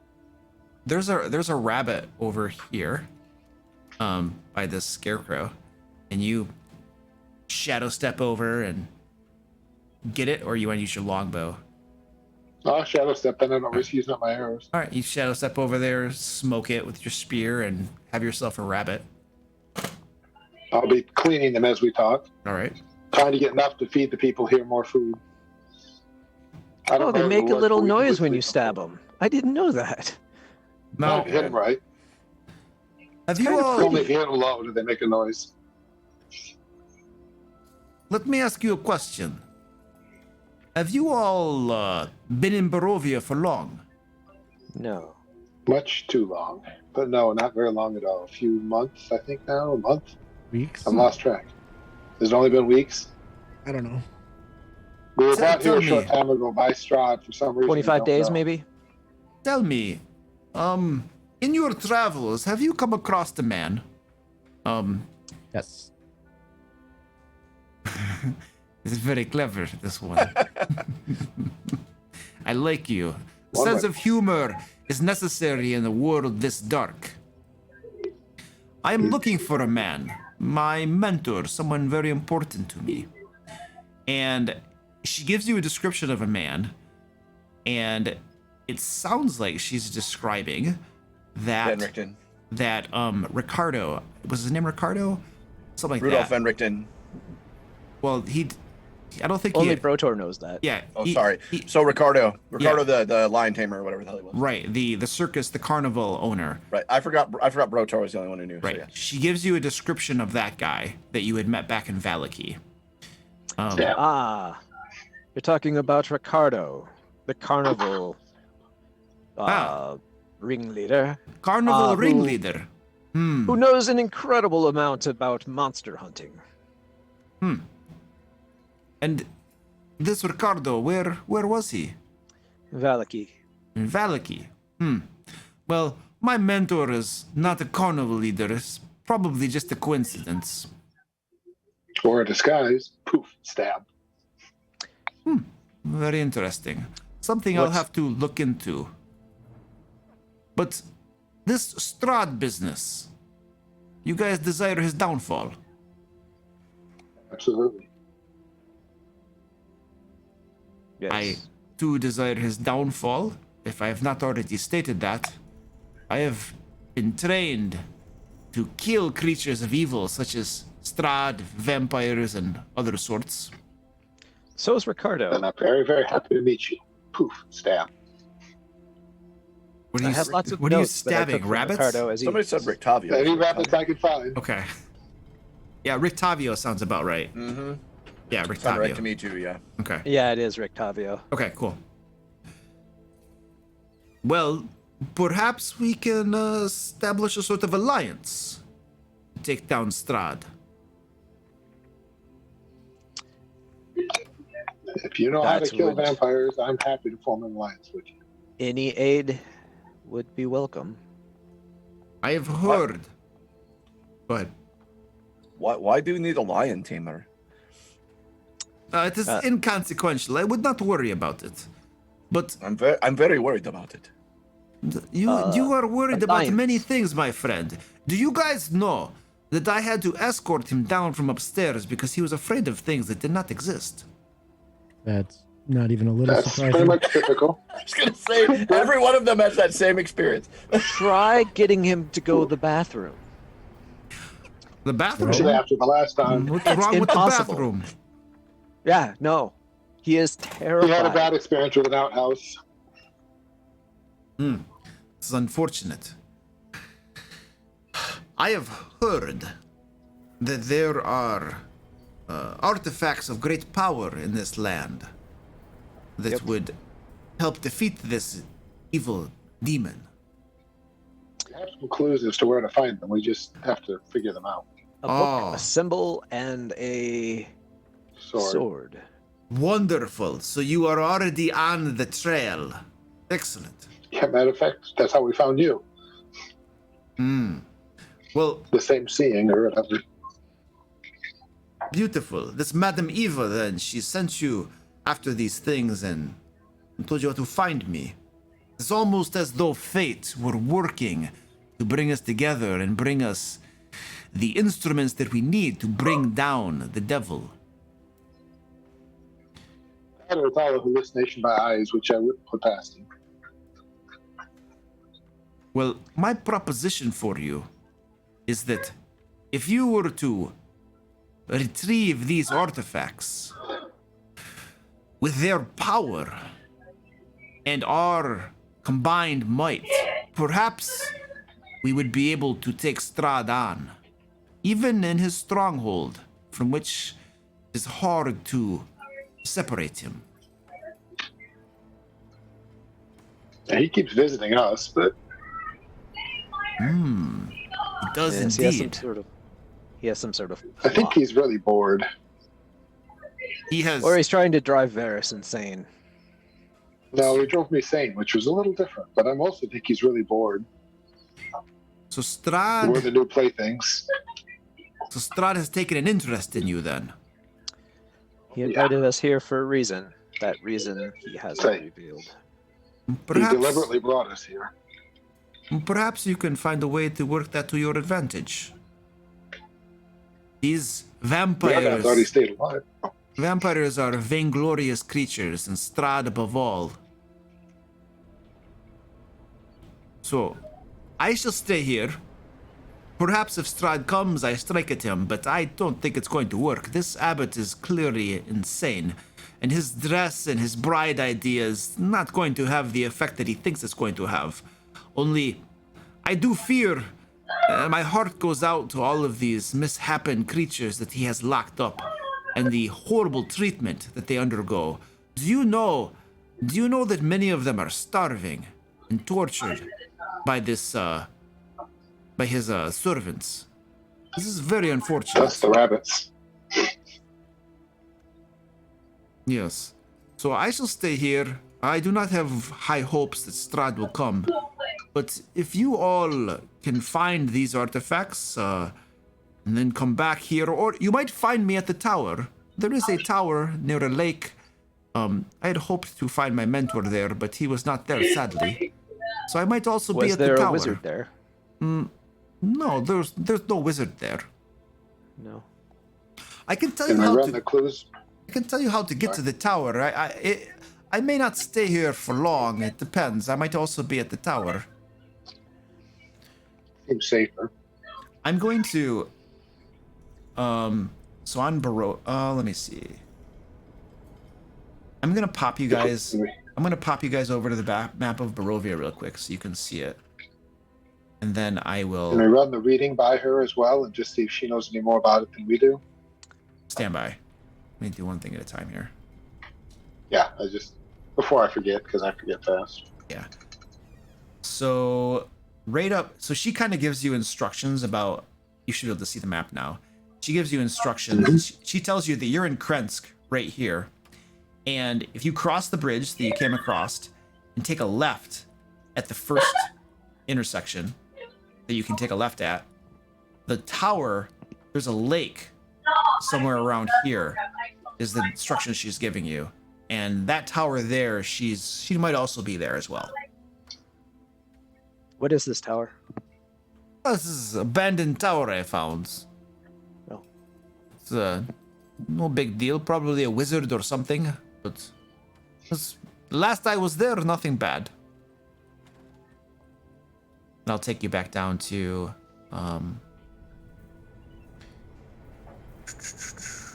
gotta find it. No, went too far. What am I looking for? There we go.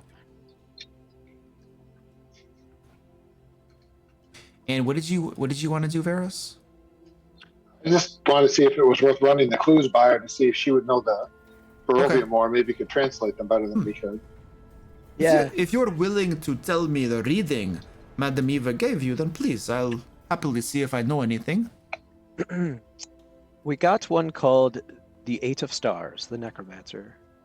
It is about a guy who has one internal mind is lost. The mind seeks restoration. Does that a wizard possibly? A wizard who has lost his mind that could be restored? Really? You must really help you solve this. Have you not just conversed with someone who has clearly lost their mind? Oh. Check. How do we get it back? Yeah. It wasn't something about restoring his mind. Do we know how to restore the mind of a crazy celestial? No idea. This card tells of an ancient enemy, wizard master, if let the name and servant guide you. Do you know of anything about the wizard north of the lake in Valaki? Wizard North. I did hear people in Valaki talking about this wizard. This mad mage. He roams the area north of that lake there. There was a tale that I'd heard of a wizard that came some time ago and led a rebellion against Strahd. And they fought, and the wizard was defeated. And believed dead. But it is perhaps possible that this wizard survived. And is now the same, one and the same. All right.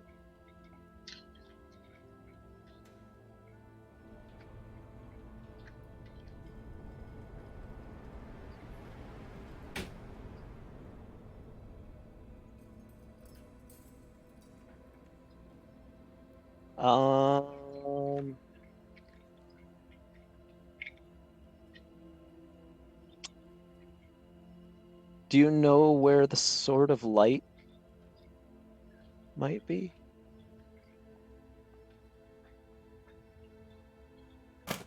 If I knew where a Sword of Light was, I guarantee you I would probably go find it, because it is probably very useful against a vampire.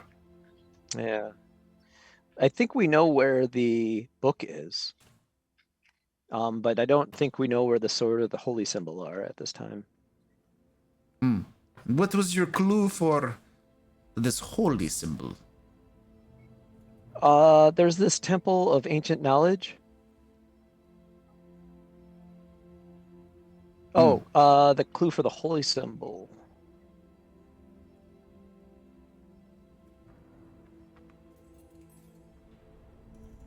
Oh, the holy symbol, I believe, is it in possession of the Mother of Evil? I You don't got the know. clues. The reading was given to you. I just try to help. Yeah. Yeah, your management of the clues and your records and knowledge of them and remembrance of them is all up to you. The holy symbol, we got the Nine of Swords. Tells of a holy symbol, the Nine of Swords. The evil man of the Mother of Evil guards the power of the sun.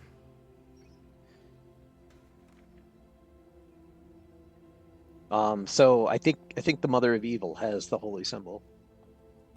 Who is the Mother of Evil? She lives out in the swamp. So it doesn't sound like you need me to tell you anything if you know who she is and where to find her. Yeah, it's just this. Any idea how to kill her?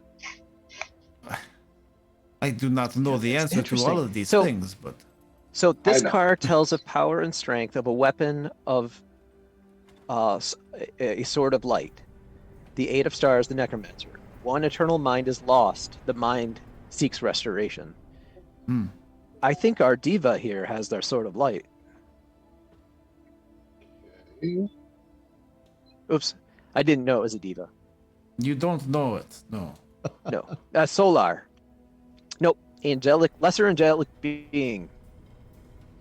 The fallen celestial, the abbot. In any case, do we know how to get it from him? Maybe with the dress? I don't know. I Says, suspect. Seeks restoration. Yes, I suspect if we could restore his mind, that would be good. Or That sounds like a clerical thing. that holy symbol around his neck looks like it fits in a grave's tomb just around back, and it will probably, it's probably where they're keeping the sword of light. Alternately, we could just dig. But As Esmeralda wishes to excuse herself from this conversation, if you guys are all set to go, she wants to know if the alliance is good. You guys can find these items, and once you have them, she'll help you against Strahd. that sounds. Sounds like a plan to me. Right. The holy water, the site down at the base, I was pretty sure did a lesser restoration. That's what you Yeah. said. That's what you had determined. That doesn't cure mind stuff, right? Restoration does. Right? Regular restoration. So we Yep. need at least a 9th level cleric. Sounds about right. We don't know how powerful the guy in Valaki was. He was a pretty good healer, but I don't know if he can do that. So Esmeralda excuses herself then and goes back That's to her rooms. When she excuses herself after she leaves the area, I will say to the group, no, we have to go and we have to find that Rictavio guy. That's very suspicious. Suspicious, but certainly Yes, something valuable to find. No, it's I very was suspicious. I was suspicious of him earlier. She brings him up and then suddenly she won't talk about him anymore. That was a little odd. I won't deny that. It's very suspicious. I We have to suspect investigate. that he is none other than one who captures undead and werewolves and other creatures of the night and puts them to work in his evil carnival of deeds and darkness. Oh, He you might knew be right. way too much about dark and evil things to be just a carnival owner. Yes, he puts them to work in his dark, evil carnival. Yes. I think you might be You right. feeling okay there, Stefan? Are you okay? Because I'm fine. I'm fine. Why would I you're not agreeing with eyes, which I didn't think has happened in my life. You know, Varys, I'm fine. Are you fine? Because I'm beginning to wonder about you. I've always wondered about that. No, I really know something's wrong. So, very quickly, we got our options. We can go after the mother and try to find the thing there. We can try to get the holy symbol from the crazy angel. We can go try to talk to Octavio and see if that cleric can cure the crazy angel. We can get the wedding dress for the crazy angel. I keep bringing up crazy angel, which freaks me out because I was less uncomfortable in Strahd's palace than I am here, and that really bothers me. And where was the other item? Oh, we find the crazy wizard, right? Those are what we're looking at. And the orphanage. Besides Eyes, the other crazy wizard. As you guys stand there discussing which craziness to go after, a raven flies down from the sky and lands on this scarecrow right there. And it begins pecking at its head. After a few pecks, something falls down from the scarecrow's head and drifts to the ground. It looks like it might be a piece of parchment or something. The raven caws loudly several times and then flies away. Well, we just can't leave something unread. So I'll go and pick up the parchment and read it aloud. I'm a little frightened. Where's Stefan and Meridan? Because they're not in the garden with us. I'm still down in the courtyard. I've already been to the garden. Oh yeah, I'm also in the courtyard too. I was just I was eating dinner, so I'm just listening and playing along. It's no biggie. I just like, are you supposed to be with us? Or you guys all come? Yeah, no, I'm supposed to be there, but I was just eating. Okay, I wouldn't put it beyond either one of you. So, Meridan, are you intentionally in the courtyard? I'm in. Yes. I moved myself up there. I just didn't realize that. Yeah. Okay. So, Eyes, you go over to that scarecrow, pick up the parchment, and wait, where was that?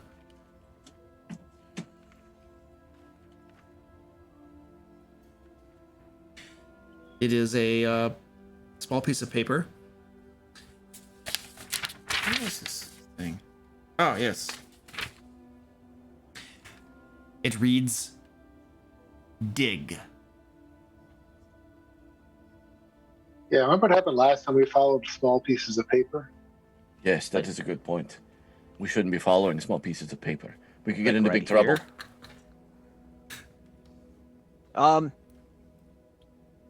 You could be Anybody digging got up. a shovel? Could be digging up another one of those things.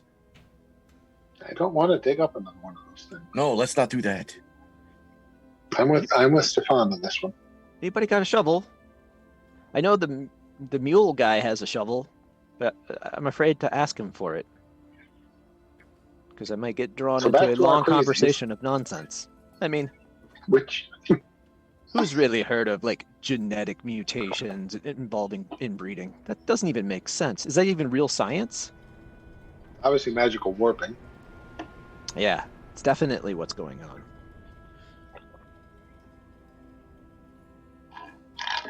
So we're back to what's the next step here? I mean, we're here. Do we want to try to get the amulet? It's risky because we could upset the Abbot and wind up in a fight with an angel, which doesn't sound like a good plan. Wait, so now we're not going to dig?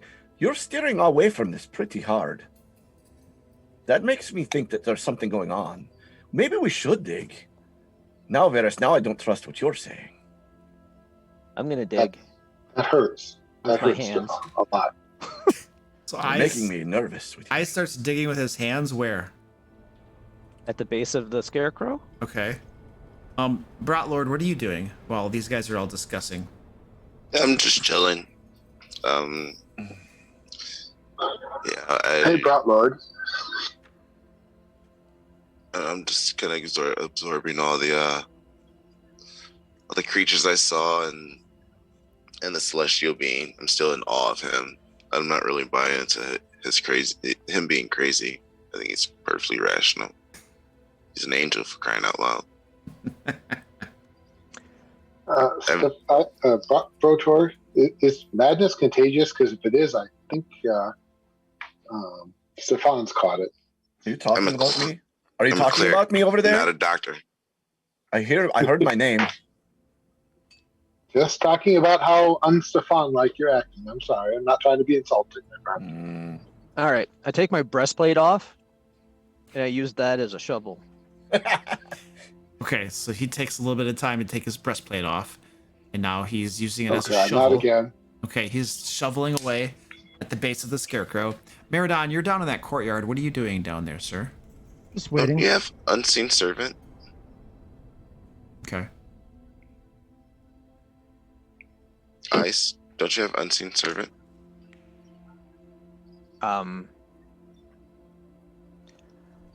I was just thinking that. Mhm.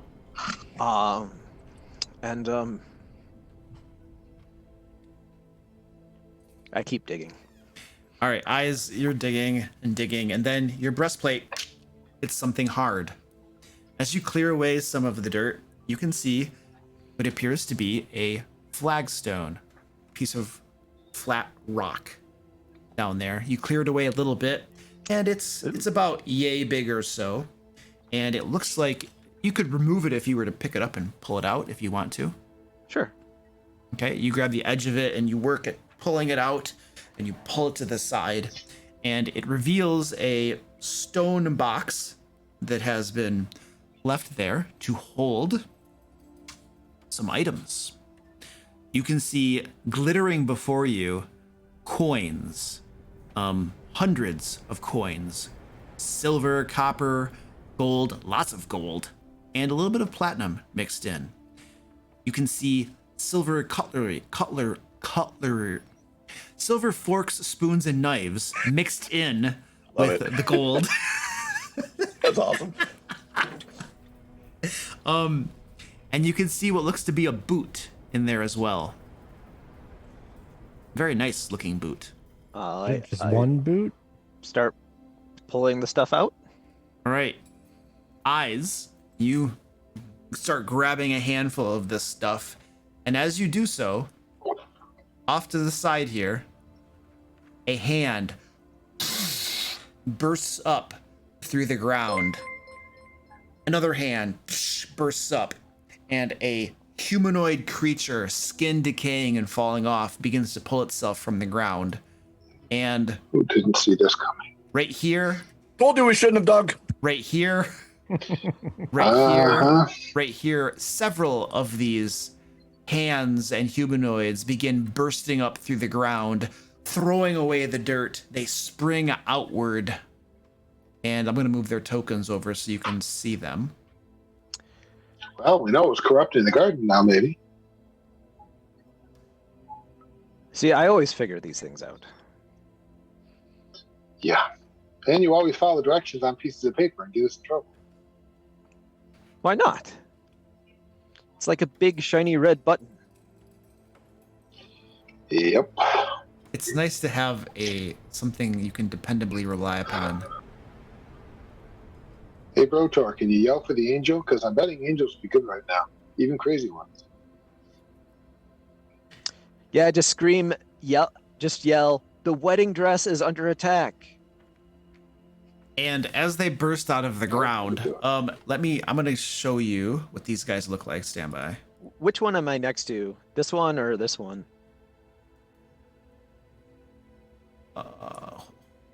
The other one. You're like right there digging. Yeah. Give me a hot second.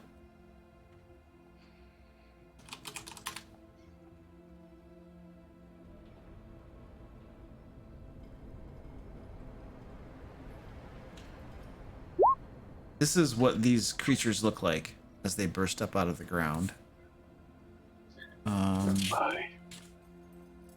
What's this other one?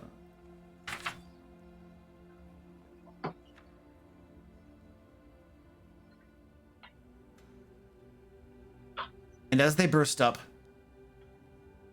weapons in hand, the one nearest to you, Eyes, as you're on your knees, face down in this hole, you're kind of glancing up as it bursts out. It points at you and says, "Thief!"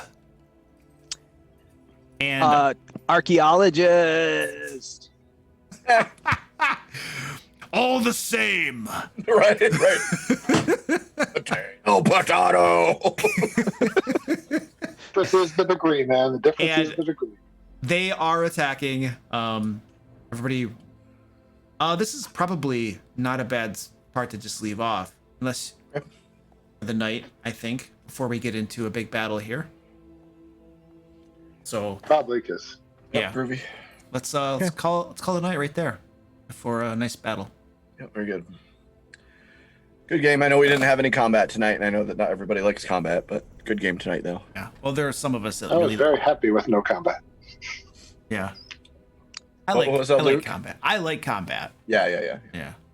I know some I was players quite like it happy too. with that. Well, I feel like combat. I like combat too. I enjoy combat. That's the whole reason why we have dice and all that. But I know that sometimes it doesn't happen, and I thought we did good. I thought it was good party stuff tonight, right? I'll tell you. I know we're doing a wrap up, so real quick, I'll tell you, I really liked that. And I know like we have a lot of complaints about the system we do, a lot about the Roll20. I like that we were all able to kind of explore different areas, and it was not a chore. It was quickly. I mean, you switch screens. I mean, it might not have been easy, but certainly easier than you drawing it out. Oh yeah. Separately for each area. Yep. So I thought that was pretty neat. I just wanted to throw that my 2 cents in there. It was nicely done. I'm glad they could do it. I'm glad that I could pay $25 to buy the pack and Roll20 and not have to do all this myself. Yeah. Yeah. That's got to have helped. Yep. I've only ever run my own games, so I haven't tried it with the packs, but they seem pretty cool if you're running something that works. So. It's amazing. Yeah, I've been I running love it. Dungeon of the Mad Mage, Yep. Me too. and we play for 3 hours on Monday, Yep. and we get through like 5-6 encounters. Yeah. You It's can great. I even- agree. Yeah. Begin to imagine, Yeah. like how awesome that is. Yep. And is I'm that- also running Dungeon of the Mad Mage. And it's so good. It runs so well on the system. Oh, that's just because everything's already on the map and stuff. And Yeah, it's easier. and you have exactly. It's easy to you go from room to room. You know what's where. I mean, but you still have to put in your work as a GM. Like there's some areas that are populated by drow, and you have to make sure that you're not just leaving them on the map. Like they would coordinate or gather if they know somebody's coming, and so Right. Yeah. Yeah. Effective before you reveal the fog of war, right? You just make sure that the creature doesn't have a stealth check, and that's if you just follow that, then Yeah, you're pretty good. Yeah. you can get like 80% of the way there. Anyway, so next game I suspect more combat, not for any particular reason, just because we're ramping up There's a towards that. possibility. Well, aside from this combat, I think we're ramping up towards more combat coming. So Maybe. I think thought there's for a lot sure of we were going to festivities. try to smite the Solar. I know. Yeah. I was I hope it's wondering. not actually a Solar. That won't end well. Yeah. I don't care what Like it is, it's CR not going to I was. Sorry, go ahead. I was gonna say I was half worried. I'm not sure. I haven't looked at the angels, or actually ever fought an angel before. Well, actually, I did fight Solars once, but I was like 20th level. Yeah, Solar's a CR21, so hopefully it's not that, and we fight it. Holy jeez, man! Yeah. Didn't we battle guys. those in the Okay. giant one? Have a good night, guys. All right. Bye, Brawlord. See you Yep, later. See, Aaron. I mean, we like summoned a Diva once. I don't know if we ever encountered Solars. Yeah. What was the one? What did we battle in giant land? I don't remember. Oh, we didn't actually fight them. We fast talked them. Oh, we ran away. Whatever they were, we left. Yeah, that's right. I don't remember. All right, folks. I'm gonna All right. wrap this up and See you stuff. next time. So we'll Yep. see you in a couple of weeks. I'm sure you'll get at least one battle right here with these undead dudes. Yeah, they All look right. so friendly too. So I'm looking forward to it. Yep. And I for think it'll be kicking good. eyes in the head once for summoning the dang thing. Yeah. What? Summoning undead? Oh, it's good. It's all good. It's All right. good. All right. Very Bye. enjoyable, guys. Yep. See you later. Yep. Later. All right, where is the... Oh, no. Ah! You guys can't see me. This is funny. My camera's going to be all blue. Ah! I forgot to change the color crap. But it doesn't matter because we're pretty much done for tonight. We're just going to find somebody to raid, and then we're going to call it a day. So let me find... All my screens are backwards, as they always are when I'm playing a game. Let me find someone to raid here.